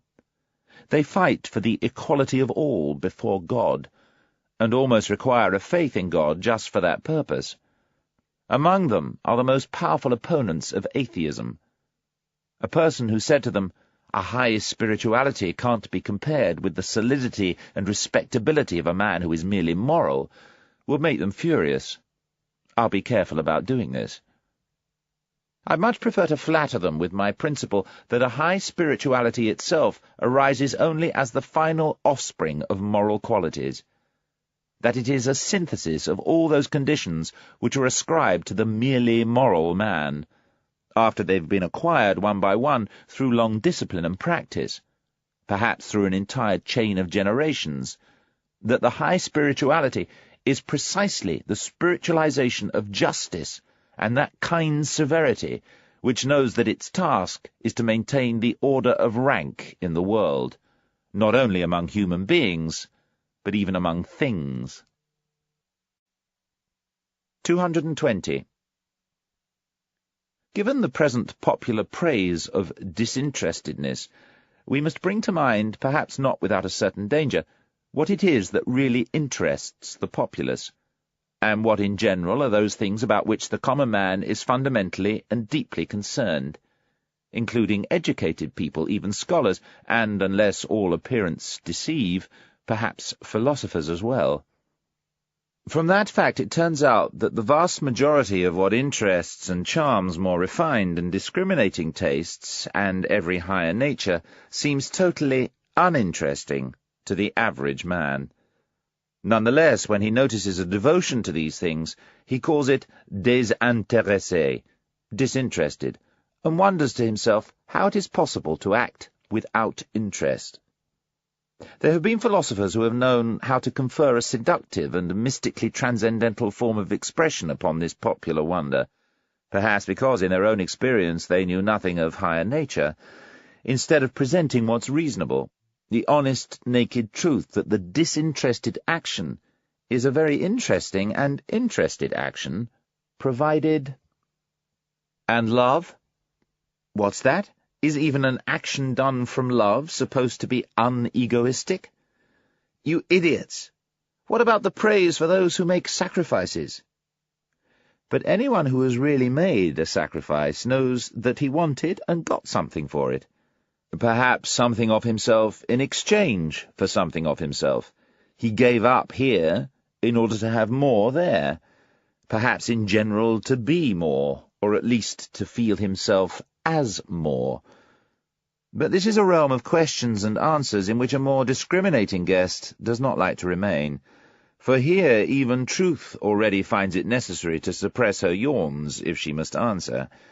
In the last analysis, truth is a woman. We should not treat her with force. 221.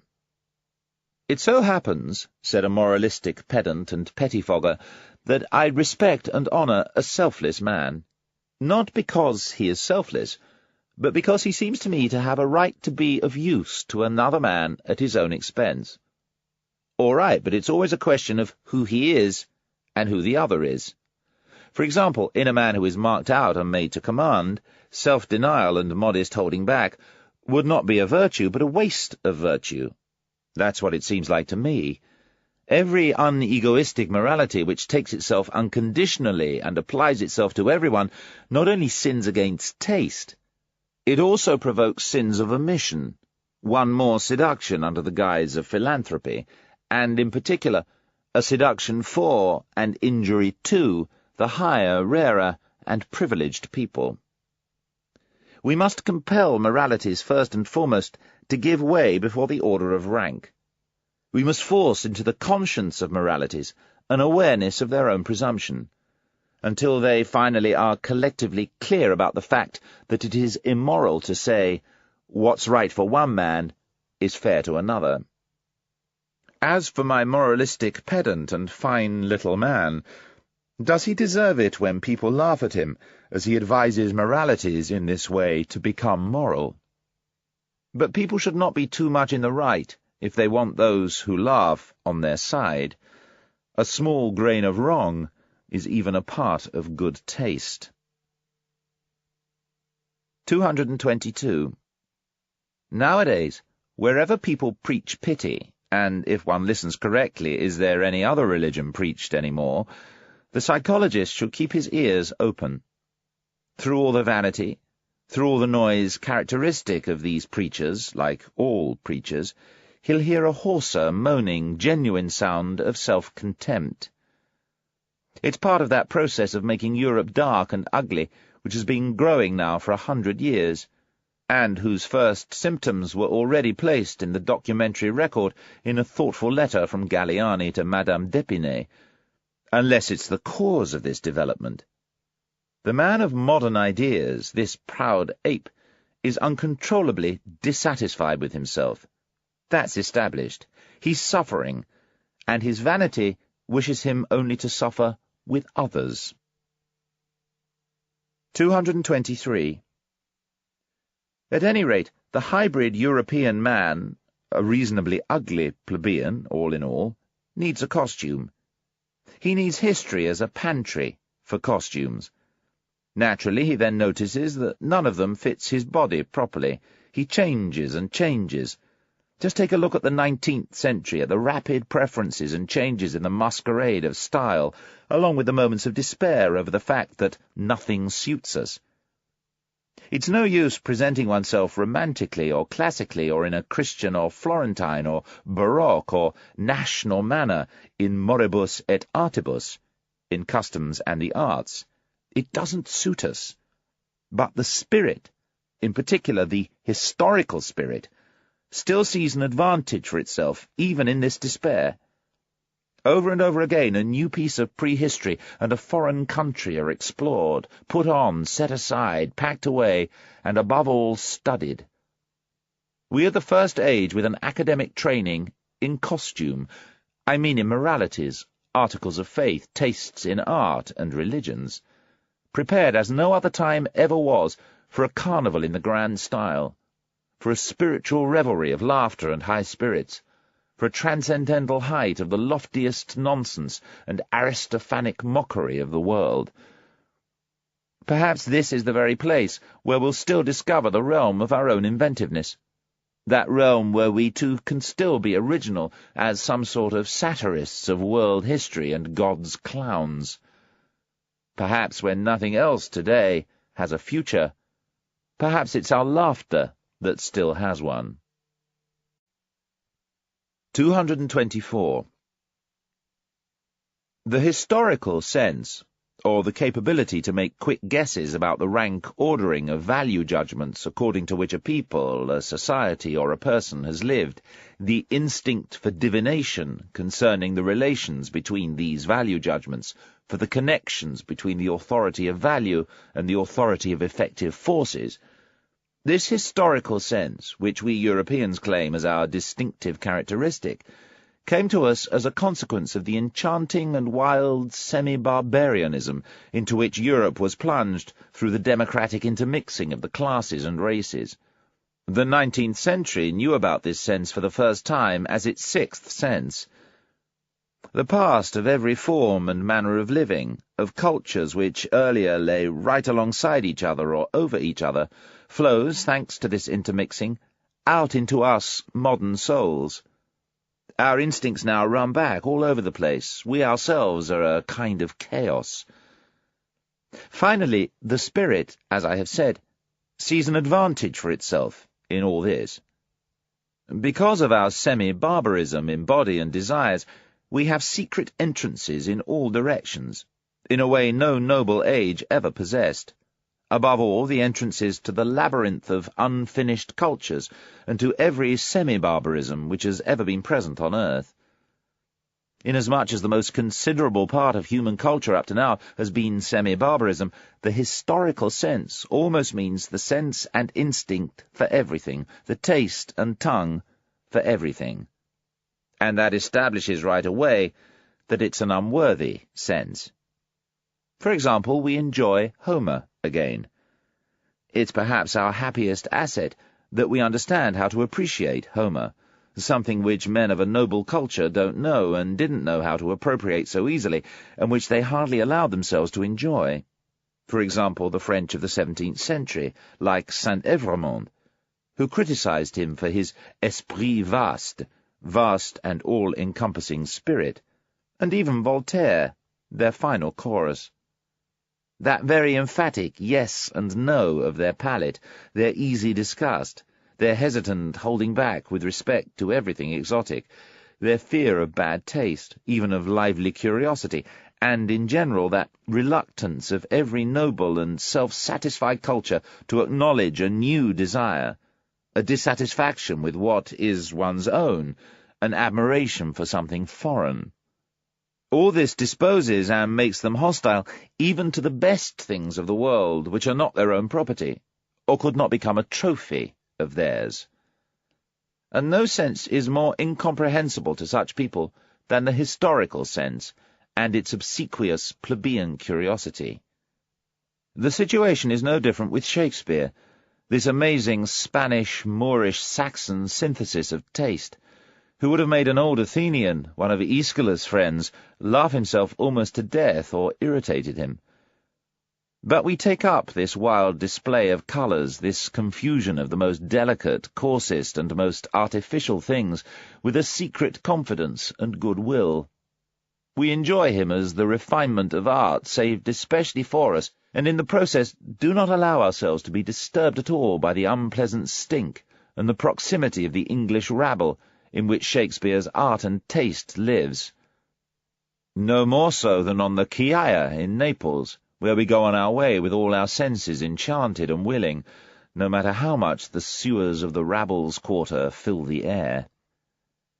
We men of the historical sense, we have our corresponding virtues. That's beyond dispute. We are undemanding, selfless, modest, brave, full of self-restraint, full of devotion, very grateful, very patient, very obliging. With all that, we are perhaps not very tasteful. Let's finally admit it to ourselves.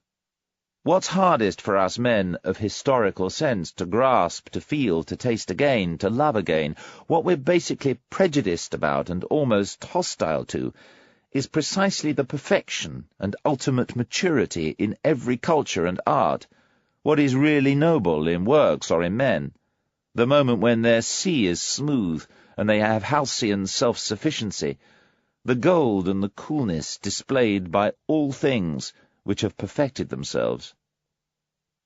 Perhaps the great virtue of our historical sense stands in a necessary opposition to good taste, at least to the very best taste, and we can reproduce in ourselves only with difficulty and hesitantly, only by forcing ourselves the small, short, and highest strokes of luck and transfigurations of human life as they suddenly shine out here and there. Those moments and miracles where a great force voluntarily remains standing before the boundless and unlimited, where an excess of sophisticated pleasure was enjoyed in sudden restraint and petrifaction, in standing firm and holding oneself steady on still trembling ground. Restraint is strange to us. Let's admit that to ourselves. Our itch is an itch for the unlimited, the unmeasured.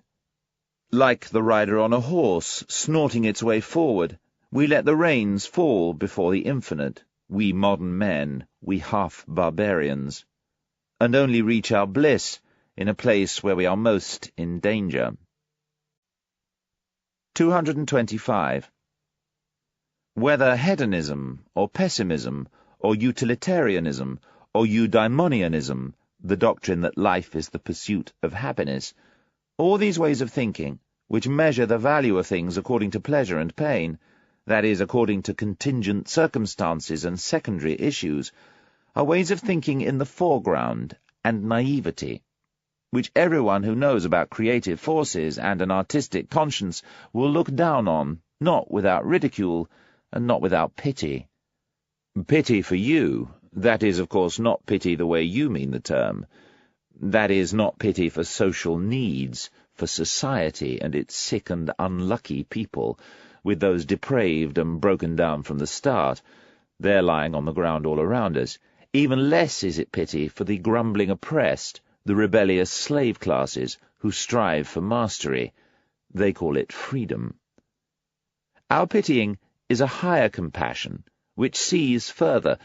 We see how man is making himself smaller, how you make him smaller, and there are moments when we look at your pitying with an indescribable anxiety, where we defend ourselves against this pity, where we find your seriousness more dangerous than any carelessness. You want, if possible, and there is no more fantastic, if possible, to do away with suffering. What about us? It does seem that we would prefer it to be even higher and worse than it ever was. Well-being, the way you understand it, that is no goal. To us that looks like an end, a condition which immediately makes human beings laughable and contemptible, something which makes their destruction desirable. The discipline of suffering, of great suffering. Don't you realize that up to this point it is only this suffering which has created every enhancement in man up to now? That tension of a soul in misery which develops its strength, its trembling when confronted with great destruction, its inventiveness and courage in bearing, holding out against, interpreting and using unhappiness, and whatever has been conferred upon it by way of profundity, secrecy, masks, spirit, cunning, and greatness, has that not been given to it through suffering, through the discipline of great suffering? In human beings, creature and creator are united. In man is material stuff, fragments, excess, clay, mud, nonsense, chaos. But in man there is also creator, artist, hammer-hardness, the divinity of the spectator and the seventh day. Do you understand this contrast? And do you understand that your pity for the creature in man is for what must be formed, broken, forged, torn apart, burned, glow, purified? For what must necessarily suffer and should suffer? And our pity, don't you understand for whom our reverse pity matters, when it protects itself against your pity, as against the most wretched of all mollycoddling and weakness, and thus pity against pity? But, to say the point again, there are higher problems than all those of enjoyment, suffering, and pity, and every philosophy that leads only to these is something naive. 226. We immoral ones. This world which we're concerned with, in which we have to fear and live, this almost invisible and inaudible world of sophisticated commanding, sophisticated obeying, a world of almost from every way of looking at it, entangled, embarrassing, cutting, and tender. Yes, this world is well defended against clumsy spectators and familiar curiosity. We have been woven into a strict yarn and shirt of duty, and cannot get out. In that respect, we too are men of duty. Yes, we as well.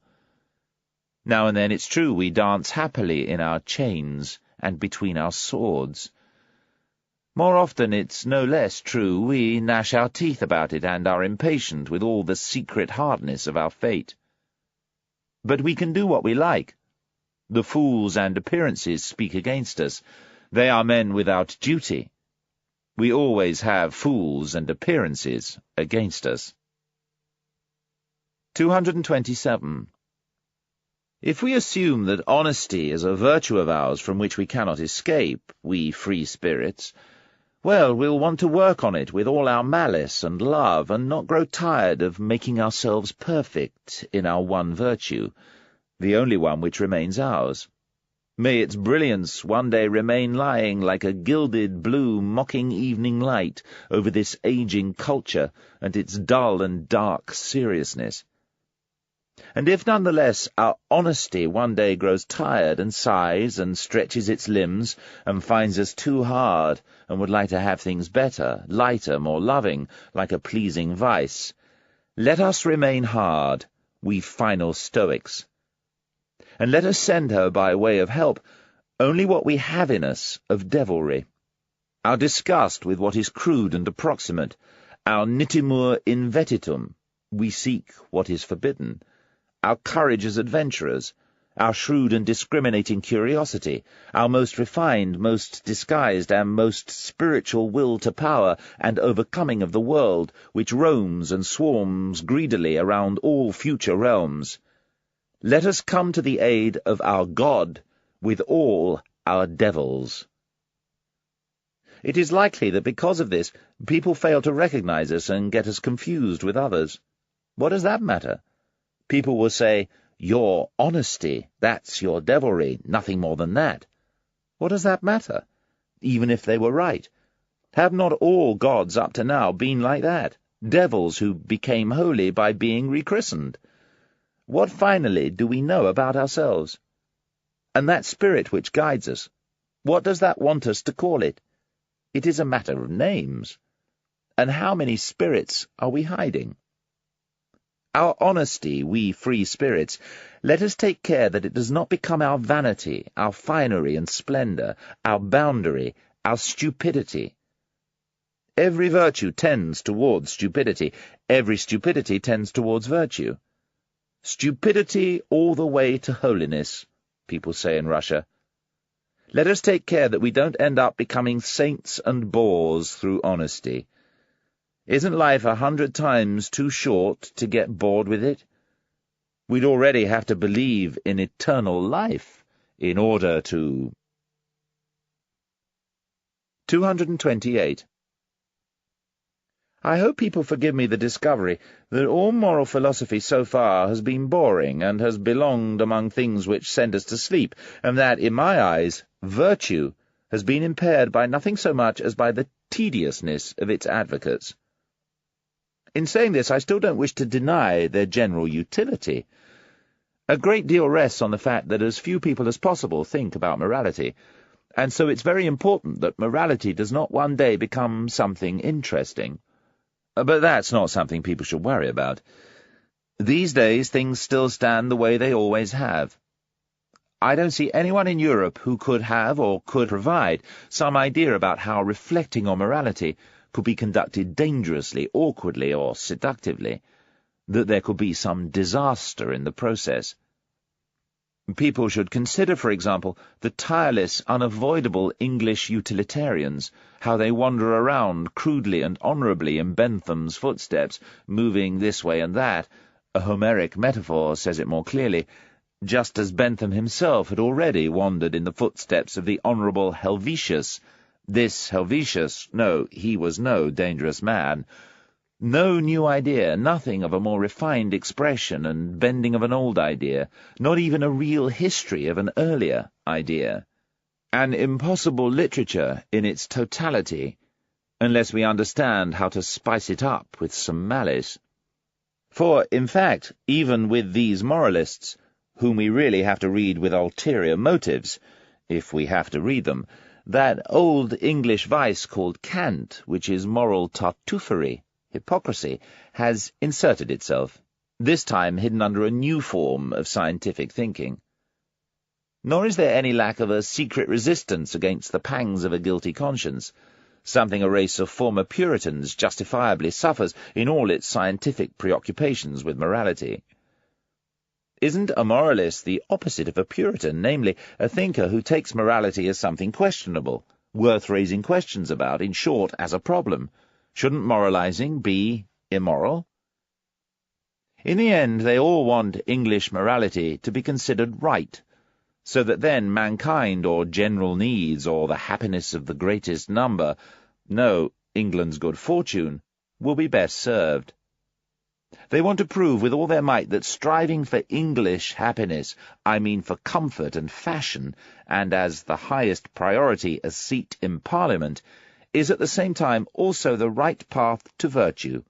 In fact, that all virtue which has existed in the world so far has consisted of just such striving. Not one of all these ponderous herd animals with uneasy consciences, who commit themselves to promoting egoism as an issue of general welfare, wants to know or catch a whiff of the fact that the general welfare is no ideal, no goal, not even a concept one can somehow grasp, but is only an emetic, that what is right for one man cannot in any way also be right for another man, that the demand of a single morality for everyone is a direct restriction on the higher men. In short, that there is a rank ordering between man, and thus, as a result, also between morality and morality. These utilitarian Englishmen are a modest and thoroughly mediocre kind of man, and, as mentioned, in so far as they are boring, we cannot think highly enough of their utility. We should even encourage them, just as, to some extent, someone has tried to do in the following rhyme. Hail to you, brave working lout! It's always better when drawn out. Always stiff in head and knee, never funny, never keen, always sticking to the mean, sans génie et sans esprit, without genius and without intelligence.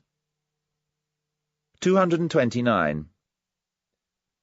In those recent ages which may be proud of their humanity, there remains so much residual fear, so much superstitious fear of the wild, cruel beasts, animals which these more humane ages are particularly proud of having overcome, that even palpable truths stay unspoken for hundreds of years, as if by some agreement, because they look as if they might help these wild beasts, which have been finally slaughtered, come back to life again. Perhaps I am daring something if I allow one such truth to escape me. Let others catch it again and give it so much milk of the devout ways of thinking to drink until it lies still and forgotten in its old corner. People should learn to think differently about cruelty and open their eyes. They should finally learn to get impatient, so that such presumptuous fat errors no longer brazenly wander around as virtues, the way they've been fed to us, for example, by old and new philosophers in connection with tragedy. Almost everything which we call higher culture rests on the spiritualization and intensification of cruelty. That's my claim. That wild beast hasn't been killed at all. It's alive, it's flourishing. Only it has turned itself into a god. What constitutes the painful delight in tragedy is cruelty. What has a pleasing effect in so-called tragic pity, and basically even in everything awe-inspiring right up to the highest and most delicate trembling of metaphysics, gets its sweetness only from the addition of cruelty to the mixture. What the Roman in the arena, Christ in the raptures of the cross, the Spaniard at the sight of a burning at the stake or a bullfight, the Japanese today who crowds into tragedies, the Parisian suburban worker who feels nostalgic for a bloody revolution, the female fan of Wagner who, with her will unhinged, lets herself submit to Tristan and Isolde. What all these people enjoy and try to drink down with mysterious enthusiasm is the spicy liquor of the great Circe: cruelty. In saying this, we must of course chase off the foolish psychology of former times, which, so far as cruelty is concerned, knew only how to teach us that it arose at the sight of someone else's suffering. There is a substantial, overabundant enjoyment also with one's own suffering, with making oneself suffer. And wherever people let themselves be convinced about self-denial in a religious sense, or about self-mutilation, as with the Phoenicians and ascetics, or in general about depriving themselves of sensual experience and the flesh, about remorse, Puritan pangs of repentance, a vivisection of the conscience, and Pascal's sacrificio del intelletto, sacrifice of the intellect, they are secretly seduced and pushed on by cruelty, by that dangerous thrill of cruelty turned against themselves.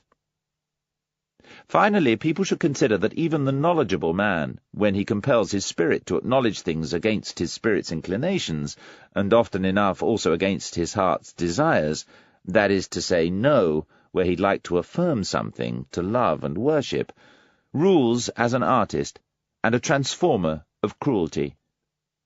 In fact, every attempt to be profound and thorough is a forceful violation, a willingness to do harm to the basic will of the spirit, which always wants what's apparent and superficial.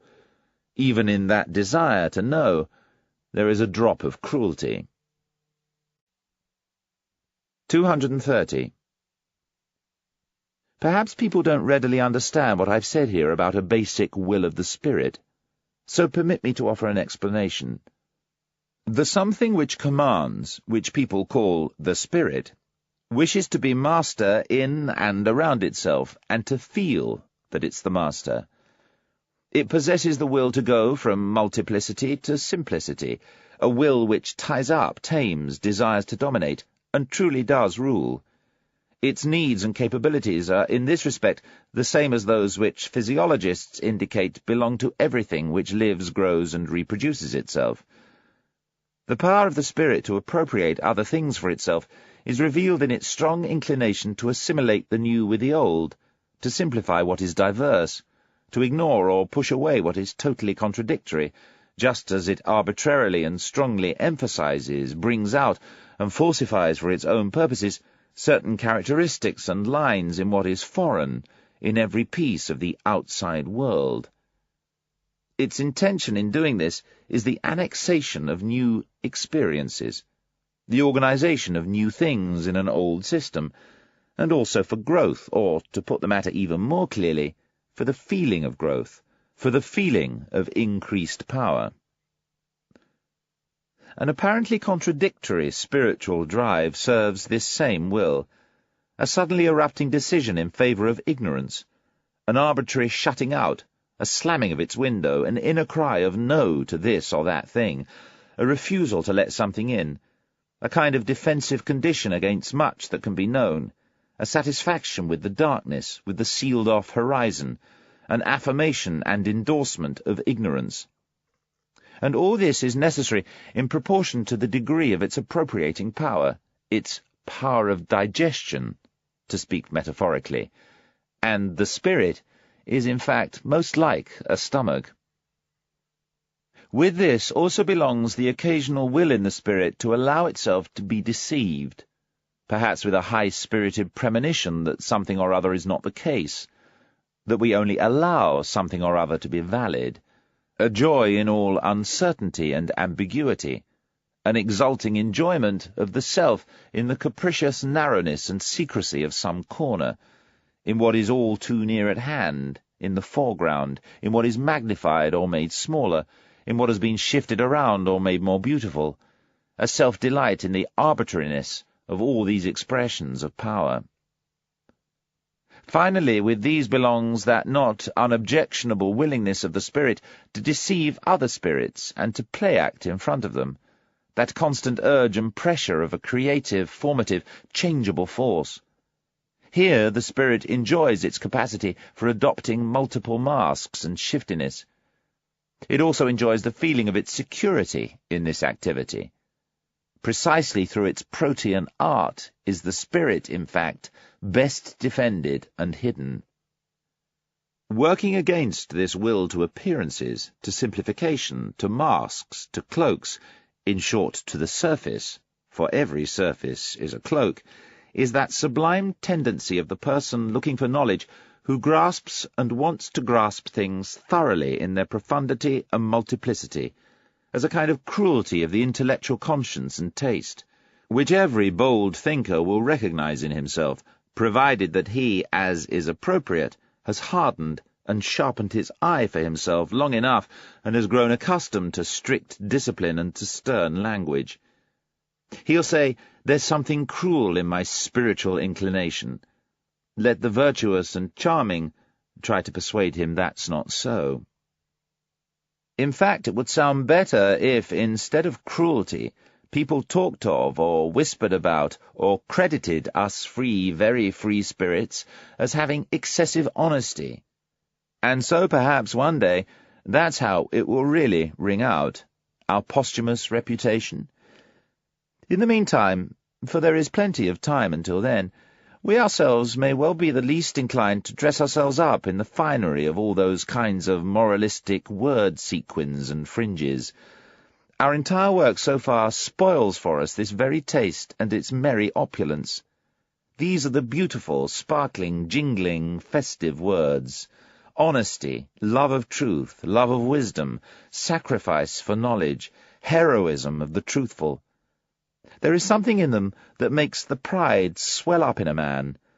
But we hermits and marmots, we persuaded ourselves long ago, with all the secrecy of a hermit's conscience, that this worthy verbal pomp also belongs with the old lying finery, rubbish and gold dust of unconscious human vanity, and that underneath such flattering colours and repainted surfaces we must once again recognize the terrifying basic text of Homo Natura, natural man.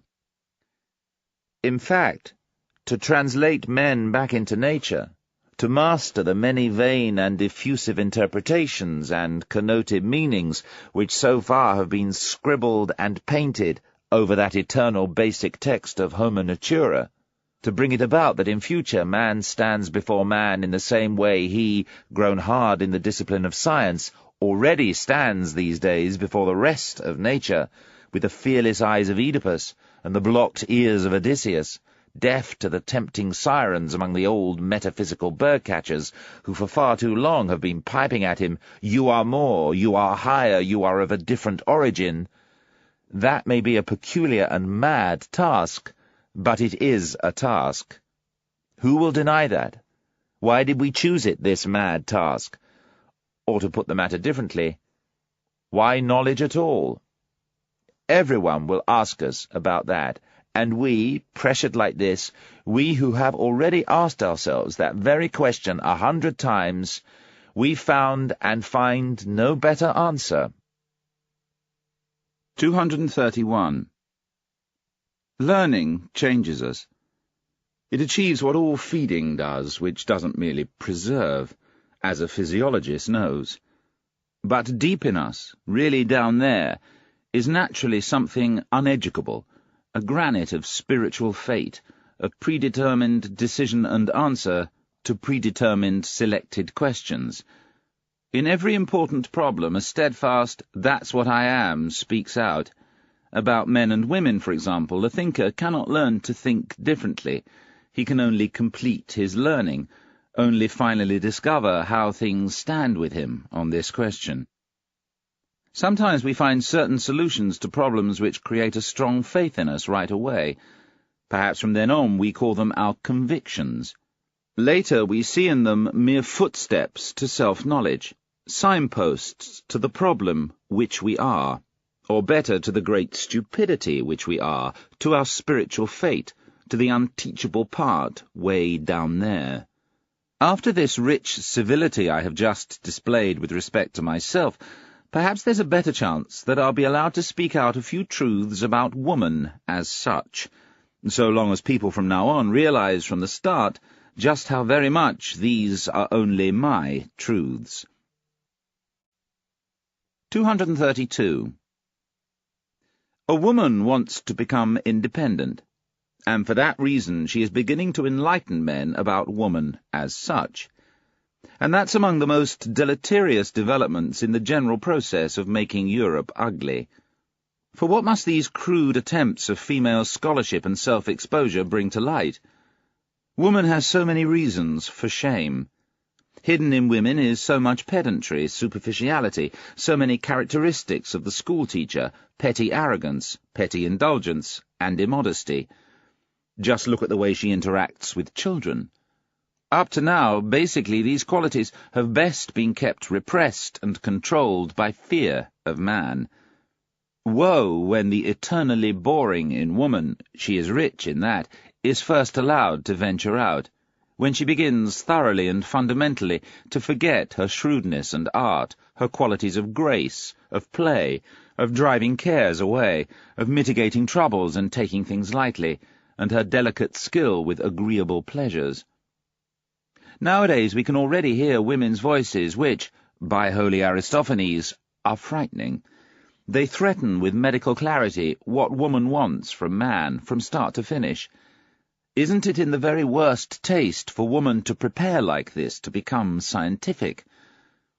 So far, enlightening has fortunately been a man's business, a man's talent. In the process, we remained among ourselves. In dealing with everything which women write about concerning woman, we may finally retain a healthy mistrust whether woman really wants enlightenment about herself, or is capable of wanting it. Unless a woman by doing this is seeking some new finery for herself, so I do think that dressing herself up belongs to the eternally feminine, well, by doing this she does want to arouse fear of herself. In that way, perhaps she wants power. But she does not want the truth. What does a woman have to do with truth? From the very beginning, nothing is stranger, more unfavourable, or more hostile to women than the truth. Her great art is the lie, her highest concern appearance and beauty. We men should admit it. We honour and love precisely this art and instinct in woman, we who have a hard time of it, and are happy to get relief by associating with beings under whose hands, looks, and tender foolishness, our seriousness, our gravity and profundity seem almost silly. Finally, I put the question, has a woman ever herself conceded that a woman's head is profound, that a woman's heart is just? And isn't it true that, speaking generally, woman, up to this point, has been held in contempt, mostly by woman herself, and not at all by us? We men want a woman not to continue to compromise herself by enlightenment, just as it was masculine care and consideration for woman that made the Church decree mulier taceat in ecclesia, let a woman be silent in church. It was an advantage for woman when Napoleon let the all-too-loquacious Madame de Staël understand mulier taceat in politicis, let women be silent in politics. And I think that a true friend of women is the man who nowadays shouts out to them, mulier taceat de mulieri, let woman be silent about women. 233. It reveals a corruption of instincts, quite apart from revealing bad taste, when a woman makes a direct reference to Madame Roland or Madame de Staël or Monsieur Georges Sand, as if by doing so they had something to prove in favour of the woman as such. Among men, those names are the three comical woman as such, nothing more, and the very best unintentional counter-arguments against emancipation and female self-importance. 234. Stupidity in the kitchen, woman as cook, the ghastly absence of intelligent thought in caring for the nourishment of the family and the man of the house. Woman understands nothing about what food means, and she wants to be cook. If woman were a thinking creature, then, as cook for thousands of years, she'd surely have found out the most important physiological facts, while at the same time she'd have had to take ownership of the art of healing. Because of bad female cooks and the complete lack of reason in the kitchen, the development of human beings has been held up for the longest time and suffered the worst damage. Even today, things are little better. A speech for fashionable young ladies. 235. There are expressions and successful projections of the spirit. There are aphorisms, a small handful of words, in which an entire culture, an entire society, suddenly crystallizes. Among these belongs that remark Madame de Lambert made at some point to her son, "Mon ami, ne vous permettez jamais que de folies, qui vous feront grand plaisir." My dear, never allow yourself anything but those follies which will bring you great pleasure, which is, by the way, the most motherly and cleverest remark that has ever been directed to a son. 236. What Dante and Goethe believed about women, the former when he sang «Ella guardava suso ed io in lei», she looked upward and I at her, and the latter when he translated this passage as «the eternally feminine draws us upwards», I have no doubt that every more aristocratic woman will resist this faith, for she believes the very same about the eternally masculine. 237. 7 short maxims about women. How the longest boredom flees, when man crawls to us on his knees. Old age, alas, and science too, give strength to even weak virtue. Dressed in black and speaking never, every woman then looks clever. When things go well, my gratitude goes to God and the woman who cuts my clothes. When young, a flowery cavern home, when old, a dragon on the roam. A noble name, legs are fine, a man as well, would he were mine. Brief in speech, the sense quite nice, a female ass on treacherous ice. 237a.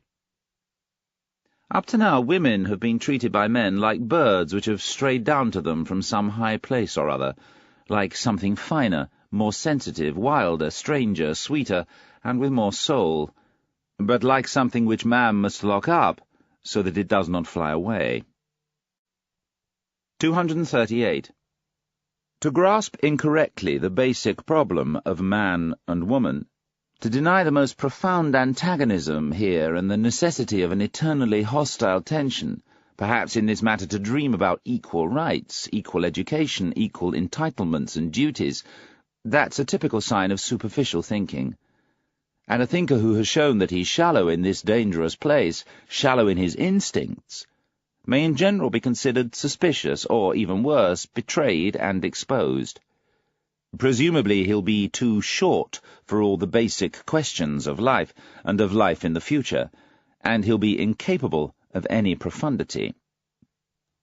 By contrast, a man who does have profundity in his spirit and in his desires as well, together with that profundity of goodwill capable of severity and hardness, and easily confused with them, can only think about woman in an oriental way. He has to grasp woman as a possession, as a property which he can lock up, as something predetermined for service and reaching her perfection in that service. In this matter he must take a stand on the immense reasoning of Asia, on the instinctual superiority of Asia, just as the Greeks did in earlier times, the best heirs and students of Asia, who, as is well known from Homer to the time of Pericles, as they advanced in culture and in the extent of their power, also became step by step stricter against women, in short, more oriental. How necessary, how logical, even how humanly desirable this was, that's something we do well to think about. 239. In no age has the weak sex been treated with such respect on the part of men as in our time. That's part of the tendency and basic taste of democracy, just like the disrespect for old age.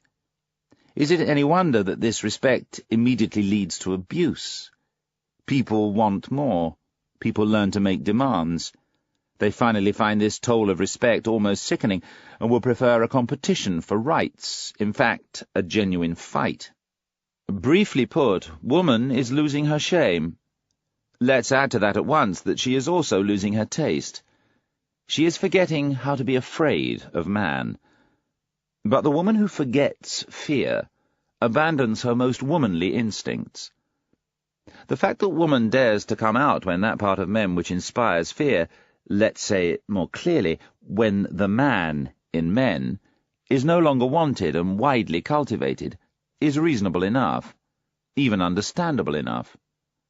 What's more difficult to grasp is that in this very process woman degenerates. That's happening today. Let's not deceive ourselves about it. Wherever the industrial spirit has triumphed over the military and aristocratic spirit, woman now strives for the economic and legal independence of a shop assistant. Woman as clerk stands out on the door of the modern society which is now developing. As she thus empowers herself with new rights and strives to become master and writes the progress of woman on her banners and little flags, it becomes terribly clear that the opposite is taking place. Woman is regressing. Since the French Revolution, the influence of woman in Europe has grown smaller in proportion to the increase in her rights and demands, and the emancipation of woman, to the extent that that is desired and demanded by women themselves, and not just by superficial men, has, as a result, produced a peculiar symptom of the growing weakening and deadening of the most feminine instincts.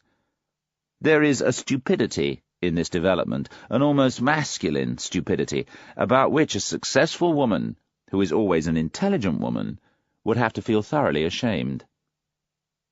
To lose the instinct for the ground on which one is surest to gain victory, to neglect to practice the art of one's own true weapons, to allow oneself to let go before men, perhaps even to produce a book, where previously one used discipline and a refined, cunning humility, to work with a virtuous audacity against man's faith in a fundamentally different ideal concealed in woman, an eternally and necessarily feminine, with constant chatter to talk men emphatically out of the idea that woman, like a delicate, strangely wild and often pleasing domestic animal, must be maintained, cared for, protected and looked after, the awkward and indignant gathering up of everything slavish and serf-like, which has inherently belonged to the position of women in the social order up to this point, and which still does, as if slavery were a counter-argument and not rather a condition of every higher culture, every enhancement in culture.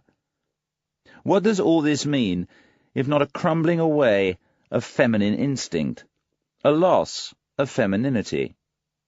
Of course, there are enough idiotic friends of women and corrupters of women among the scholarly asses of the male sex who counsel woman to defeminize herself in this manner and to imitate all the foolish things which make the man in Europe and European manliness sick.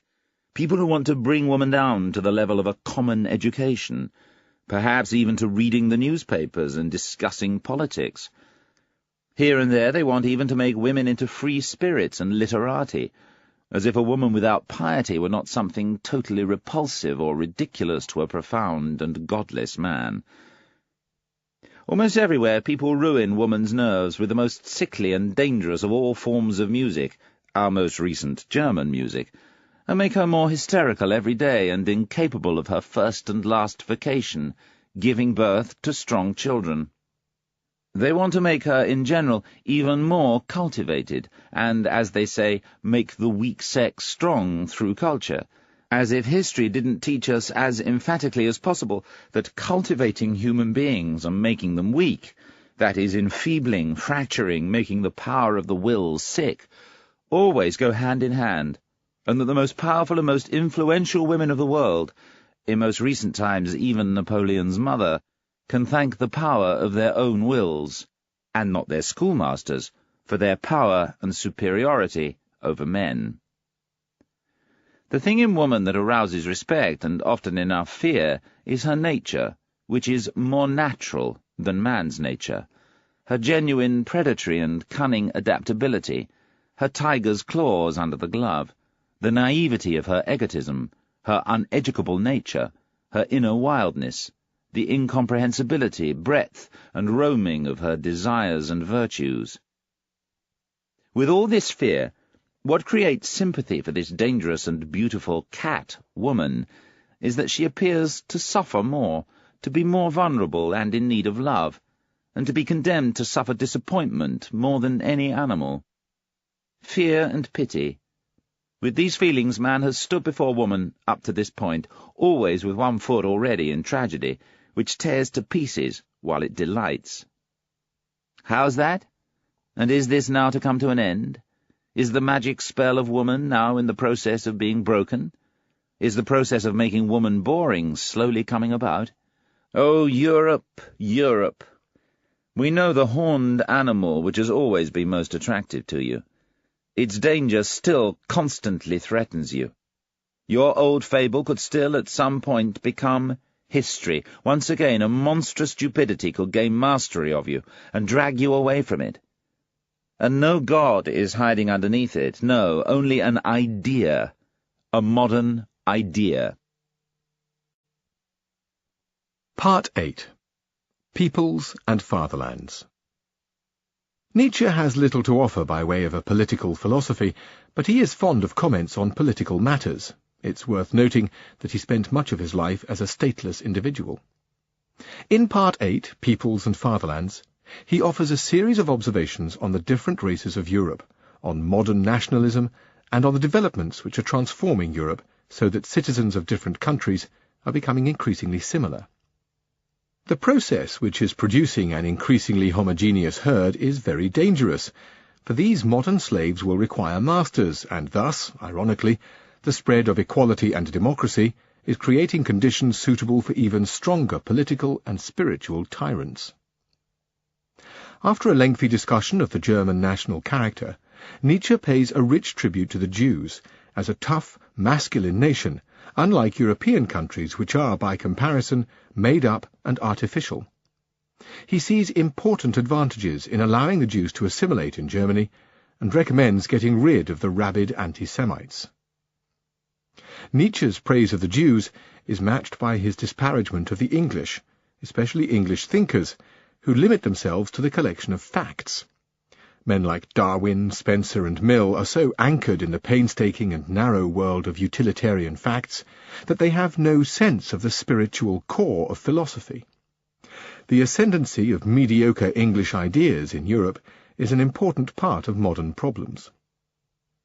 Before the end of the section, Nietzsche takes aim at the developing nationalism in Europe, an idiocy promoted by stupid politicians. The great spirits of the century, Napoleon, Goethe, Wagner, and others, all promoted a vision of Europe beyond nationalism. They may, in their old age, have taken refuge in ideas about the fatherland or Rome, but at their most creative, they were working towards a new vision. 240. I heard once again, for the first time, Richard Wagner's overture to the Meistersinger. It is a splendid, overloaded, difficult, and late art which prides itself on the fact that, in order to understand it, one has to assume that 2 centuries of music is still vital. It is to the Germans' credit that such a pride did not make an error. What juices and forces, what seasons and heavenly strokes are intermingled here! It impresses us sometimes as old-fashioned, sometimes as strange, dry, and too young. It is as arbitrary as it is conventionally grandiose. If not infrequently mischievous, still more frequently tough and coarse. It has fire and courage, and, at the same time, the loose, dung-coloured skin of fruits which become ripe too late. It streams out wide and full, and suddenly a moment of inexplicable hesitation, a gap, as it were, springs up between cause and effect. A pressure which makes us dream, almost a nightmare, but already the old stream of contentment is spreading and widening once more. The stream of manifold contentment, of old and new happiness, which very much includes the happiness of the artist with himself, something he will not conceal, his amazed and happily shared knowledge of the mastery of the means he has used here, new and newly acquired artistic means, so far untried, as he seems to inform us.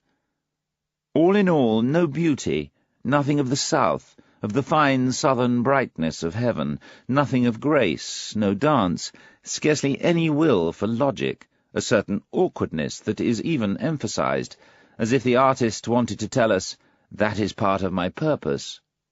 A ponderous drapery, something arbitrarily barbaric and ceremonial, a shimmy of scholarly and reverend treasures and fine points, something German, in the best and worst senses of the word, something manifold, formless, and inexhaustible in the German way, a certain German power and spiritual excess, which has no fear of hiding under the refinements of decay, and which, perhaps, feels at its best, only there, a truly authentic landmark of the German soul, young and obsolete both at the same time, overrotten and still over-rich for the future.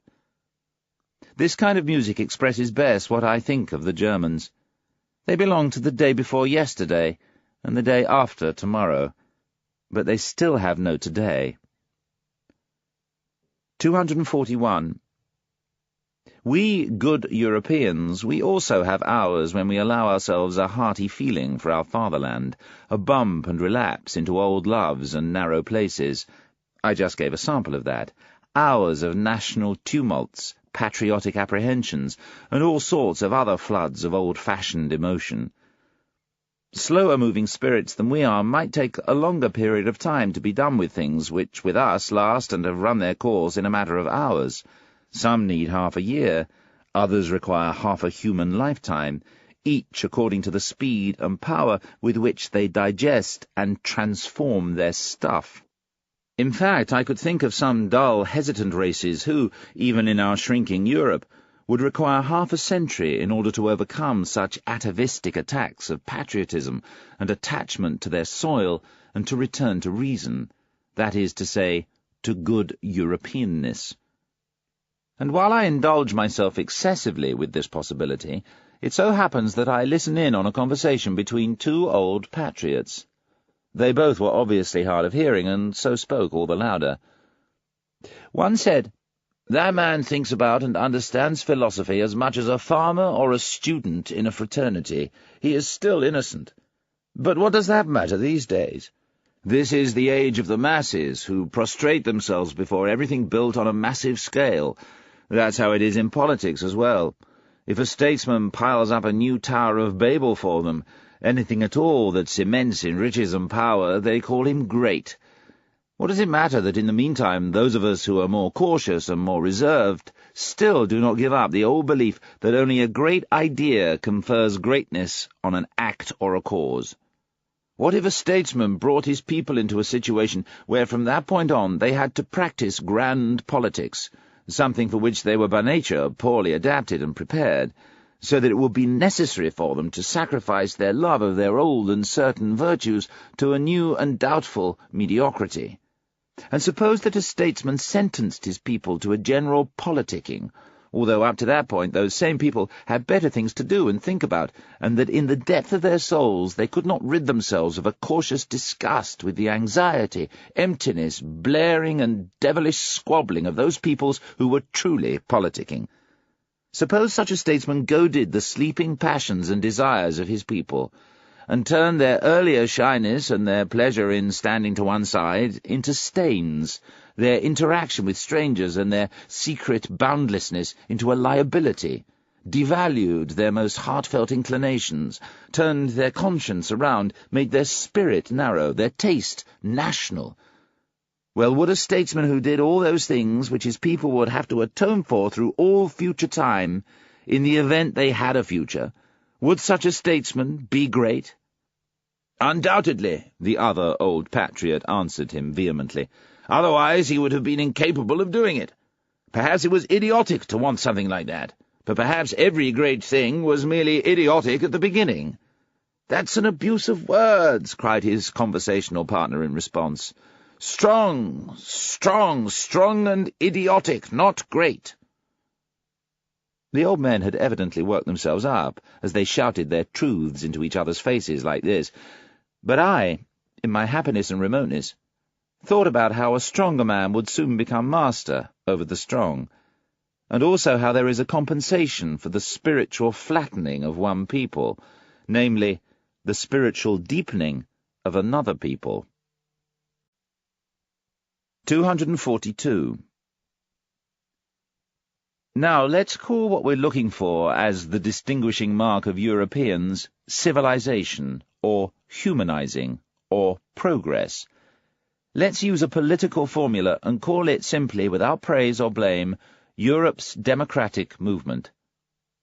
Behind all the moral and political foregrounds indicated with such labels, an immense physiological process is completing itself, something whose momentum is constantly growing.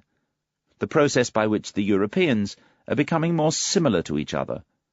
The growing detachment from the conditions under which arise races linked to climate and class.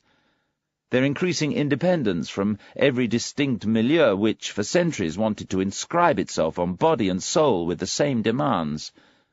Thus, the slow emergence of an essentially supranational and nomadic type of man, who, physiologically speaking, possesses as his characteristic mark a maximum of the art and power of adaptation.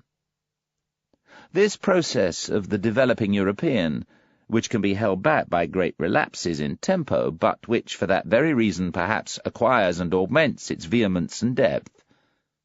The furious storm and stress of national feeling still raging today belongs here, along with that anarchism which is just emerging.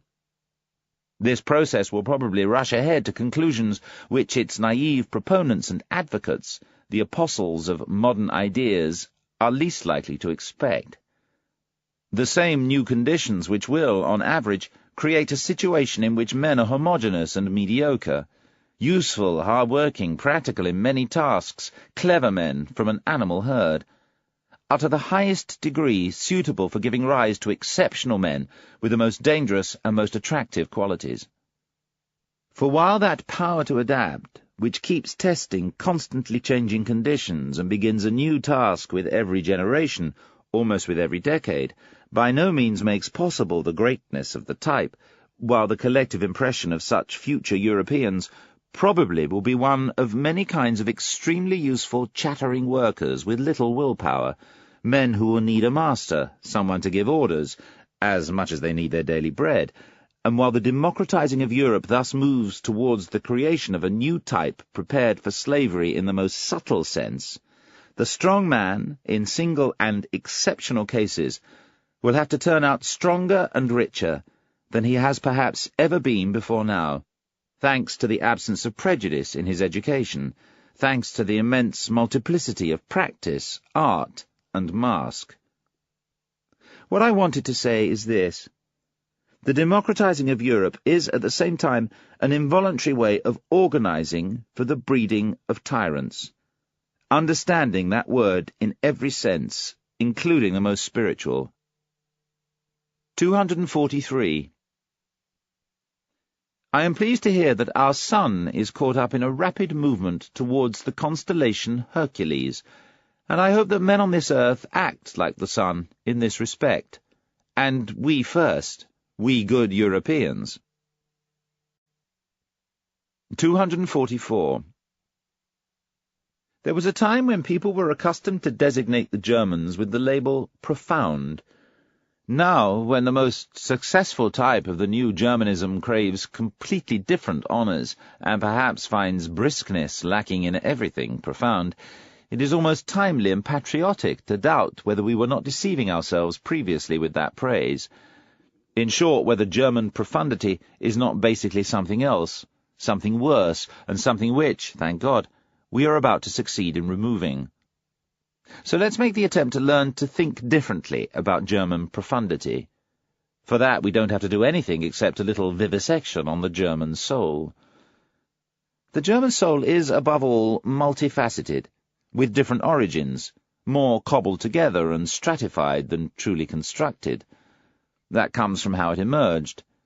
A German who would dare to claim, "Alas, 2 souls live inside my breast," would be seriously violating the truth, or, putting the matter more correctly, would lag behind the truth by several souls. As a people of the most monstrous mixing and stirring together of races, perhaps even with an excess of pre-Aryan elements, as a people in the middle in every sense. The Germans are more incomprehensible, more extensive, more contradictory, more unknown, more unpredictable, more surprising, more terrifying to themselves than other people are to themselves. They elude definition, and for that reason are the despair of the French. It's typical of the Germans that with them the question, "What is German?" never dies away. Kotzebue certainly knew his Germans well enough. "We have been acknowledged," they cheer to him, but Sant also thought he knew them. Jean-Paul knew what he was doing when he expressed his anger over Fichte's false but patriotic flatteries and exaggerations. But is it likely that Goethe's thinking about the Germans was any different from Jean-Paul's, even if he thought he was right in his opinion about Fichte? What did Goethe really think about the Germans? But he never spoke clearly about many things around him, and all his life he knew how to keep a delicate silence. He probably had good reasons for that. What's certain is that the wars of liberation did not make him look up in a happier mood, any more than the French Revolution. The event which made him rethink his Faust, and indeed the entire problem of man, was the appearance of Napoleon. There are words of Goethe in which, as if from a foreign country, he denies with an impatient heart what the Germans reckon as something they can be proud of. The famous German disposition he once defined as leniency with the weaknesses of strangers and with their own. Was he wrong in that? It's a characteristic of the Germans that one is rarely completely wrong about them. The German soul has within it lanes and connecting paths. In it there are high points, hiding places, dungeons. Its lack of order has a great deal of the charm of something full of secrets. On the secret routes to chaos, the German knows what he is doing. And just as everything loves its own metaphorical likeness, so the German loves the clouds, and everything associated with a lack of clarity, with becoming, with twilight, with dampness. Any kind of uncertainty, shapelessness, shifting around, or developing, he senses as something profound. In himself, the German man is nothing. He is becoming something. He is developing himself. Hence, developing is the essential German discovery and invention in the great realm of philosophical formulas, a governing idea which, along with German beer and German music, is working to Germanize all Europe. Foreigners stand there amazed at and attracted to the riddles which the contradictory nature underlying the German soul presents to them, something Hegel organized into a system, and Richard Wagner finally even set to music. Good-natured and treacherous, such a juxtaposition, a contradiction if applied to any other people, unfortunately justifies itself too often in Germany. Just live for a while among the Swabians. The ponderousness of the German scholar, his social tastelessness, gets on alarmingly well with an inner agility in dancing on a tightrope and a light impudence, faced with which all the gods have by now learned about fear. If people want an ad oculus, visual demonstration of the German soul, let them only look into German taste, into German arts and customs. What a boorish indifference to taste! See how there the noblest and the meanest stand next to each other, how disorderly and rich this entire spiritual household is. The German drags his soul along with him. He drags along everything he experiences. He digests his experiences badly. He's never finished with them. German profundity is often only a difficult and hesitant digestion, and just as all the habitual invalids or the dyspeptics have an inclination for comfort, so the German loves openness and conventional probity. How comfortable it is to be open and conventional. Today that is perhaps the most dangerous and most successful disguise which the German knows, this trusting, cooperative, cards-on-the-table nature of German honesty. It is his true Mephistophelian art. With it he can still go far. The German lets himself go as he gazes with true, blue, empty German eyes, and foreigners immediately confuse him with his nightgown. What I wanted to say is this: let German profundity be what it will. When we are entirely among ourselves, perhaps we'll allow ourselves to laugh about it. We'll do well to hold its appearance and its good name in honour in future, and not to dispose of our old reputation as people of profundity too cheaply for Prussian boldness and Berlin wit and sand. It's clever for a people to make itself and let others think it profound, clumsy, good-natured, honest, unwise. That could even be profound. Finally, one should be a credit to one's name. Not for nothing are we called the Tusha people, the deceiving people. 245. The good old days are gone. In Mozart they sang themselves out. How lucky we are that his Rococo still speaks to us, that his good society, his loving raptures, his childish delight in Chinese effects and curlicues, the civility in his heart, his desire for delicacy, lovers, dancers, those with blissful tears, his faith in the South, can still appeal to some remnant in us. Alas, at some point it will be gone. But who can doubt that the understanding of and taste for Beethoven will be gone even earlier? He was, in fact, only the final chords of a stylistic transition, a break in style, and not, like Mozart, the final notes of a great centuries-long European taste. Beethoven is something that happens between an old, crumbling soul which is constantly breaking up and a very young soul of the future which is constantly advancing. In his music there lies that half-light of eternal loss and of eternally indulgent hoping, that same light in which Europe was bathed when it dreamed with Rousseau, when it danced around the freedom tree of revolution, and finally almost worshipped before Napoleon. But how quickly now this very feeling fades. Nowadays how difficult it has already become to know this feeling. How foreign to our ears sounds the talk of Rousseau, Schiller, Shelley, and Byron, in whom collectively the same European fate found a way in words which it knew how to sing in Beethoven. What has come in German music since then belongs to the Romantic period, that is, historically considered, to an even shorter, even more fleeting, even more superficial movement than was that great interlude, that transition in Europe from Rousseau to Napoleon and to the arrival of democracy. Weber.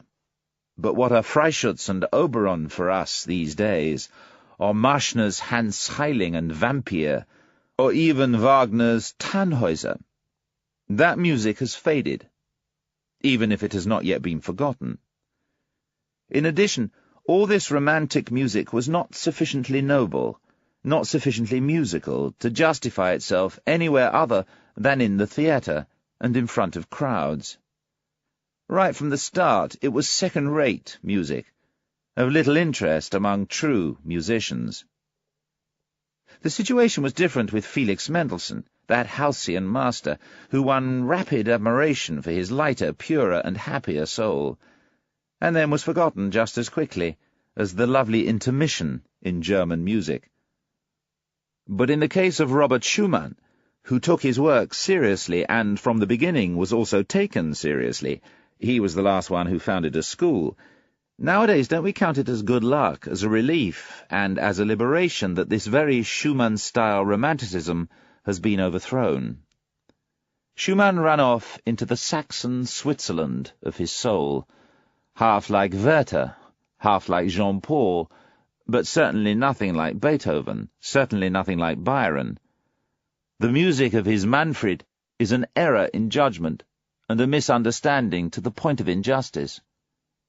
Schumann, with his taste, which was basically a petty taste, that is, a dangerous tendency, doubly dangerous among the Germans, toward quiet lyricism and a drunken intoxication of feeling, always going off to the side, shyly withdrawing himself and pulling back, a noble delicacy which wallowed in nothing but anonymous happiness and sorrow, from the start a sort of young maiden and noli me tangere, do not touch me. This Schumann was already merely a German event in music, no longer something European as Beethoven was, and to an even greater extent Mozart. With him, German music was threatened by its greatest danger, the loss of its voice for the soul of Europe, and its descent to something dealing merely with the fatherland. 246. What a torture are books written in German for the man who has a third ear. How reluctantly he stands beside the slowly revolving swamp of sounds without melody, of rhythms without dance. What among Germans is called a book. And as for the German who reads books, how lazily, how reluctantly, how badly he reads. How many Germans know and demand from themselves the knowledge that there is art in every good sentence, art which must be acknowledged if the sentence is to be understood. With a misunderstanding about its tempo, for example, the sentence itself is misunderstood. And that one must not be in doubt about the rhythmically decisive syllables, that one must feel the break in the extremely strict symmetry as intentional and charming, that one must lend a refined and patient ear to every staccato and every rubato, that one sorts out the sense in the series of vowels and diphthongs, how softly and richly they can colour and recolour each other as they follow in sequence. Who among our book-reading Germans has enough goodwill to recognise these sorts of duties and demands, and to listen for so much art and intentionality in language? In the end, we just don't have the ear for that. And thus the most pronounced contrasts in style are not heard, and the most refined artistry is wasted, as if on deaf people. These were my thoughts, as I observed how crudely and naively people confused two masters of the art of prose with each other, one whose words drip down, hesitant and cold, as if from the roof of a damp cavern, he's relying on their dull sound and echo, and the other who handles his language like a flexible sword, and feels from his arm down to his toes the dangerous joy in the excessively sharp, shimmering blade that wants to bite, hiss, and cut. 247. Just how little German style concerns itself with sound and with the ear is demonstrated in the fact that even our good musicians write badly. The German does not read aloud, not for the ear, but merely with his eyes. In the process, he has put his ears away in a drawer. In antiquity, a man read, when he read, and that happened rarely enough, to himself aloud and in a loud voice. People were amazed if someone read quietly, and they secretly asked themselves why. With a loud voice, that is to say, with all the tonal swellings, bends, changes in tone, and shifts in tempo, which the ancient public world enjoyed. At that time, the principles of writing style were the same as those for the speaking style, and these principles depended in part on the astonishing development and the sophisticated needs of the ear and larynx, and in part on the strength, endurance, and power of the ancient lungs. A syntactic period is, as the ancients understood it, above all a physiological totality, insofar as it is held together by a single breath. Such periods as they manifest themselves in Demosthenes and Cicero, swelling up twice and sinking down twice, all within the single breath, that's what ancient men enjoyed.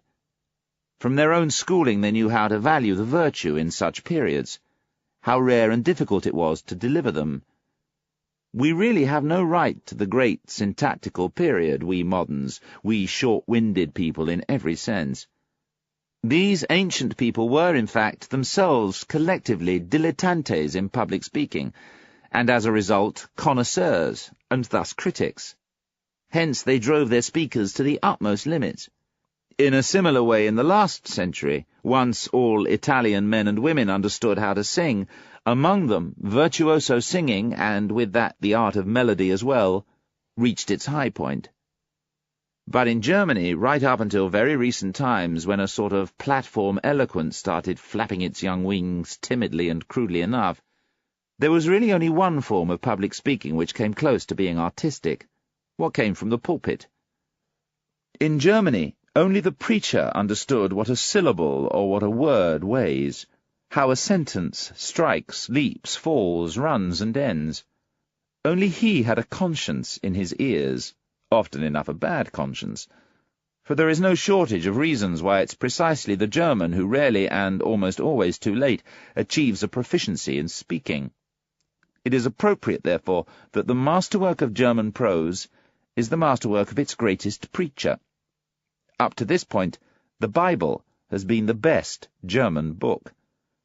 In comparison with Luther's Bible, almost everything else is mere literature, something that did not grow in Germany, and hence also did not grow into German hearts, as the Bible did.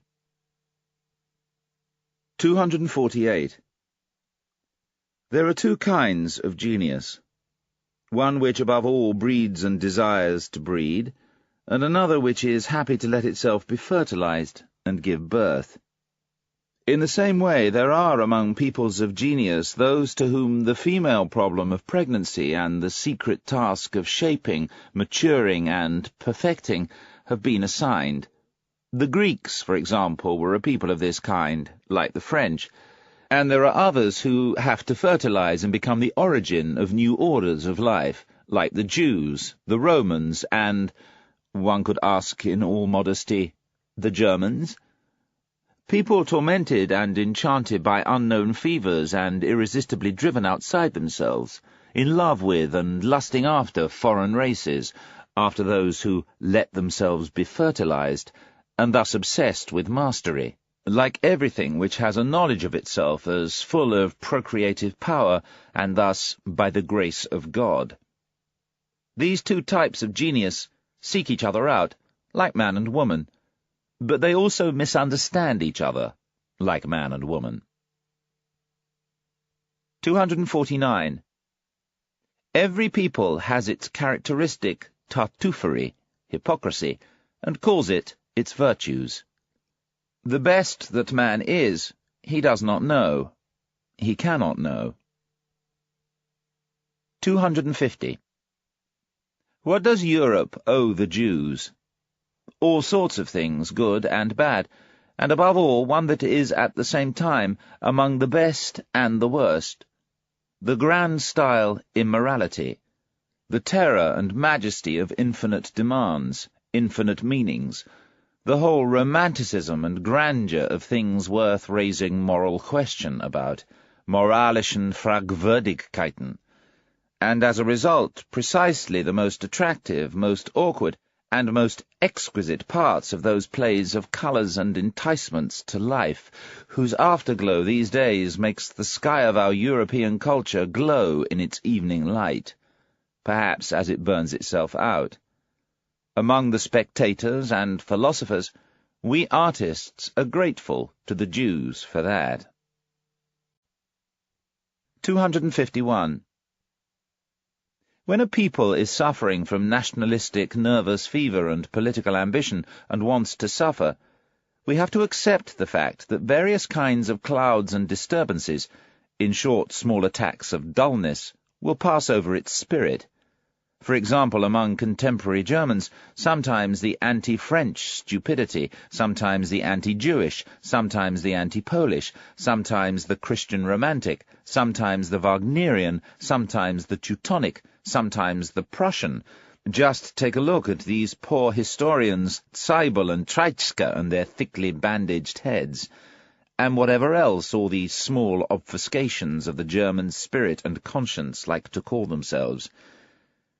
May I be forgiven for the fact that I, too, during a short and risky stay in a very infected region, did not remain wholly free of this illness, and, like all the world, began to have ideas about things which were no concern of mine, the first sign of the political infection. For example, about the Jews. Hear me out. I have not yet met a single German who was well disposed towards the Jews. And no matter how absolute the rejection of real anti-Semitism on the part of all cautious and political types may be, nonetheless this caution and politics directs itself not against this type of feeling itself, but only against its dangerous excess, in particular against the tasteless and disgraceful expression of this excessive feeling. On that point, people should not deceive themselves.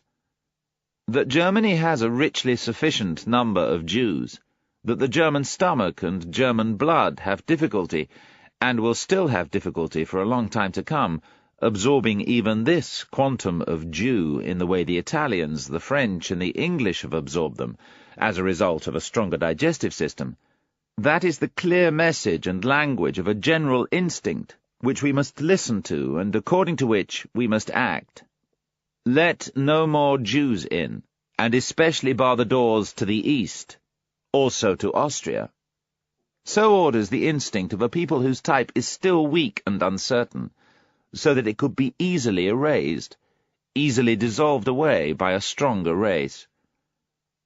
But the Jews are undoubtedly the strongest, most tenacious, and purest race now living in Europe. They understand how to assert themselves even under the worst conditions, better even than under favorable conditions, as a result of certain virtues which today people might like to stamp as vices, thanks above all to a resolute faith, which has no need to feel shame when confronted by modern ideas. They always change, when they change, only in the way the Russian Empire carries out its conquests, as an empire that has time and was not born yesterday, that is, according to the basic principle, as slowly as possible. A thinker who has the future of Europe on his conscience will, in all the designs which he draws up for himself of this future, take the Jews as well as the Russians into account as, for the time being, the surest and most probable factors in the great interplay and struggle of forces. What we nowadays call a nation in Europe is essentially more a res facta, something made, than a res nata, something born. Indeed, sometimes it looks confusingly like a res ficta et picta, something made up and unreal. In any case, something developing, young, easily adjusted, not yet a race, to say nothing of aera perennius, more enduring than bronze, as is the Jewish type. But these nations should be very wary of every hot-headed competition and enmity. That the Jews, if they wanted to, or if people were to force them, as the anti-Semites seem to wish to do, could even now become predominant, in fact, quite literally gain mastery over Europe, is certain. That they are not working and planning for that is equally certain. Meanwhile, by contrast, they desire and wish, even with a certain insistence, to be absorbed into and assimilated by Europe. They thirst to be finally established somewhere or other, allowed to be respected and to bring to an end their nomadic life, to the wandering Jew.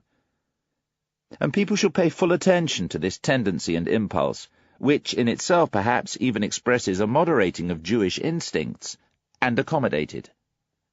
And for this it might perhaps be useful and reasonable to expel the anti-Semitic ranters out of the country. We should comply with all caution, and selectively, more or less the way the English aristocracy does it. It's clear that the stronger and already firmly established type of the new Germanism could involve itself with them with the least objection. For example, the aristocratic officers from the march. It would be interesting in all sorts of ways to see whether the genius of gold and patience, and above all of some spirit and spirituality which are seriously deficient in the people just referred to, could be added to and bred into the inherited art of commanding and obeying, in both of which the land mentioned above is nowadays a classic example. But here it's fitting that I break off my cheerful Germanomania, Deutschtumelei, and speech of celebration, for I'm already touching on something serious to me, on the European problem as I understand it, on the breeding of a new ruling caste for Europe. 252. These Englishmen are no race of philosophers. Bacon signifies an attack on the spirit of philosophy in general. Hobbes, Hume, and Locke have been a debasement and a devaluing of the idea of a philosopher for more than a century. Kant raised himself and rose up in reaction to Hume. It was Locke of whom Schelling could rightly say, "Je méprise Locke," I despise Locke. In the struggle with the English mechanistic dumbing down of the world, Hegel and Schopenhauer, along with Goethe, were unanimous. Both of these hostile fraternal geniuses in philosophy, who moved away from each other towards opposite poles of the German spirit, and in the process wronged each other, as only brothers can. What's lacking in England, and what has always been missing, that's something that semi-actor and rhetorician Carlyle understood well enough, a tasteless, muddle-headed man who tried to conceal under his passionate grimaces what he understood about himself. That is what was lacking in Carlyle, a real power of spirituality, a real profundity of spiritual insight, in short, philosophy. It is characteristic of such an unphilosophical race that it clings strongly to Christianity. They need its discipline to develop their moralizing and humanizing. The Englishman is more gloomy, more sensual, stronger-willed, and more brutal than the German. And he is also, for that very reason, as the more vulgar of the two, also more pious than the German. He is even more in need of Christianity. For more refined nostrils, this same English Christianity has still a lingering and truly English smell of spleen and alcoholic dissipation, against which it is used for good reasons as a medicinal remedy, that is, the more delicate poison against the coarser one. Among crude people, a subtler poisoning is, in fact, already progress, a step towards spiritualization. English crudity and peasant seriousness is still most tolerably disguised, or stated more precisely, interpreted and given new meaning, by the language of Christian gestures and by prayers and singing psalms. And for those drunken and dissolute cattle who in earlier times learned to make moral grunts under the influence of Methodism, and more recently once again as the Salvation Army, a twitch of repentance may really be, relatively speaking, the highest achievement of humanity to which they can be raised.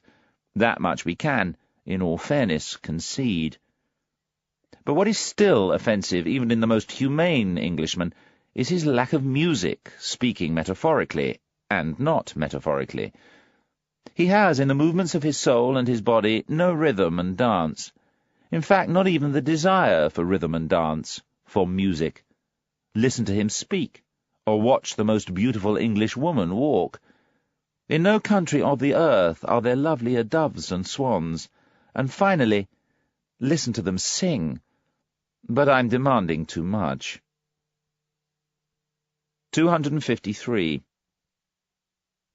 There are truths which are best recognized by mediocre heads, because they are the most appropriate for them.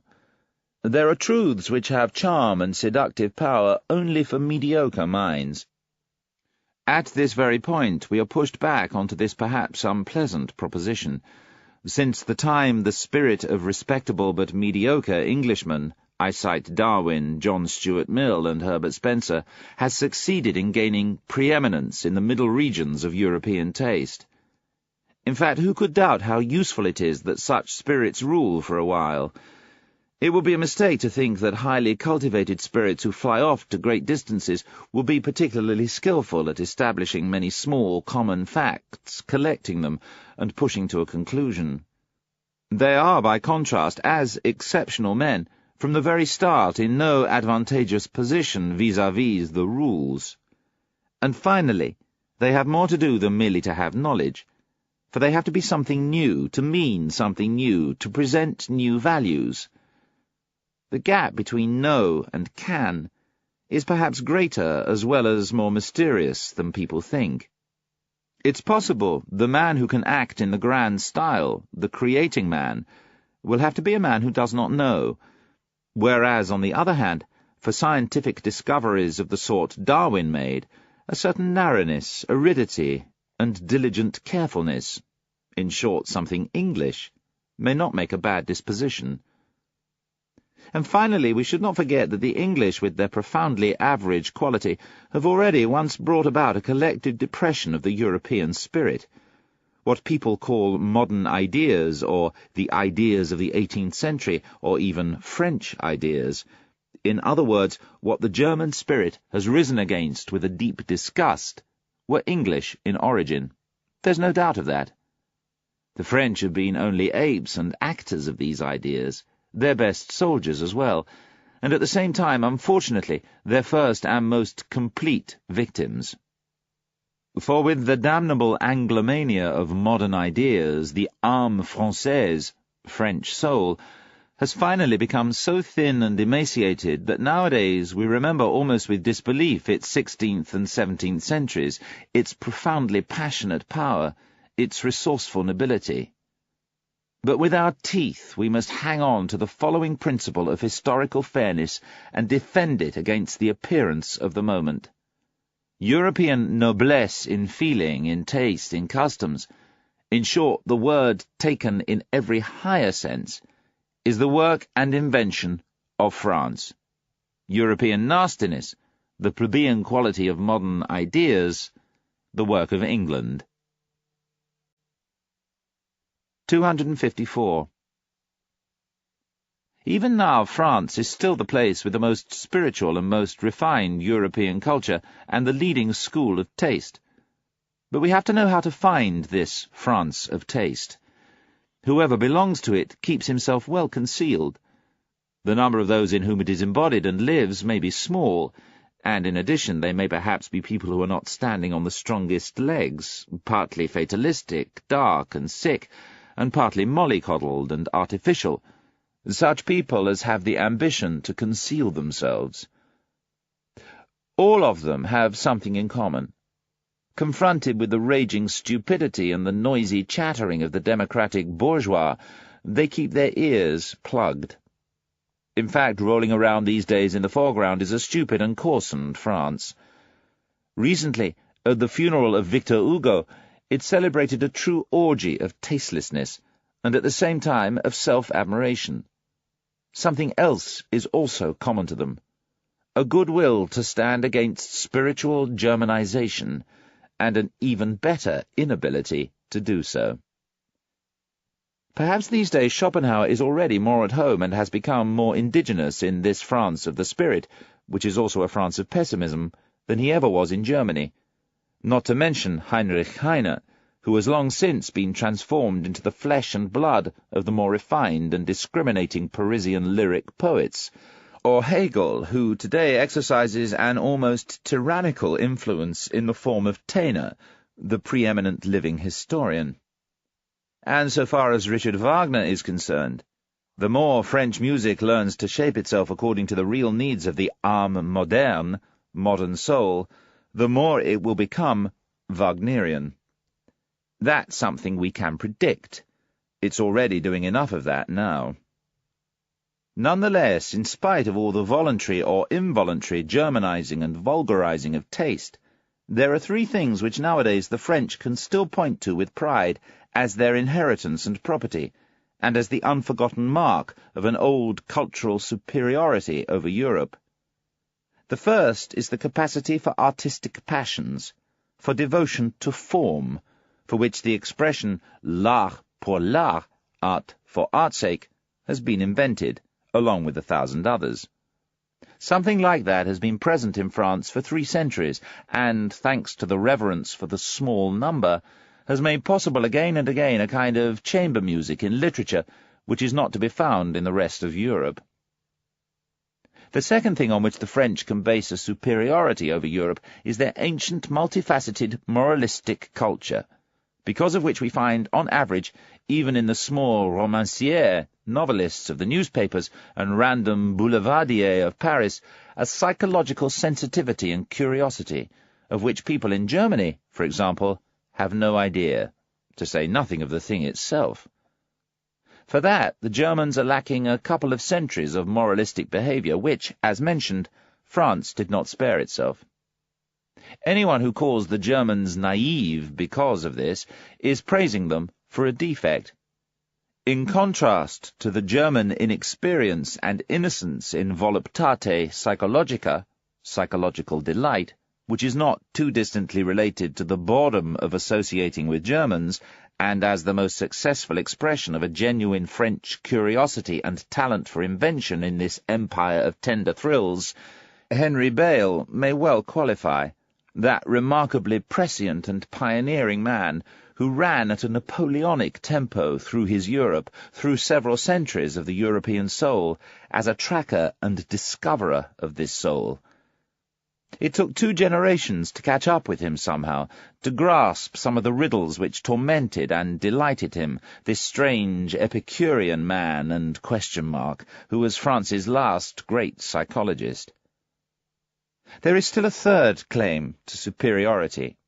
In the nature of the French is a semi-successful synthesis of North and South, which enables them to understand many things, and tells them to do other things which an Englishman will never understand. In them, the temperament which periodically turns towards and away from the South, and in which from time to time the Provençal and Ligurian blood bubbles over, protects them from the dreadful northern grey-on-grey, and the sunless conceptual ghostliness and anemia, our German sickness of taste, against the excesses of which, at the moment, we have prescribed for ourselves, with great decisiveness, blood and iron, or, I should say, grand politics, in accordance with a dangerous art of healing which teaches me to wait and wait, but up to this point has not taught me to hope. Even today there is still in France an advanced understanding of and an accommodation with those rarer and rarely satisfied men who are too all-embracing to find their contentment in some patriotism or other, and know how to love the South in the North and the North in the South, the born Midlanders, the good Europeans. For them, Bizet created his music, the last genius who saw a new beauty and enticement, and who discovered a piece of the South in music. 255. I think all sorts of precautions are necessary against German music.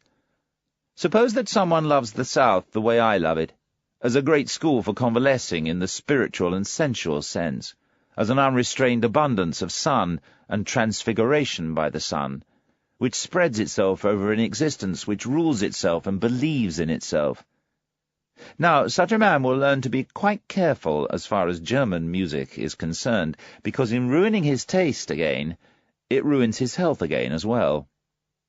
Such a man of the South, not by descent but by faith, must, if he dreams of the future of music, also dream of a redemption of music from the North, and have in his ears the prelude to a more profound, more powerful, perhaps more evil and more mysterious music, a supra-German music, which does not fade away, turn yellow, and grow pale at the sight of the blue voluptuous sea and the brightness of the Mediterranean sky, the way all German music does, a supra-European music, which justifies itself even when confronted with the brown desert sunsets, whose soul is related to the palm trees, and knows how to be at home and to wander among huge, beautiful, solitary, predatory beasts.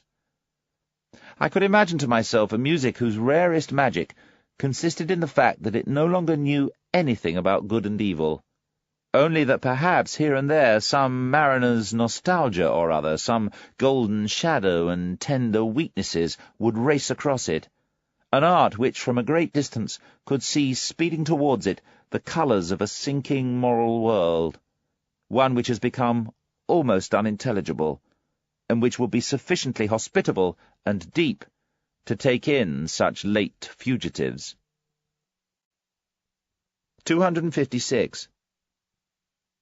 Thanks to the pathological alienation which the nationalistic idiocy has established and still establishes among European peoples, thanks as well to the short-sighted politicians with hasty hands, who are on top nowadays with the help of this idiocy, and have no sense of how much the politics of disintegration which they carry on can necessarily be only politics for an intermission. Thanks to all this, and to some things today which are quite impossible to utter, now the most unambiguous signs indicating that Europe wants to become a unity are being overlooked or wilfully and mendaciously reinterpreted. With all the more profound and more comprehensive men of this century, the real overall direction in the mysterious work of their souls has been to prepare the way to that new synthesis, and to anticipate, as an experiment, the European of the future. Only in their foregrounds or in their weaker hours, as in old age, did they belong to the fatherland. They were only taking a rest from themselves when they became patriots. I'm thinking of men like Napoleon, Goethe, Beethoven, Stendhal, Heinrich Heine, Schopenhauer. Don't get angry with me if I also count Richard Wagner among them. About him, people should not let themselves be seduced by his own misunderstandings. Geniuses of his kind rarely have the right to understand themselves. Even less, of course, by the uncivilized noise with which people these days in France close themselves off from and resist Richard Wagner. Nonetheless, the fact remains that the late French Romanticism of the 40s and Richard Wagner belong together in the closest and most inner relation. In all the heights and depths of their needs, they are related to each other, fundamentally related. It is Europe, the one Europe, whose soul pushes out and upward through their manifold and impetuous art, and it longs to go, where? Into a new light? Towards a new sun?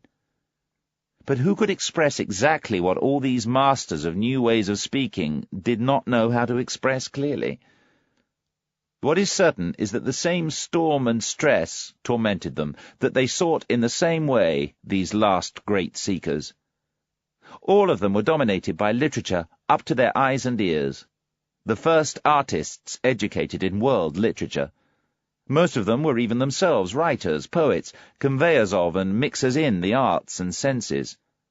Wagner belongs as a musician with the painters, as a poet with the musicians, as an artist generally with the actors. They were all fanatics of expression at any price. I'll cite Delacroix, the one most closely related to Wagner. They were all great discoverers in the realm of the sublime, as well as the ugly and the horrific, even greater discoverers in effects, in display, in the art of the store window. All talents far beyond their genius, virtuosos through and through, with mysterious access to everything which seduces, entices, compels, knocks over, born enemies of logic and the straight line, greedy for the strange, the exotic, the monstrous, the crooked, the self-contradictory. As men, they were Tantaluses of the will, up-and-coming plebeians, who knew that they were incapable of a noble tempo, a lento, slow movement, in their lives and works. Think, for example, of Balzac. Unrestrained workers, almost killing themselves with work. Antinomians and rebels against customs, ambitious and insatiable, without equilibrium and enjoyment. All of them finally collapsing and sinking down before the Christian cross. And they were right and justified in that, for who among them would have been sufficiently profound and original for a philosophy of the Antichrist? On the whole, a boldly daring, marvellously violent, high-flying kind of higher men, who pulled others up into the heights, men who first taught the idea of higher man to their century, and it's the century of the masses. The German friends of Richard Wagner should think about whether there is anything essentially German in Wagnerian art, or whether it is not precisely its distinction that it comes from supra-German sources and urges. In doing that, one should not underestimate just how indispensable Paris was for the development of a type like him, how at the decisive moment the depth of his instincts called him there, and how his whole way of appearing and his self-apostleship could first perfect itself at the sight of the model of French socialists. Perhaps with a more sophisticated comparison, people would discover, to the honour of Richard Wagner's German nature, that he had driven himself in all things more strongly, more daringly, harder and higher than a Frenchman of the 19th century could, thanks to the fact that we Germans stand even closer to barbarism than the French. Perhaps the most peculiar thing that Richard Wagner created is even inaccessible and unsympathetic, and beyond the emulation of the entire Latin race, which is so mature, for all time and not merely for today. The character of Siegfried, that very free man who, in fact, may be far too free, too hard, too cheerful, too healthy, too anti-Catholic for the taste of an old and worn, cultured people. He may even have been a sin against romanticism, this anti-romantic Siegfried. Well, Wagner more than made up for this sin in his old and gloomy days, when, in anticipation of a taste which in the meantime has become political, he began with his characteristic religious vehemence, if not to go to Rome, at least to preach the way there. So that you don't misunderstand these last words of mine, I'll summon a few powerful rhymes to my assistance, which will reveal to less sophisticated ears what I want, what I dislike about the late Wagner and his Parsifal music. Is that still German? Did this oppressive screech come from a German heart? Is this self-mutilation of the flesh a German part? And is this German such priestly affectation, this incense-smelling, sensual stimulation? And German this faltering, plunging, staggering, this uncertain bim-bam dangling, this nun-like ogling and ringing Ave bells, this whole false, heavenly super-heaven of spells? Is that still German? Think. You're still standing by the entranceway. You're hearing Rome, Rome's faith without the words they say. Part 9. What is noble? Part 9, What is noble, is an eloquent statement of one of Nietzsche's best-known, although not his most influential ideas, the development of two different moral systems, master morality and slave morality. Societies originate with a master group, natural predatory barbarians, who impose their will on an older and weaker group. But eventually the weaker group reverses the situation and imposes its values, which insist upon an end to exploitation, on everyone, and mediocrity becomes the order of the day. Modern trends in Europe, including the mixing of the races and the spread of democracy, have promoted this very mediocrity of the rabble. In such a climate, the great man has to disguise himself and endure painful solitude, and he has to have great luck so that when his moment to act arrives he is ready and has not exhausted his energies in waiting. In fact, the failure of genius may be the rule rather than the exception. Nietzsche concludes by insisting on the importance of laughter, the golden laughter of the gods, which enables the philosopher to accept all the serious matters of the world with delight, and in that spirit he then invokes his patron god, Dionysus. 257. Every enhancement in the type man up to this point has been the work of an aristocratic society, and that's how it will always be, over and over again. A society which believes in a long scale of rank ordering and differences in worth between man, and which, in some sense or other, requires slavery. Without the pathos of distance, the sort which grows out of the deeply rooted difference between the classes, out of the constant gazing outward and downward of the ruling caste on the subjects and work implements, and out of their equally sustained practice of obedience and command, holding down and holding at a distance, that other more mysterious pathos would have no chance of growing at all. That longing for an ever-new widening of distances inside the soul itself, the development of ever higher, rarer, more distant, more expansive, more comprehensive states. In short, that very enhancement in the type man, the constant self-conquest of man, to cite a moral formula in a supra-moral sense. Of course, where the history of the origins of aristocratic society is concerned, and thus the precondition for that raising of the type man, we should not surrender to humanitarian illusions. Truth is hard. So without further consideration, let's admit to ourselves how up to this point every higher culture on earth has started.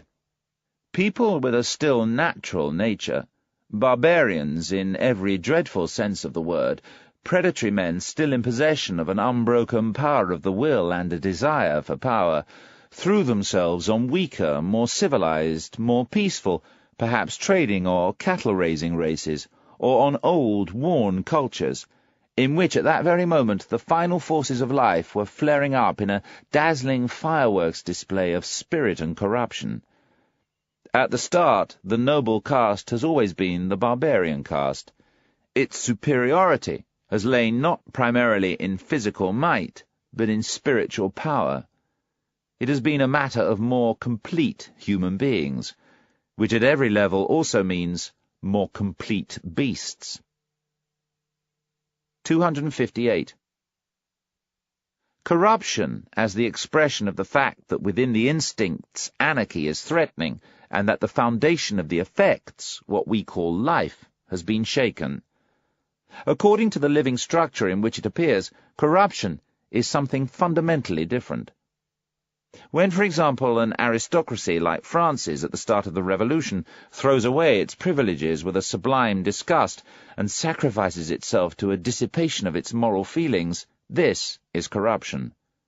Essentially, it was only the final act in that centuries-long corruption, thanks to which, step by step, it gave up its ruling authority and reduced itself to a function of the monarchy, finally even to the monarch's finery and display pieces.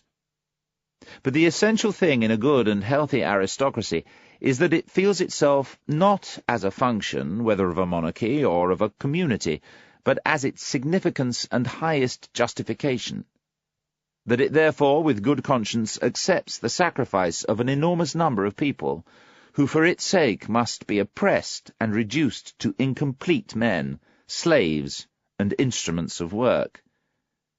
Its fundamental belief must in fact be that the society should exist not for the sake of the society, but only as a base and framework on which an exceptional kind of nature can raise itself to its higher function and, in general, to a higher form of being, comparable to those heliotropic climbing plants on Java, people call them Sipo Matador, whose branches clutch an oak tree so much and for so long until finally, high over the tree but supported by it, they can unfold their crowns in the open light and make a display of their happiness.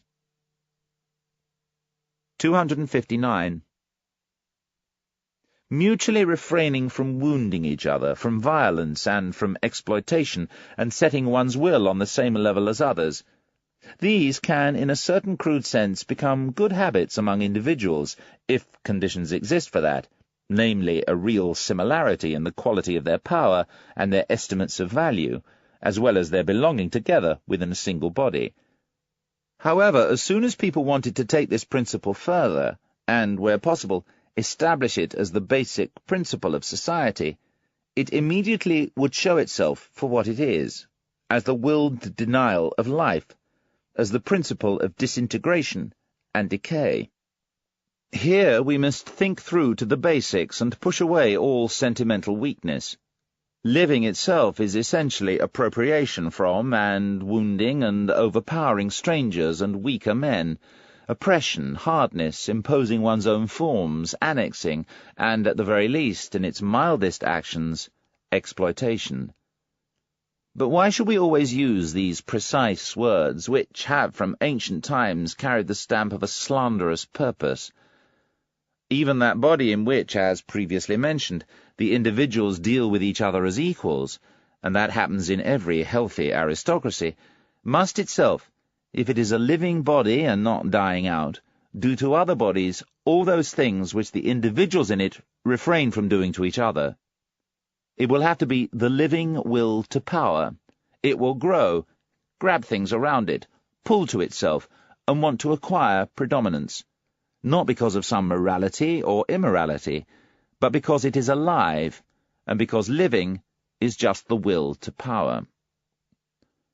But in no point is the common consciousness of the European more reluctant to be instructed than here. Nowadays, people everywhere, even those in scientific disguises, are raving about the coming conditions of society from which the exploitative character is to have disappeared. To my ears, that sounds as if people had promised to invent a life which abstained from all organic functions. The exploitation is not part of a depraved or incomplete and primitive society. It belongs in the essential nature of what is living, as a basic organic function. It is a consequence of the real will to power, which is simply the will to live. Assuming that this is something new as a theory, it is, nonetheless, in reality, the fundamental fact of all history. We should at least be honest with ourselves to this extent. 260. As a result of a stroll through the many more sophisticated and cruder moral systems which up to this point have ruled or still rule on Earth, I found certain characteristics routinely return with each other, bound up together, until finally two basic types revealed themselves to me and a fundamental difference sprang up. There is master morality and slave morality. To this I immediately add that in all higher and mixed cultures, attempts at a mediation between both moralities make an appearance as well, as, even more often, a confusion and mutual misunderstanding between the two. In fact, sometimes their harsh juxtaposition, even in the same man, within a single soul. Distinctions in moral value have arisen either among a ruling group, which was happily conscious of its difference with respect to the ruled, or among the ruled, the slaves and dependent people of every degree. In the first case, when it's the masters who establish the idea of the good, the elevated and proud conditions of the soul emotionally register as the distinguishing and defining order of rank. The nobleman separates his own nature from that of people in whom the opposite of such exalted and proud states expresses itself. He despises them.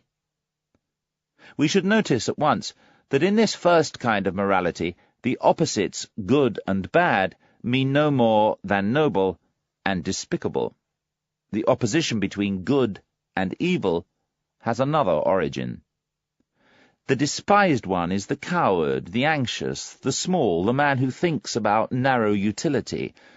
Also the suspicious man with his inhibited look, the self-abasing man, the species of human dogs who allow themselves to be mistreated, the begging flatterer, above all, the liar. It is a basic belief of all aristocrats that the common folk are liars. We tellers of the truth. That's what the nobility called themselves in ancient Greece. It's evident that distinctions of moral worth everywhere were first applied to men and only later were established for actions. Hence, it is a serious mistake when historians of morality take as a starting point a question like, why was the compassionate action praised? The noble kind of man experiences himself as a person who determines value, and does not need to have other people's approval. He makes the judgment, what is harmful to me is harmful in itself. He understands himself as something which in general first confers honor on things, as someone who creates values. Whatever he recognizes in himself, he honors. Such a morality is self-glorification. In the foreground stands the feeling of fullness and power, which wants to overflow, the happiness of high tension, the consciousness of riches, which wants to give and deliver. The nobleman also helps the unfortunate, but not, or hardly ever, from pity, more in response to an impulse which the excess of power produces. The nobleman honors the powerful man in himself, and also the man who has power over himself, who understands how to speak and how to keep silent, who takes delight in dealing with himself severely and toughly, and respects, above all, severity and toughness. Wotan set a hard heart in my breast, it says in an old Scandinavian saga. That's how poetry emerged, with justice, from the soul of a proud Viking. A man of this sort is even proud of the fact that he has not been made for pity. That's why the hero of the saga adds a warning, in a man whose heart is not hard when he is still young, the heart will never become hard. Noble and brave men who think this way are furthest removed from that morality which sees the badge of morality in pity or actions for others, or désintéressement, disinterestedness. The belief in oneself, pride in oneself, a fundamental hostility and irony against selflessness belong to noble morality, just as much as an easy contempt and caution before feelings of pity and the warm heart. Powerful men are the ones who understand how to honor. That is their art, their realm of invention. The profound reverence for age and for ancestral tradition. All justice stands on this double reverence, the belief and the prejudice favoring forefathers and working against newcomers are typical in the morality of the powerful. And when, by contrast, the men of modern ideas believe almost instinctively in progress and the future, and increasingly lack any respect for age, then in that attitude the ignoble origin of these ideas already reveals itself well enough. However, a morality of the rulers is most alien and embarrassing to the present taste because of the severity of its basic principle that man has duties only with respect to those like him, that man should act towards those beings of lower rank, towards everything strange, at his own discretion, as his heart dictates, and in any case beyond good and evil. Here pity and things like that may belong. The capacity for and obligation to a long gratitude and to a long revenge, both only within the circle of one's peers, the sophistication in paying back again, the refined idea in friendship, a certain necessity to have enemies, as, so to speak, drainage ditches for the feelings of envy, quarrelsomeness, and high spirits, basically in order to be capable of being a good friend, all those are typical characteristics of a noble morality, which, as indicated, is not the morality of modern ideas, and which is thus nowadays difficult to sympathize with, as well as difficult to dig up and expose. Things are different with the second type of moral system, slave morality. Suppose the oppressed, depressed, suffering and unfree people, those ignorant of themselves and tired out, suppose they moralize. What would be the common feature of their moral estimates of value? Probably a pessimistic suspicion directed at the entire human situation will express itself, perhaps a condemnation of man along with his situation. The gaze of a slave is not well disposed towards the virtues of the powerful. He possesses skepticism and mistrust. He has a subtlety of mistrust against everything good and what is honored in it. He would like to persuade himself that even happiness is not genuine there. By contrast, those characteristics will be pulled forward and flooded with light which serve to mitigate existence for those who suffer. Here respect is given to pity, to the obliging hand ready to help, to the warm heart, to patience, diligence, humility, and friendliness, for these are the most useful characteristics and almost the only means to endure the pressure of existence. Slave morality is essentially a morality of utility. Here is the focus for the origin of that famous opposition of good and evil. People sense power and danger in evil, a certain terror, subtlety, and strength, which does not permit contempt to spring up. According to slave morality, the evil man thus inspires fear. According to master morality, it is precisely the good man who inspires and desires to inspire fear, while the bad man will be felt as despicable. This opposition reaches its peak when, in accordance with the consequences of slave morality, finally a trace of disregard is also attached to the good of this morality. It may be light and benevolent, because within the way of thinking of the slave, the good man must definitely be a harmless man. He is good-natured, easy to deceive, perhaps a bit stupid, a bonhomme, good fellow. Wherever slave morality gains predominance, the language reveals a tendency to bring the words good and stupid into closer proximity. A final, basic difference. The longing for freedom, the instinct for happiness, and the refinements of the feeling for freedom belong just as necessarily to slave morality and morals as art and enthusiasm in reverence and in devotion are the regular symptoms of an aristocratic way of thinking and valuing. From this we can without further ado understand why love as passion, which is our European specialty, must clearly have a noble origin. As is well known, its invention belongs to the Provençal knightly poets, those splendidly inventive men of the gai saber, gay science, to whom Europe owes so much, almost its very self. 261. Vanity is among the things which are perhaps hardest for a nobleman to understand. He will be tempted even to deny its existence, where another kind of man thinks he has grasped it with both hands. For him, the problem is imagining to himself beings who seek to promote a good opinion of themselves, an opinion which they do not have about themselves, and thus also an opinion they have not earned, people who, nonetheless, themselves later believe in this good opinion. Half of this seems to the nobleman so tasteless and disrespectful of oneself, and the other half so unreasonably baroque, that he will be happy to understand vanity as an exception, and has doubts about it in most cases when people talk of it. For example, he'll say, "I can make a mistake about my own value, and yet still demand that my value, precisely as I determine it, is recognized by others. But that is not vanity, but arrogance, or, in the more frequent cases, something called humility and modesty."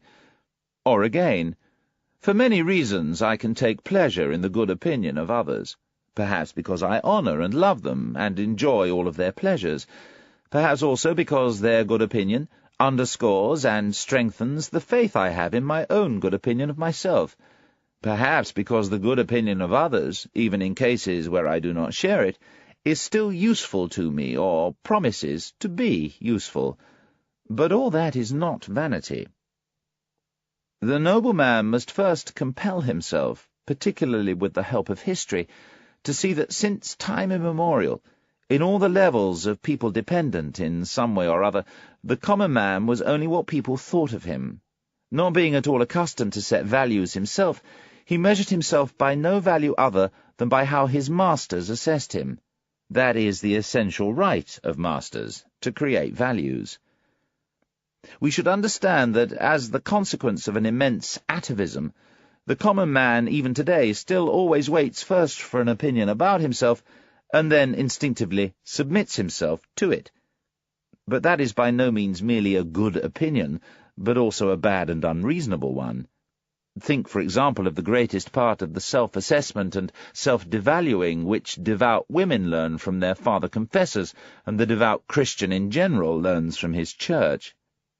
Now, in accordance with the slow arrival of the democratic order of things, and its cause, the blood-mixing between masters and slaves, the originally noble and rare impulse to ascribe to oneself a value on one's own, and to think well of oneself, will really become more and more encouraged and widespread.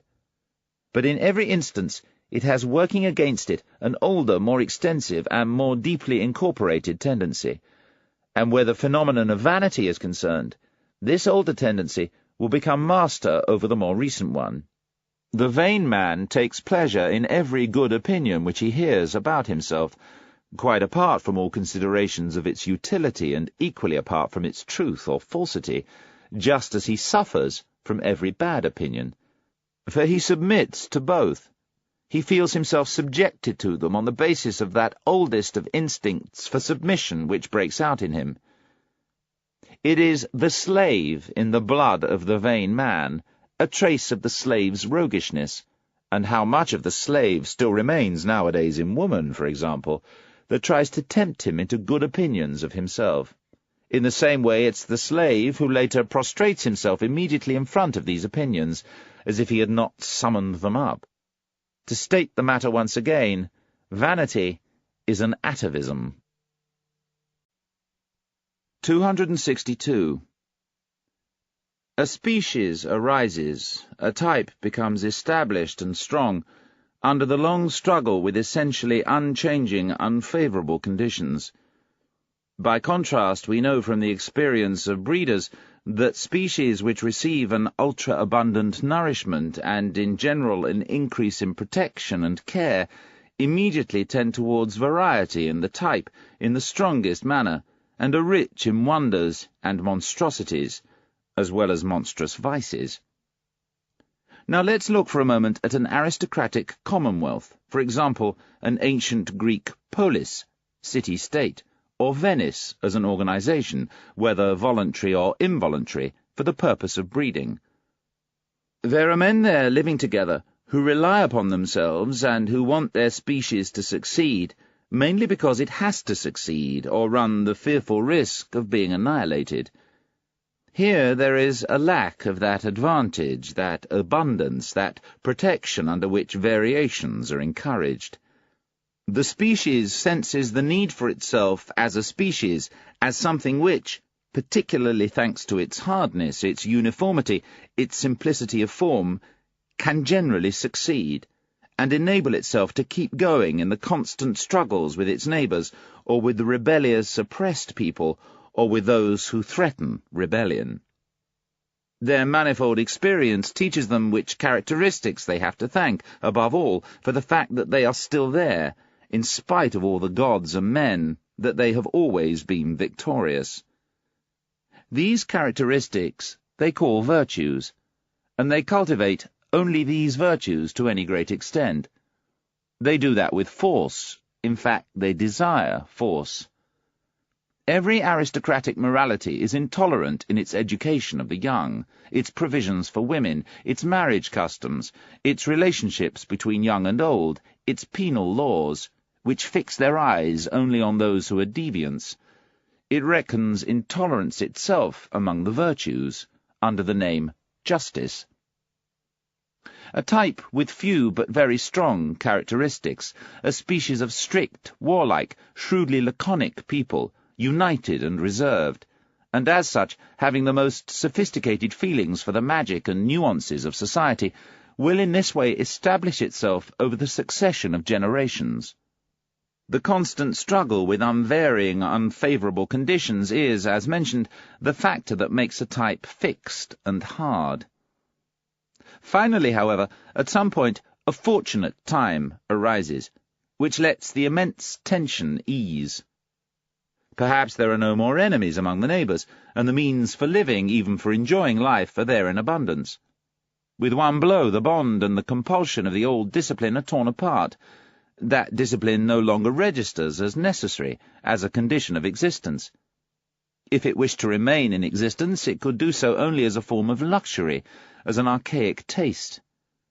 Variation, whether as something abnormal, something higher, finer, rarer, or as degeneration and monstrosity, suddenly bursts on the scene in the greatest abundance and splendour. The individual dares to be individual and stand out. At these historical turning points there appear alongside each other, and often involved and mixed up together, marvellous, multifaceted, jungle-like growths, an upward soaring, a kind of tropical tempo in competitiveness for growing, and an immense annihilation and self-destruction, thanks to the wild egoisms turned against each other, explosions, so to speak, which wrestle with one another for sun and light, and no longer know how to derive any limit, any restraint, or any consideration from the morality they have had up to that point. This very morality was the one which built up such immense power, which bent the bow in such a threatening manner. Now, at this moment, it has become outdated. The dangerous and disturbing point is reached where the greater, more multifaceted and more comprehensive life lives over and above the old morality. The individual stands there, forced to give himself his own laws, his own arts and tricks for self-preservation, self-raising, self-redemption. Nothing but new what-fors, nothing but new how-tos, no common formula any more, misunderstanding and contempt bound up together, decay, spoilage, and the highest desires tied together in a ghastly way. the genius of the race brimming over from all the horns of plenty with good and bad, a catastrophic simultaneous presence of spring and autumn, full of new charms and veils, characteristic of young, still unexhausted, still unwearied depravity. Once again there's danger there, the mother of morality, great danger, this time transferred into the individual, into one's neighbour and friend, into the alleyways, into one's own child, into one's own heart, into all the most personal and most secret wishes and desires. What will the moral philosophers who emerge at such a time now have to preach? They discover, these keen observers and street loafers, that things are quickly coming to an end, that everything around them is going rotten and spreading corruption, that nothing lasts until the day after tomorrow, except for one kind of person, the incurably mediocre. Only the mediocre have the prospect of succeeding, of reproducing themselves. They are the people of the future, the only survivors. Be like them, become mediocre. From now on, that's the only morality which still makes sense, which people still hear. But it is difficult to preach this morality of mediocrity. It may never admit what it is and what it wants. It must speak about restraint and worth and duty and love of one's neighbour. It will have difficulty concealing its irony. 263. There is an instinct for rank which, more than anything, is already an indication of a high rank. There is delight in the nuances of respect which permits us to surmise a noble origin and habits. The refinement, good, and loftiness of a soul are put to a dangerous test when something goes past in front of it which is of the first rank, but which is not yet protected by the shudders of authority from prying clutches and crudities. Something that goes its way unmarked, undiscovered, tempting, perhaps arbitrarily disguised and hidden, like a living touchstone. The man whose task and practice is to investigate souls will use precisely this art in a number of different forms in order to establish the ultimate value of a soul, the unalterable innate order of rank to which it belongs. He will put it to the test for its instinct of reverence. Différence engendre haine. Difference engenders hatred. The nastiness of some natures suddenly spurts out like dirty water when some sacred container, some precious object from a locked shrine, some book with marks of a great destiny is carried by. On the other hand, there is an involuntary falling silent, a hesitation in the eye, an end to all gestures, things which express that a soul feels close to something most worthy of reverence. The way in which reverence for the Bible in Europe has, on the whole, been maintained so far is perhaps the best piece of discipline and refinement of tradition for which Europe owes a debt of thanks to Christianity. Such books of profundity and ultimate significance need for their protection an externally imposed tyranny of authority in order to last for those thousands of years which are necessary to exhaust them and sort out what they mean. Much has been achieved when, in the great mass of people, the shallow ones and all sorts of people with diarrhea, that feeling has finally been cultivated that they are not permitted to touch everything, that there are sacred experiences before which they have to pull off their shoes, and which they must keep their dirty hands off. This is almost the highest intensification of their humanity. By contrast, perhaps nothing makes the so-called educated people, those who have faith in modern ideas, so nauseating as their lack of shame, the comfortable impudence in their eyes and hands, with which they touch, lick, and grope everything. And it is possible that these days, among a people, one always finds in the common folk, particularly in the peasants, more relative nobility of taste and tactful reverence than among the newspaper-reading demi-monde of the spirit, among the educated. 264. One cannot erase from a human being's soul those actions which his ancestors loved most and carried out most steadfastly.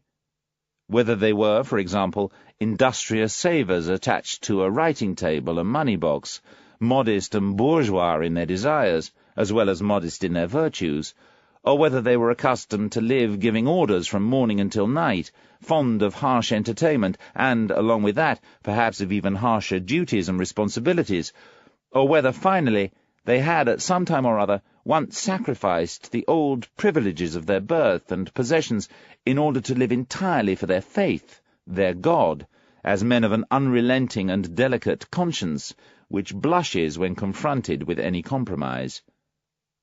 It is in no way possible that a man does not possess in his body the characteristics and preferences of his parents and forefathers, no matter what appearance might say to the contrary. This is the problem of race. If we know something about the parents, then we may draw a conclusion about the child. Some unpleasant excess or other, some lurking envy, crude attempts at self-justification, since these three together have at all times made up the essential type of the rabble. Something like that must be passed on to the child as surely as corrupt blood, and with the help of the best education and culture, people will succeed only in deceiving others about such heredity. And nowadays, what else does education and culture want? In our age, one very much of the people, I mean our uncouth age, education and culture must basically be the art of deception, to mislead about the origin of the inherited rabble in one's body and soul.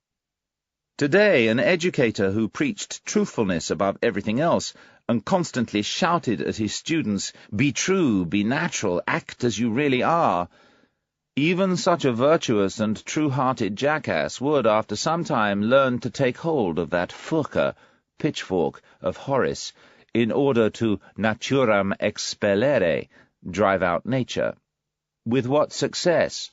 Rabble usque recurret, always returns. 265. At the risk of annoying innocent ears, I propose the following. Egoism belongs to the nature of the noble soul. I mean that unshakable faith that, to a being such as we are, other beings must be subordinate by nature and have to sacrifice themselves. The noble soul takes this fact of its egoism without any question mark, and without the feeling that there is anything harsh, compelled, or arbitrary in it, much more as something that may be established in the fundamental law of things. If he sought out a name for this, he would say, "It is justice itself." In some circumstances which make him hesitate at first, he admits that there are those with rights equal to his own. As soon as he has cleared up this question of rank, he moves among these equals who have the same rights as his, with the same confident modesty and sophisticated reverence which he has in his dealings with himself, in accordance with an inborn heavenly mechanism which all the stars understand. It is one more part of his egoism, this sophistication and self-restraint in his relations with his equals. Every star is such an egoist. It honors itself in them and in the rights which it concedes to them. It has no doubt that the exchange of respect and rights, as the essential quality of all interactions, also belongs to the natural condition of things. The noble soul gives as it takes, out of the passionate and sensitive instinct for repayment which lies deep within it. The idea favor has no sense and agreeable fragrance inter pares, among equals. There may be a sublime manner of allowing presents from above to wash over one, as it were, and drinking them up thirstily like water-drops, but for this art and gesture the noble soul has no skill. Here its egoism hinders it. In general, it is not happy to look up above. Instead, it looks either directly forward, horizontally and slowly, or down. It knows that it is on a height. 266. We can only truly respect highly the man who is not seeking himself. Goethe to Ratschlosser. 267. There is a saying among the Chinese that mothers even teach their children, "Seo Xin," make your heart small. This is the essential and basic tendency of late civilizations. I have no doubt that an ancient Greek would recognize this self-diminution in us contemporary Europeans as well, and for that reason alone, we would already go against his taste. 268. Ultimately, what does it mean to be ignoble? Words are sound signals for ideas, but ideas are more or less firm image signs for sensations which return frequently and occur together for groups of sensations. To understand each other, it is not yet sufficient that people use the same words. They must use the same words also for the same form of inner experiences. Ultimately, they must hold their experience in common with each other. That's why human beings belonging to a single people understand each other better among themselves than associations of different peoples, even when they themselves use the same language. Or rather, when human beings have lived together for a long time under similar conditions, climate, soil, danger, needs, work, then something arises out of that which understands itself. A people. In all souls, a similar number of frequently repeating experiences have won the upper hand over those which come more rarely. People understand each other on the basis of the former, quickly and with ever-increasing speed. The history of language is the history of a process of abbreviation. On the basis of this rapid understanding, people bind with one another closely and with ever-increasing closeness. The greater the danger, the greater the need quickly and easily to come to agreement over what needs to be done. Not to misunderstand each other when in danger is what people simply cannot do without in their interactions. With every friendship or love affair, people still make this test. Nothing of that sort lasts as soon as people reach the point where, with the same words, one of the two feels, means, senses, wishes, or fears something different from the other one.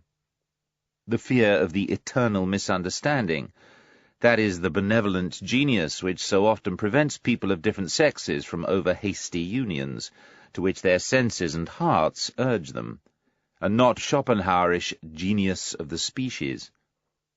Which groups of sensations within the soul wake up most rapidly, seize the word, give the order?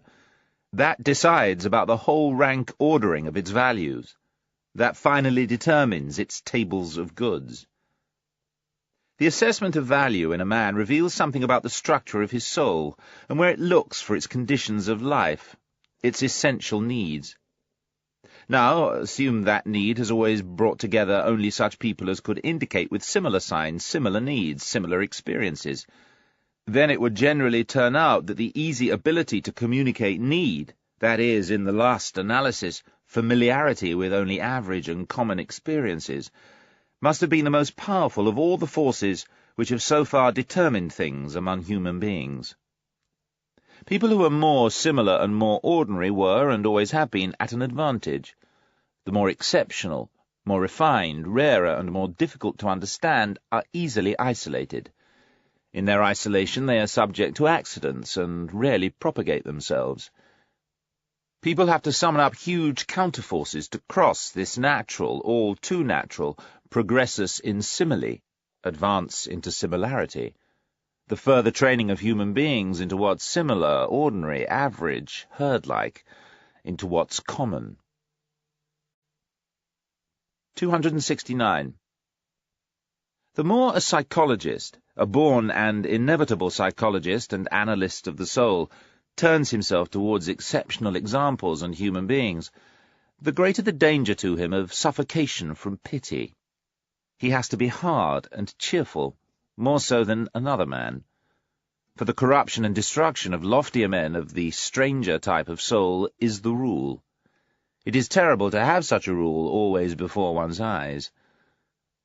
The multifaceted torture of the psychologist who has uncovered this destructiveness, who once discovers and then almost always rediscovers throughout all history this entire inner hopelessness of the loftier people, this eternal too late in every sense, can perhaps one day come to the point where he turns with bitterness against his own lot and attempts self-destruction, where he corrupts himself. With almost every psychologist, we will see a revealing inclination for and delight in associating with ordinary and well-adjusted people. That indicates that he will always need healing, that he requires some sort of refuge and forgetting, far from what his insights and incisions, his trade, has laid on his conscience. Fear of his memory is characteristic of him. He is easily reduced to silence before the judgments of others. He listens with an unmoving face as people revere, admire, love, and transfigure where he has seen, or he even hides his silence while he expressly agrees with some foreground point of view or other. Perhaps the paradox of his situation gets so terrible that the crowd, the educated, and the enthusiasts learn great admiration precisely where he has learned great pity as well as great contempt. Admiration for great men and miraculous animals, for whose sake people bless and honor the fatherland, the earth, the value of humanity and themselves, those to whom they draw the attention of the young and whom they use as role models in their education. And who knows whether, in all great examples up to this point, the very same thing has not happened. The crowd worshipped a god, and the god was only a poor sacrificial animal. Success has always been the greatest liar, and the work itself is a success. The great statesman, the conqueror, the discoverer, is disguised in his creation to the point where he is unrecognizable. The work of the artist and the philosopher first invents the man who has created it, or is supposed to have created it. The great men, as they are honored, are small, inferior works of fiction in the background. In the world of historical values, counterfeit is king. These great poets, for example, this Byron, Musset, Poe, Leopardi, Kleist, Gogol, I don't dare mention greater names, but I have them in mind, perhaps have to be the way they are now. Men of the moment, enthusiastic, sensuous, childish, careless and sudden with trust and mistrust, with souls in which some fracture or other normally has to be concealed, often taking revenge with their works for an inner slur, often seeking in their flights upward to forget some all-too-true memory, often lost in the mud and almost infatuated, until they become like will-o'-the-wisps around a swamp and pretend that they are stars. Then the populace may well call them idealists, often struggling against a long disgust, with a recurring ghost of unbelief which makes them cold and forces them to yearn for glory, and to gobble up belief in themselves from the hands of intoxicated flatterers. What torture are these great artists and the loftier human beings in general for the man who has once guessed who they are? It is so understandable that these artists should experience from woman, who is clairvoyant in the world of suffering and who unfortunately also seeks to help and to save far beyond her powers, those easy eruptions of unlimited and most devoted pity, which the crowd, above all the worshipping masses, does not understand, and which it showers with curious and complacent interpretations. This pity regularly deceives itself about its power. Woman may believe that love can do everything. That's a belief typical of her. Alas, anyone who knows about the heart can guess how poor, stupid, helpless, presumptuous, mistaken, more easily destroyed than saved, even the best and most profound love is. It is possible that beneath the sacred story and disguise of the life of Jesus, there lies hidden one of the most painful examples of the martyrdom of knowledge about love, the martyrdom of the most innocent and most desiring heart, which was never satisfied with any human love, which demanded love to be loved and nothing else, with hardness, with madness, with fearful outbreaks against those who denied him love. The history of a poor man unsatisfied and insatiable with love, who had to invent hell in order to send there those who did not wish to love him, and who finally, having grown to understand human love, had to invent a god who is entirely love, who is capable of total love, who takes pity on human love because it is so pathetic, so unknowing. Anyone who feels this way, who understands love in this way, seeks death. But why dwell on such painful things, assuming we don't have to? 270.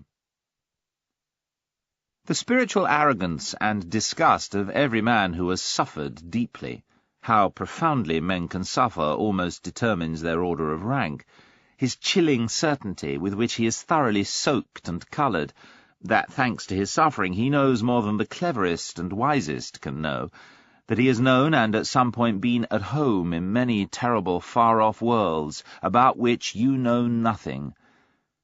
This spiritual and silent arrogance of the sufferer, this pride of the one chosen to know, of the initiate, of the one who has almost been sacrificed, finds all kinds of disguises necessary to protect himself from contact with prying and compassionate hands, and, in general, from everything which is not his equal in pain.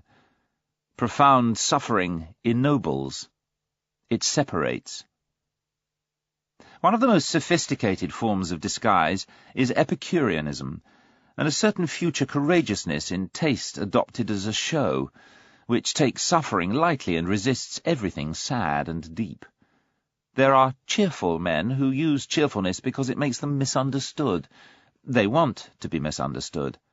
There are scientific men who use science because that provides a cheerful appearance, and because being scientific enables one to infer that the man is superficial. They want to tempt people to a false conclusion. There are free, impudent spirits who would like to hide and deny that they are broken, proud, incurable hearts. And now and then even foolishness is a mask for an unholy, all-too-certain knowledge. Hence it follows that it's part of a more sophisticated humanity to have reverence for the mask, and not to pursue psychology and curiosity in the wrong place. 271. What most profoundly divides two men is a different sense and degree of cleanliness. What help is all honesty and mutual utility? What help is all the goodwill for each other? In the end, the fact remains, they can't stand each other's smell. The highest instinct for cleanliness puts the person marked by it in the strangest and most dangerous isolation, as a saint. For that's precisely what saintliness is, the highest spiritualization of the instinct in question. Any awareness of an indescribable abundance of pleasure in the bath, any lust and thirst which constantly drives the soul out of the night into the morning and out of cloudiness, the affliction into what is bright, gleaming, profound, fine. Just as such a tendency singles out, it is a noble tendency, so it also separates. The pity of the saint is pity with the dirt of those who are human, all too human. And there are degrees and heights where the saint feels pity itself as contamination, as dirt. 272. Signs of nobility. Never thinking of reducing our duties to duties for everyone. Not wanting to give up one's own responsibility, not wanting to share it. To include one's privileges and acting on them among one's duties. 273. A human being who strives for something great looks at everyone he meets along his way either as a means or as a delay and an obstacle, or as a temporary place to rest. His characteristic high-quality goodness towards his fellow men is first possible when he has reached his height and governs. His impatience and his awareness that until that point he is always sentenced to comedy, for even war is a comedy and conceals, just as every means hides the end, corrupt all contacts for him. This kind of man knows loneliness and what is most poisonous in it. 274. The problem for those who wait. For a higher man in whom the solution to a problem lies asleep, strokes of luck and all sorts of unpredictable things are necessary for him to swing into action at just the right time, for an eruption, as we could say. Ordinarily it does not happen, and in all the corners of the earth there sit people waiting, who hardly know to what extent they are waiting, but even less that they are waiting in vain. From time to time the call to wake up, the chance which provides the permission for action, comes too late, at a time when the best youth and power for action have already been used up in sitting still. And many a man, in the very moment he sprang up, has found to his horror that his limbs have gone to sleep and his spirit is already too heavy. It is too late, he says to himself, having lost faith in himself, and is now forever useless. In the realm of the genius, could Raphael without hands, taking that phrase in the widest sense, perhaps not be the exception, but the rule? Genius is perhaps not really so rare, but the 500 hands needed to tyrannize the kairos, the right time, to seize chance by the forelock. 275. Anyone who does not want to see the height of a man looks all the more keenly at what is low and in his foreground, and in the process gives himself away. 276. With all kinds of injury and loss, the lower and cruder soul is better off than the more noble one. The dangers for the latter must be greater. The probability that it will go wrong and die is even immense, given the multifaceted nature of its living conditions. With a lizard, a finger which has been lost grows back. Not so with a man. 277. Bad enough. The old story again. When we have finished building our house, we suddenly notice that we have learned something in the process, something we simply had to know before we started to build. The eternally tiresome too late. The melancholy of everything finished. 278. Wanderer, who are you? I see you going on your way without scorn, without love, with unfathomable eyes, damp and sad like a lead sinker which has come back unsatisfied from every depth into the light. What was it looking for down there? With a breast which does not sigh, with a lip which hides its disgust, with a hand which now grasps only slowly. Who are you? What have you been doing? Have a rest here. This place is hospitable to everyone. Relax. And whoever you happen to be, what would you like now? What do you need to recuperate? Just name it. What I have, I'll offer you. For relaxation, for recuperation, oh, you inquisitive man, what are you talking about? But give me, I beg. What? What? Say it. One more mask. A second mask. 279. Men of profound sorrow betray themselves when they are happy. They have a way of grabbing happiness as if they would like to overwhelm and strangle it from jealousy. Alas, they know too well that it's running away from them. 280. Bad, bad. What? Is he not going back? Yes, but you understand him badly if you complain about it. He's going back, as every man does who wants to make a huge jump. 281. Will people believe me? But I demand that people believe me. I've always thought only badly of myself and about myself, only in very rare cases, only when under compulsion, always without delight for the subject, ready to wander off from myself, always without faith in the conclusion, thanks to the uncontrollable mistrust of the possibility of self-knowledge, which has taken me so far that I find even the idea of immediate knowledge, which the theoreticians allow themselves, a contradictio in adjecto, contradiction in terms. This entire fact is almost the surest thing I know about myself. Within me there must be some kind of aversion to believing anything definite about myself. Is a riddle perhaps hidden in that? Probably, but fortunately nothing for my own teeth. Perhaps it reveals the species to which I belong, but not to me, and that's enough to satisfy me. 282. "But what has happened to you?" "I don't know," he said, hesitating. "Perhaps the harpies have flown over my table."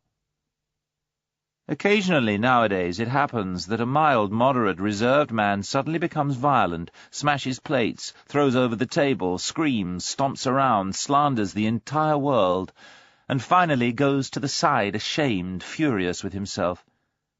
Where? What for? To starve off on his own? To suffocate on his memory? Anyone who has the desires of a lofty, discriminating soul and only rarely finds his table set and his nourishment ready will be in great danger at all times. But today the danger is extraordinary. Thrown into a noisy and uncouth age, with which he does not want to eat out of the same dish, he can easily perish from hunger and thirst, or, if he finally nonetheless catches on, from sudden disgust.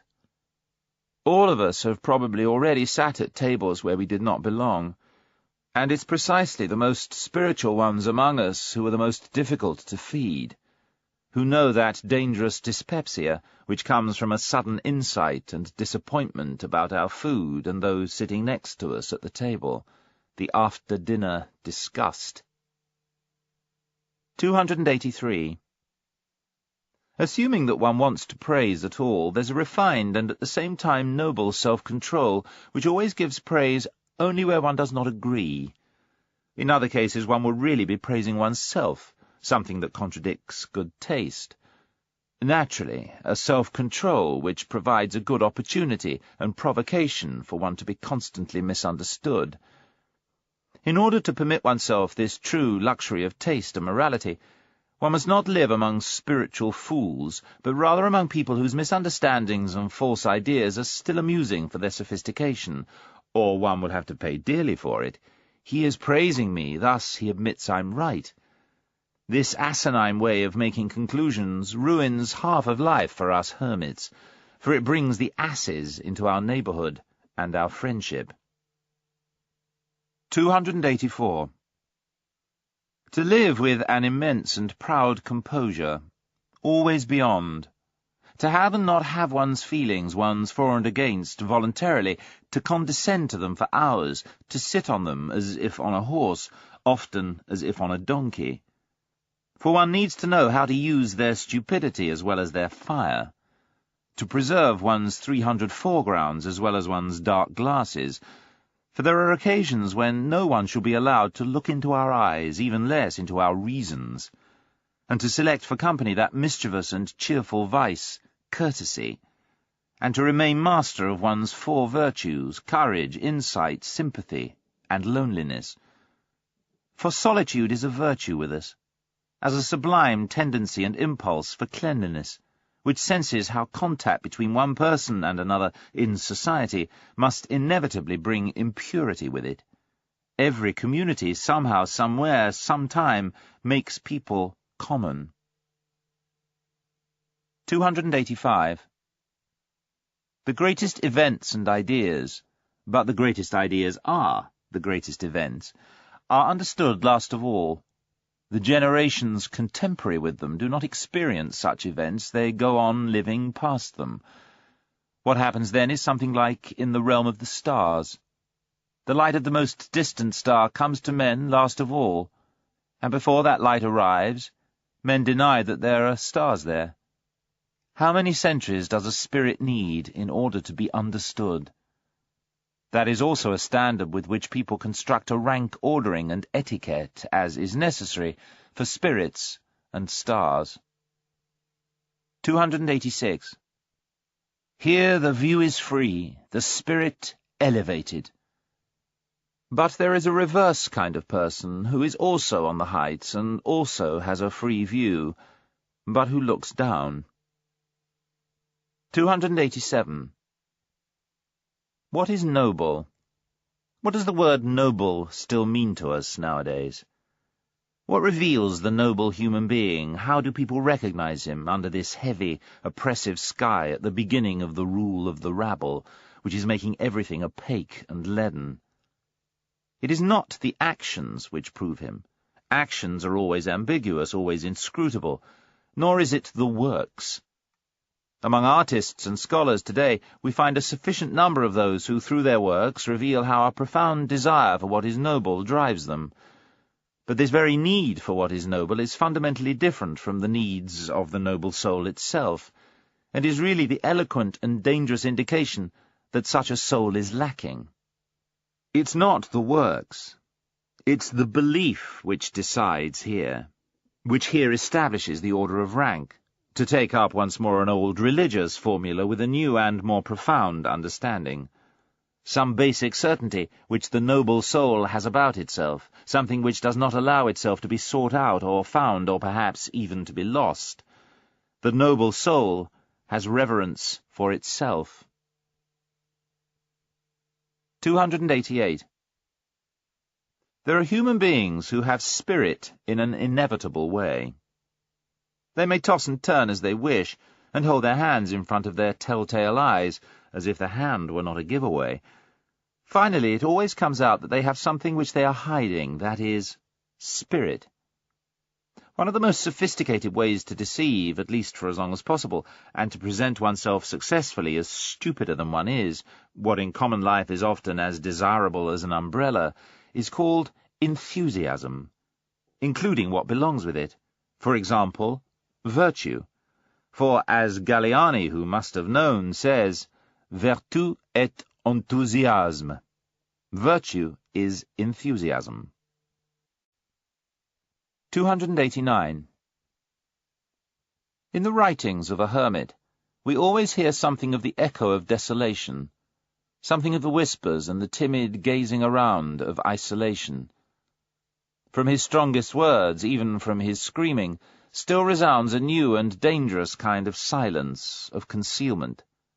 Whoever has sat down year in and year out, day and night, alone in an intimate dispute and conversation with his soul, whoever has become a cave-bear or digger for treasure or guardian of treasure and dragon in his own cavern, it can be a labyrinth but also a gold mine, such a man's very ideas finally take on a distinct twilight colouring and smell, as much of mould as they do of profundity, something incommunicable and reluctant, which blows cold wind over everyone passing by. The hermit does not believe that a philosopher, assuming that a philosopher has always first been a hermit, has ever expressed his real and final opinion in his books. Don't people write books expressly to hide what they have stored inside them? In fact, he will have doubts whether a philosopher could generally have real and final opinions, whether in his case, behind every cave, there does not still lie, and must lie, an even deeper cavern, a more comprehensive, stranger, richer world beyond the surface, an abyss behind every reason, under every foundation. Every philosophy is a foreground philosophy. That is the judgment of a hermit. There is something arbitrary about the fact that he remained here, looked back, looked around, that at this point he set his shovel aside and did not dig more deeply. There is also something suspicious about it. Every philosophy also hides a philosophy. Every opinion is also a hiding place. Every word is also a mask. 290. Every deep thinker is more afraid of being understood than being misunderstood. In the latter case, perhaps his vanity suffers, but the former hurts his heart, his sympathy, which always says, "Alas, why do you want to have it as hard as I did?" 291. Man, a multifaceted, lying, artificial, and impenetrable animal, who spooks other animals less by his power than by his cunning and intelligence, has invented good conscience in order to enjoy his own soul, for once as something simple. And all of morality is a long, bold falsification, thanks to which it's at all possible to enjoy a glimpse at the soul. From this point of view, perhaps much more belongs to the idea of art than people commonly believe. 292. A philosopher, that is, a man who constantly experiences, sees, hears, suspects, hopes, and dreams extraordinary things, who is struck by his very own thoughts as if from outside, as if from above and below, as if they are experiences and lightning strikes tailor-made for him, who himself is perhaps a storm which moves along pregnant with new lightning flashes, a fateful man around whom things always rumble and mutter and gape and mysteriously close, a philosopher, alas, a being which often runs away from itself, often is afraid of itself, but which is too curious not to come back to itself again and again. 293. A man who says, "That pleases me. I take that for my own and will protect it and defend it against everyone." A man who can carry out a task, put a decision into effect, remain true to an idea, hold on to a woman, punish and cast down an insolent person. A man who has his anger and his sword, and to whom the weak, the suffering, the distressed, and even the animals are happy to go and belong to by nature, in short, a man who is by nature a master. When such a man has pity, well, this pity is worth something. But what is there in the pity of those who suffer, or of those who preach pity? Today, in almost all of Europe, there is a pathological susceptibility and sensitivity to pain, as well as a nasty lack of restraint in complaining, a mollycoddling which likes to dress itself up with religion and philosophical bits and pieces as something loftier. There is a formal culture of suffering. In my view, the unmanliness of what is christened pity in such enthusiastic circles is what always strikes the eye first. We must excommunicate this latest form of bad taste powerfully and thoroughly. And finally, I wish that people would set against their hearts and throats the good amulet, gay saber, gay science, to clarify this matter for the Germans. 294. The Olympian Vice. In spite of that philosopher who, as a genuine Englishman, tried to make laughing a defamation of character among all thinking men, laughter is a serious infirmity of human nature which every thinking man will strive to overcome, Hobbes, I would really allow myself to order the ranks of philosophers according to the rank of their laughter, right up to those who are capable of golden laughter. And assuming that the gods also practice philosophy, a fact which many conclusions have already driven me to, I don't doubt that in the process they know how to laugh in a superhuman and new way, and at the expense of all serious things. Gods delight in making fun. Even where sacred actions are concerned, it seems they cannot stop laughing. 295. The genius of the heart, as that great hidden presence possesses it, the tempter god and born Pied Piper of the conscience, whose voice knows how to climb down into the underworld of every soul, who does not say a word or cast a glance in which there does not lie some concern with and trace of temptation, whose mastery includes the fact that he understands how to seem, and not what he is, but what, for those who follow him, is one more compulsion to press themselves always closer to him, to follow him ever more inwardly and fundamentally. That genius of the heart, who makes all noise and self-satisfaction fall silent and teaches it to listen, who smooths out the rough souls and gives them a new desire to taste, to lie still as a mirror so that the deep heaven reflects itself in them. The genius of the heart who teaches the foolish and over-hasty hand to hesitate and reach out more delicately, who senses the hidden and forgotten treasure, the drop of goodness and sweet spirituality under the thick, cloudy ice, and is a divining rod for every grain of gold which has lain buried for a long time in a dungeon full of mud and sand. The genius of the heart, at whose touch everyone goes forward richer, not divinely gifted and surprised, not as if delighted and oppressed with strange fine things, but richer in his own self, newer to himself than previously, broken open, blown upon, and sounded out by a thawing wind, more uncertain perhaps, more tender, more fragile, more broken, but full of hopes, which as yet have no names, full of new will and flowing, full of new dislikes and opposing currents. But what am I doing, my friends? Whom am I speaking to you about? Have I forgotten myself so much that I have not once named him to you? It could be that you have already guessed for yourself who this dubious spirit and God is, who wants to be praised in such a way. For just as things go with anyone who, from the time he walked on childish legs, has always been moving through alien territory, so many strange and not undangerous spirits have crossed my path too. Above all, the one I have just been speaking about, who has come again and again, namely, no less a spirit than the god Dionysus, that enormously ambiguous and tempter god, to whom in earlier times, as you know, I offered up my first work, in all secrecy and reverence, as the last person, so I thought, who had offered a sacrifice to him. For I found no one who understood what I was doing then. Meanwhile I learned a great deal, much too much, about the philosophy of this god, and, as mentioned, from mouth to mouth. I, the last disciple and initiate of the god Dionysus, and I might well at last begin to give you, my friends, a little taste of this philosophy, as much as I am permitted, in a hushed voice, as is reasonable. For this concerns a number of things which are secret, new, strange, odd, mysterious.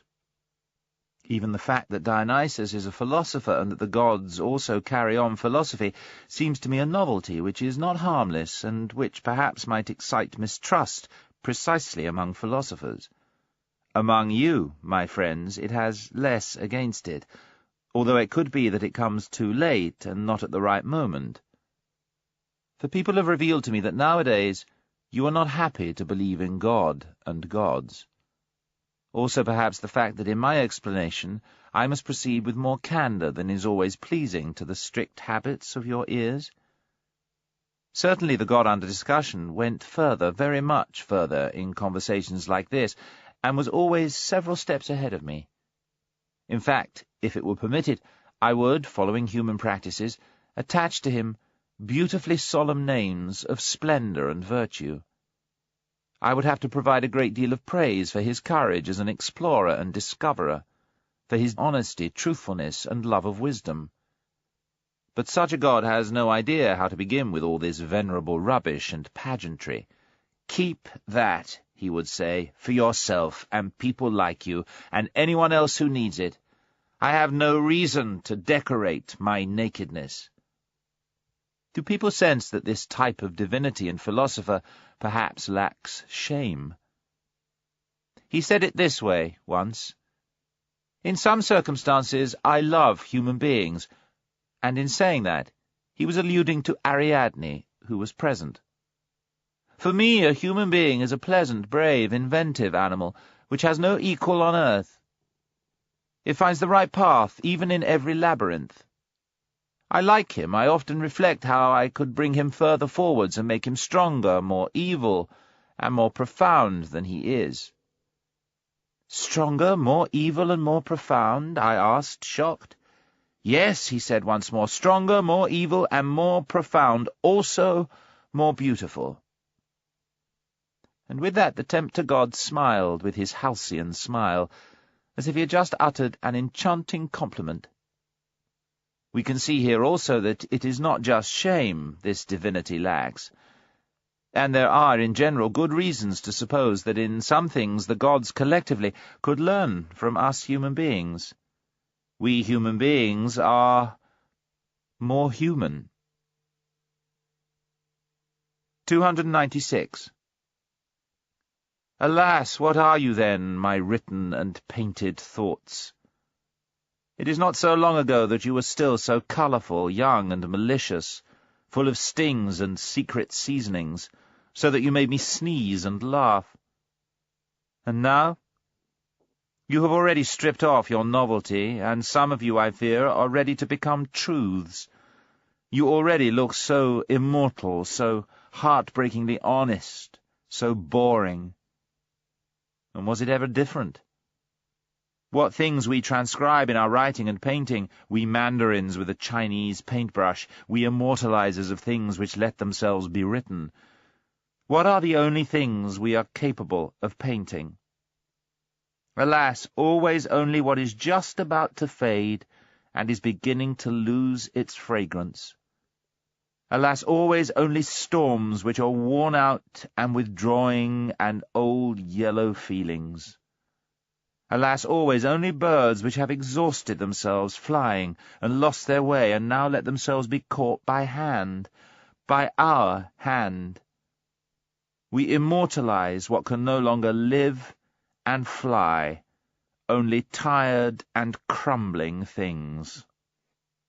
And it is only your afternoon, my written and painted thoughts, for which I alone have colours, many colours perhaps, many colourful caresses, and 50 yellows and browns and greens and reds. But no one will sense from me how you looked in your dawn, you sudden sparks and miracles of my loneliness, you, my old loved ones, my wicked thoughts. Aftersong. Out of the High Mountains. The final section of Beyond Good and Evil is a short poem in which Nietzsche says farewell to his old friends, who have not changed in a way that would enable them to remain with him, and declares his readiness for new friendships. O noon of life, a time to celebrate. O garden of summer. Restless happiness in standing, gazing, waiting. I wait for friends, ready day and night. You friends, where are you? Come, it's time, it's time. Was it not for you that the glacier's greyness today decked itself with roses?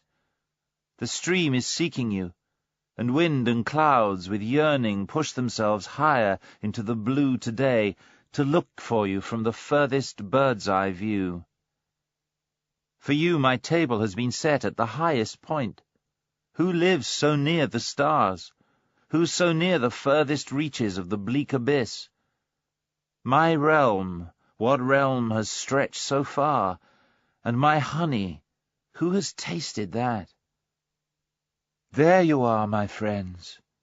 Alas, so I am not the man, not the one you're looking for? You hesitate, surprised. Ah, your anger will be better. Am I no more the one, a changed hand, pace, and face? And what am I, for you friends? Am I not the one? Have I become another, a stranger to myself? Have I sprung from myself, a wrestler who overcame himself so often? Too often pulling against his very own power, wounded and checked by his own victory? I looked where the wind blows most keenly. I learned to live where no one lives, in deserted, icy lands, forgot men and God, curse and prayer, became a ghost that moves over the glaciers. You old friends, look.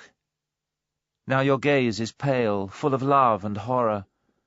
No, be off. Do not rage. You can't live here between the furthest realms of ice and rock.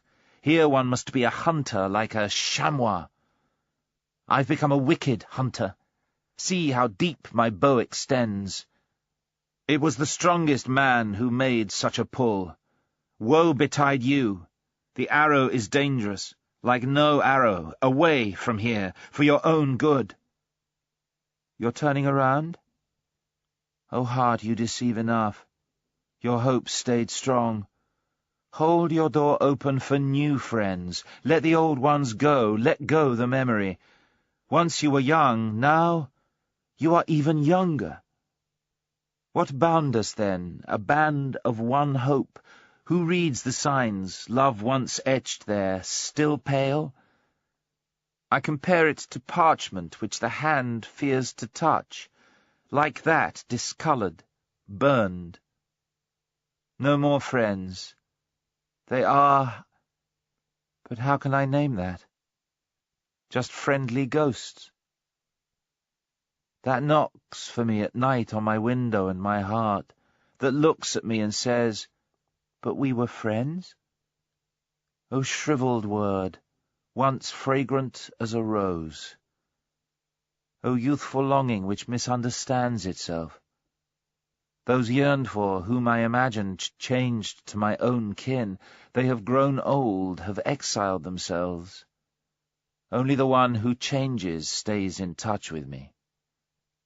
O noon of life, a second youthful time, a summer garden, restless happiness in standing, gazing, waiting.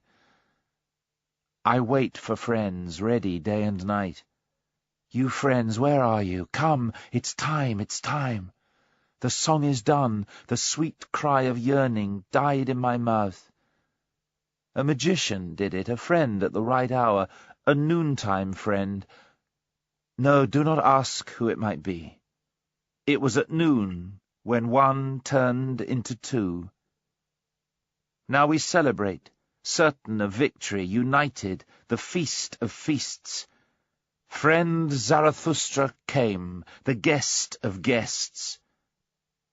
Now the world laughs. The horror curtain splits. The wedding came for light and darkness.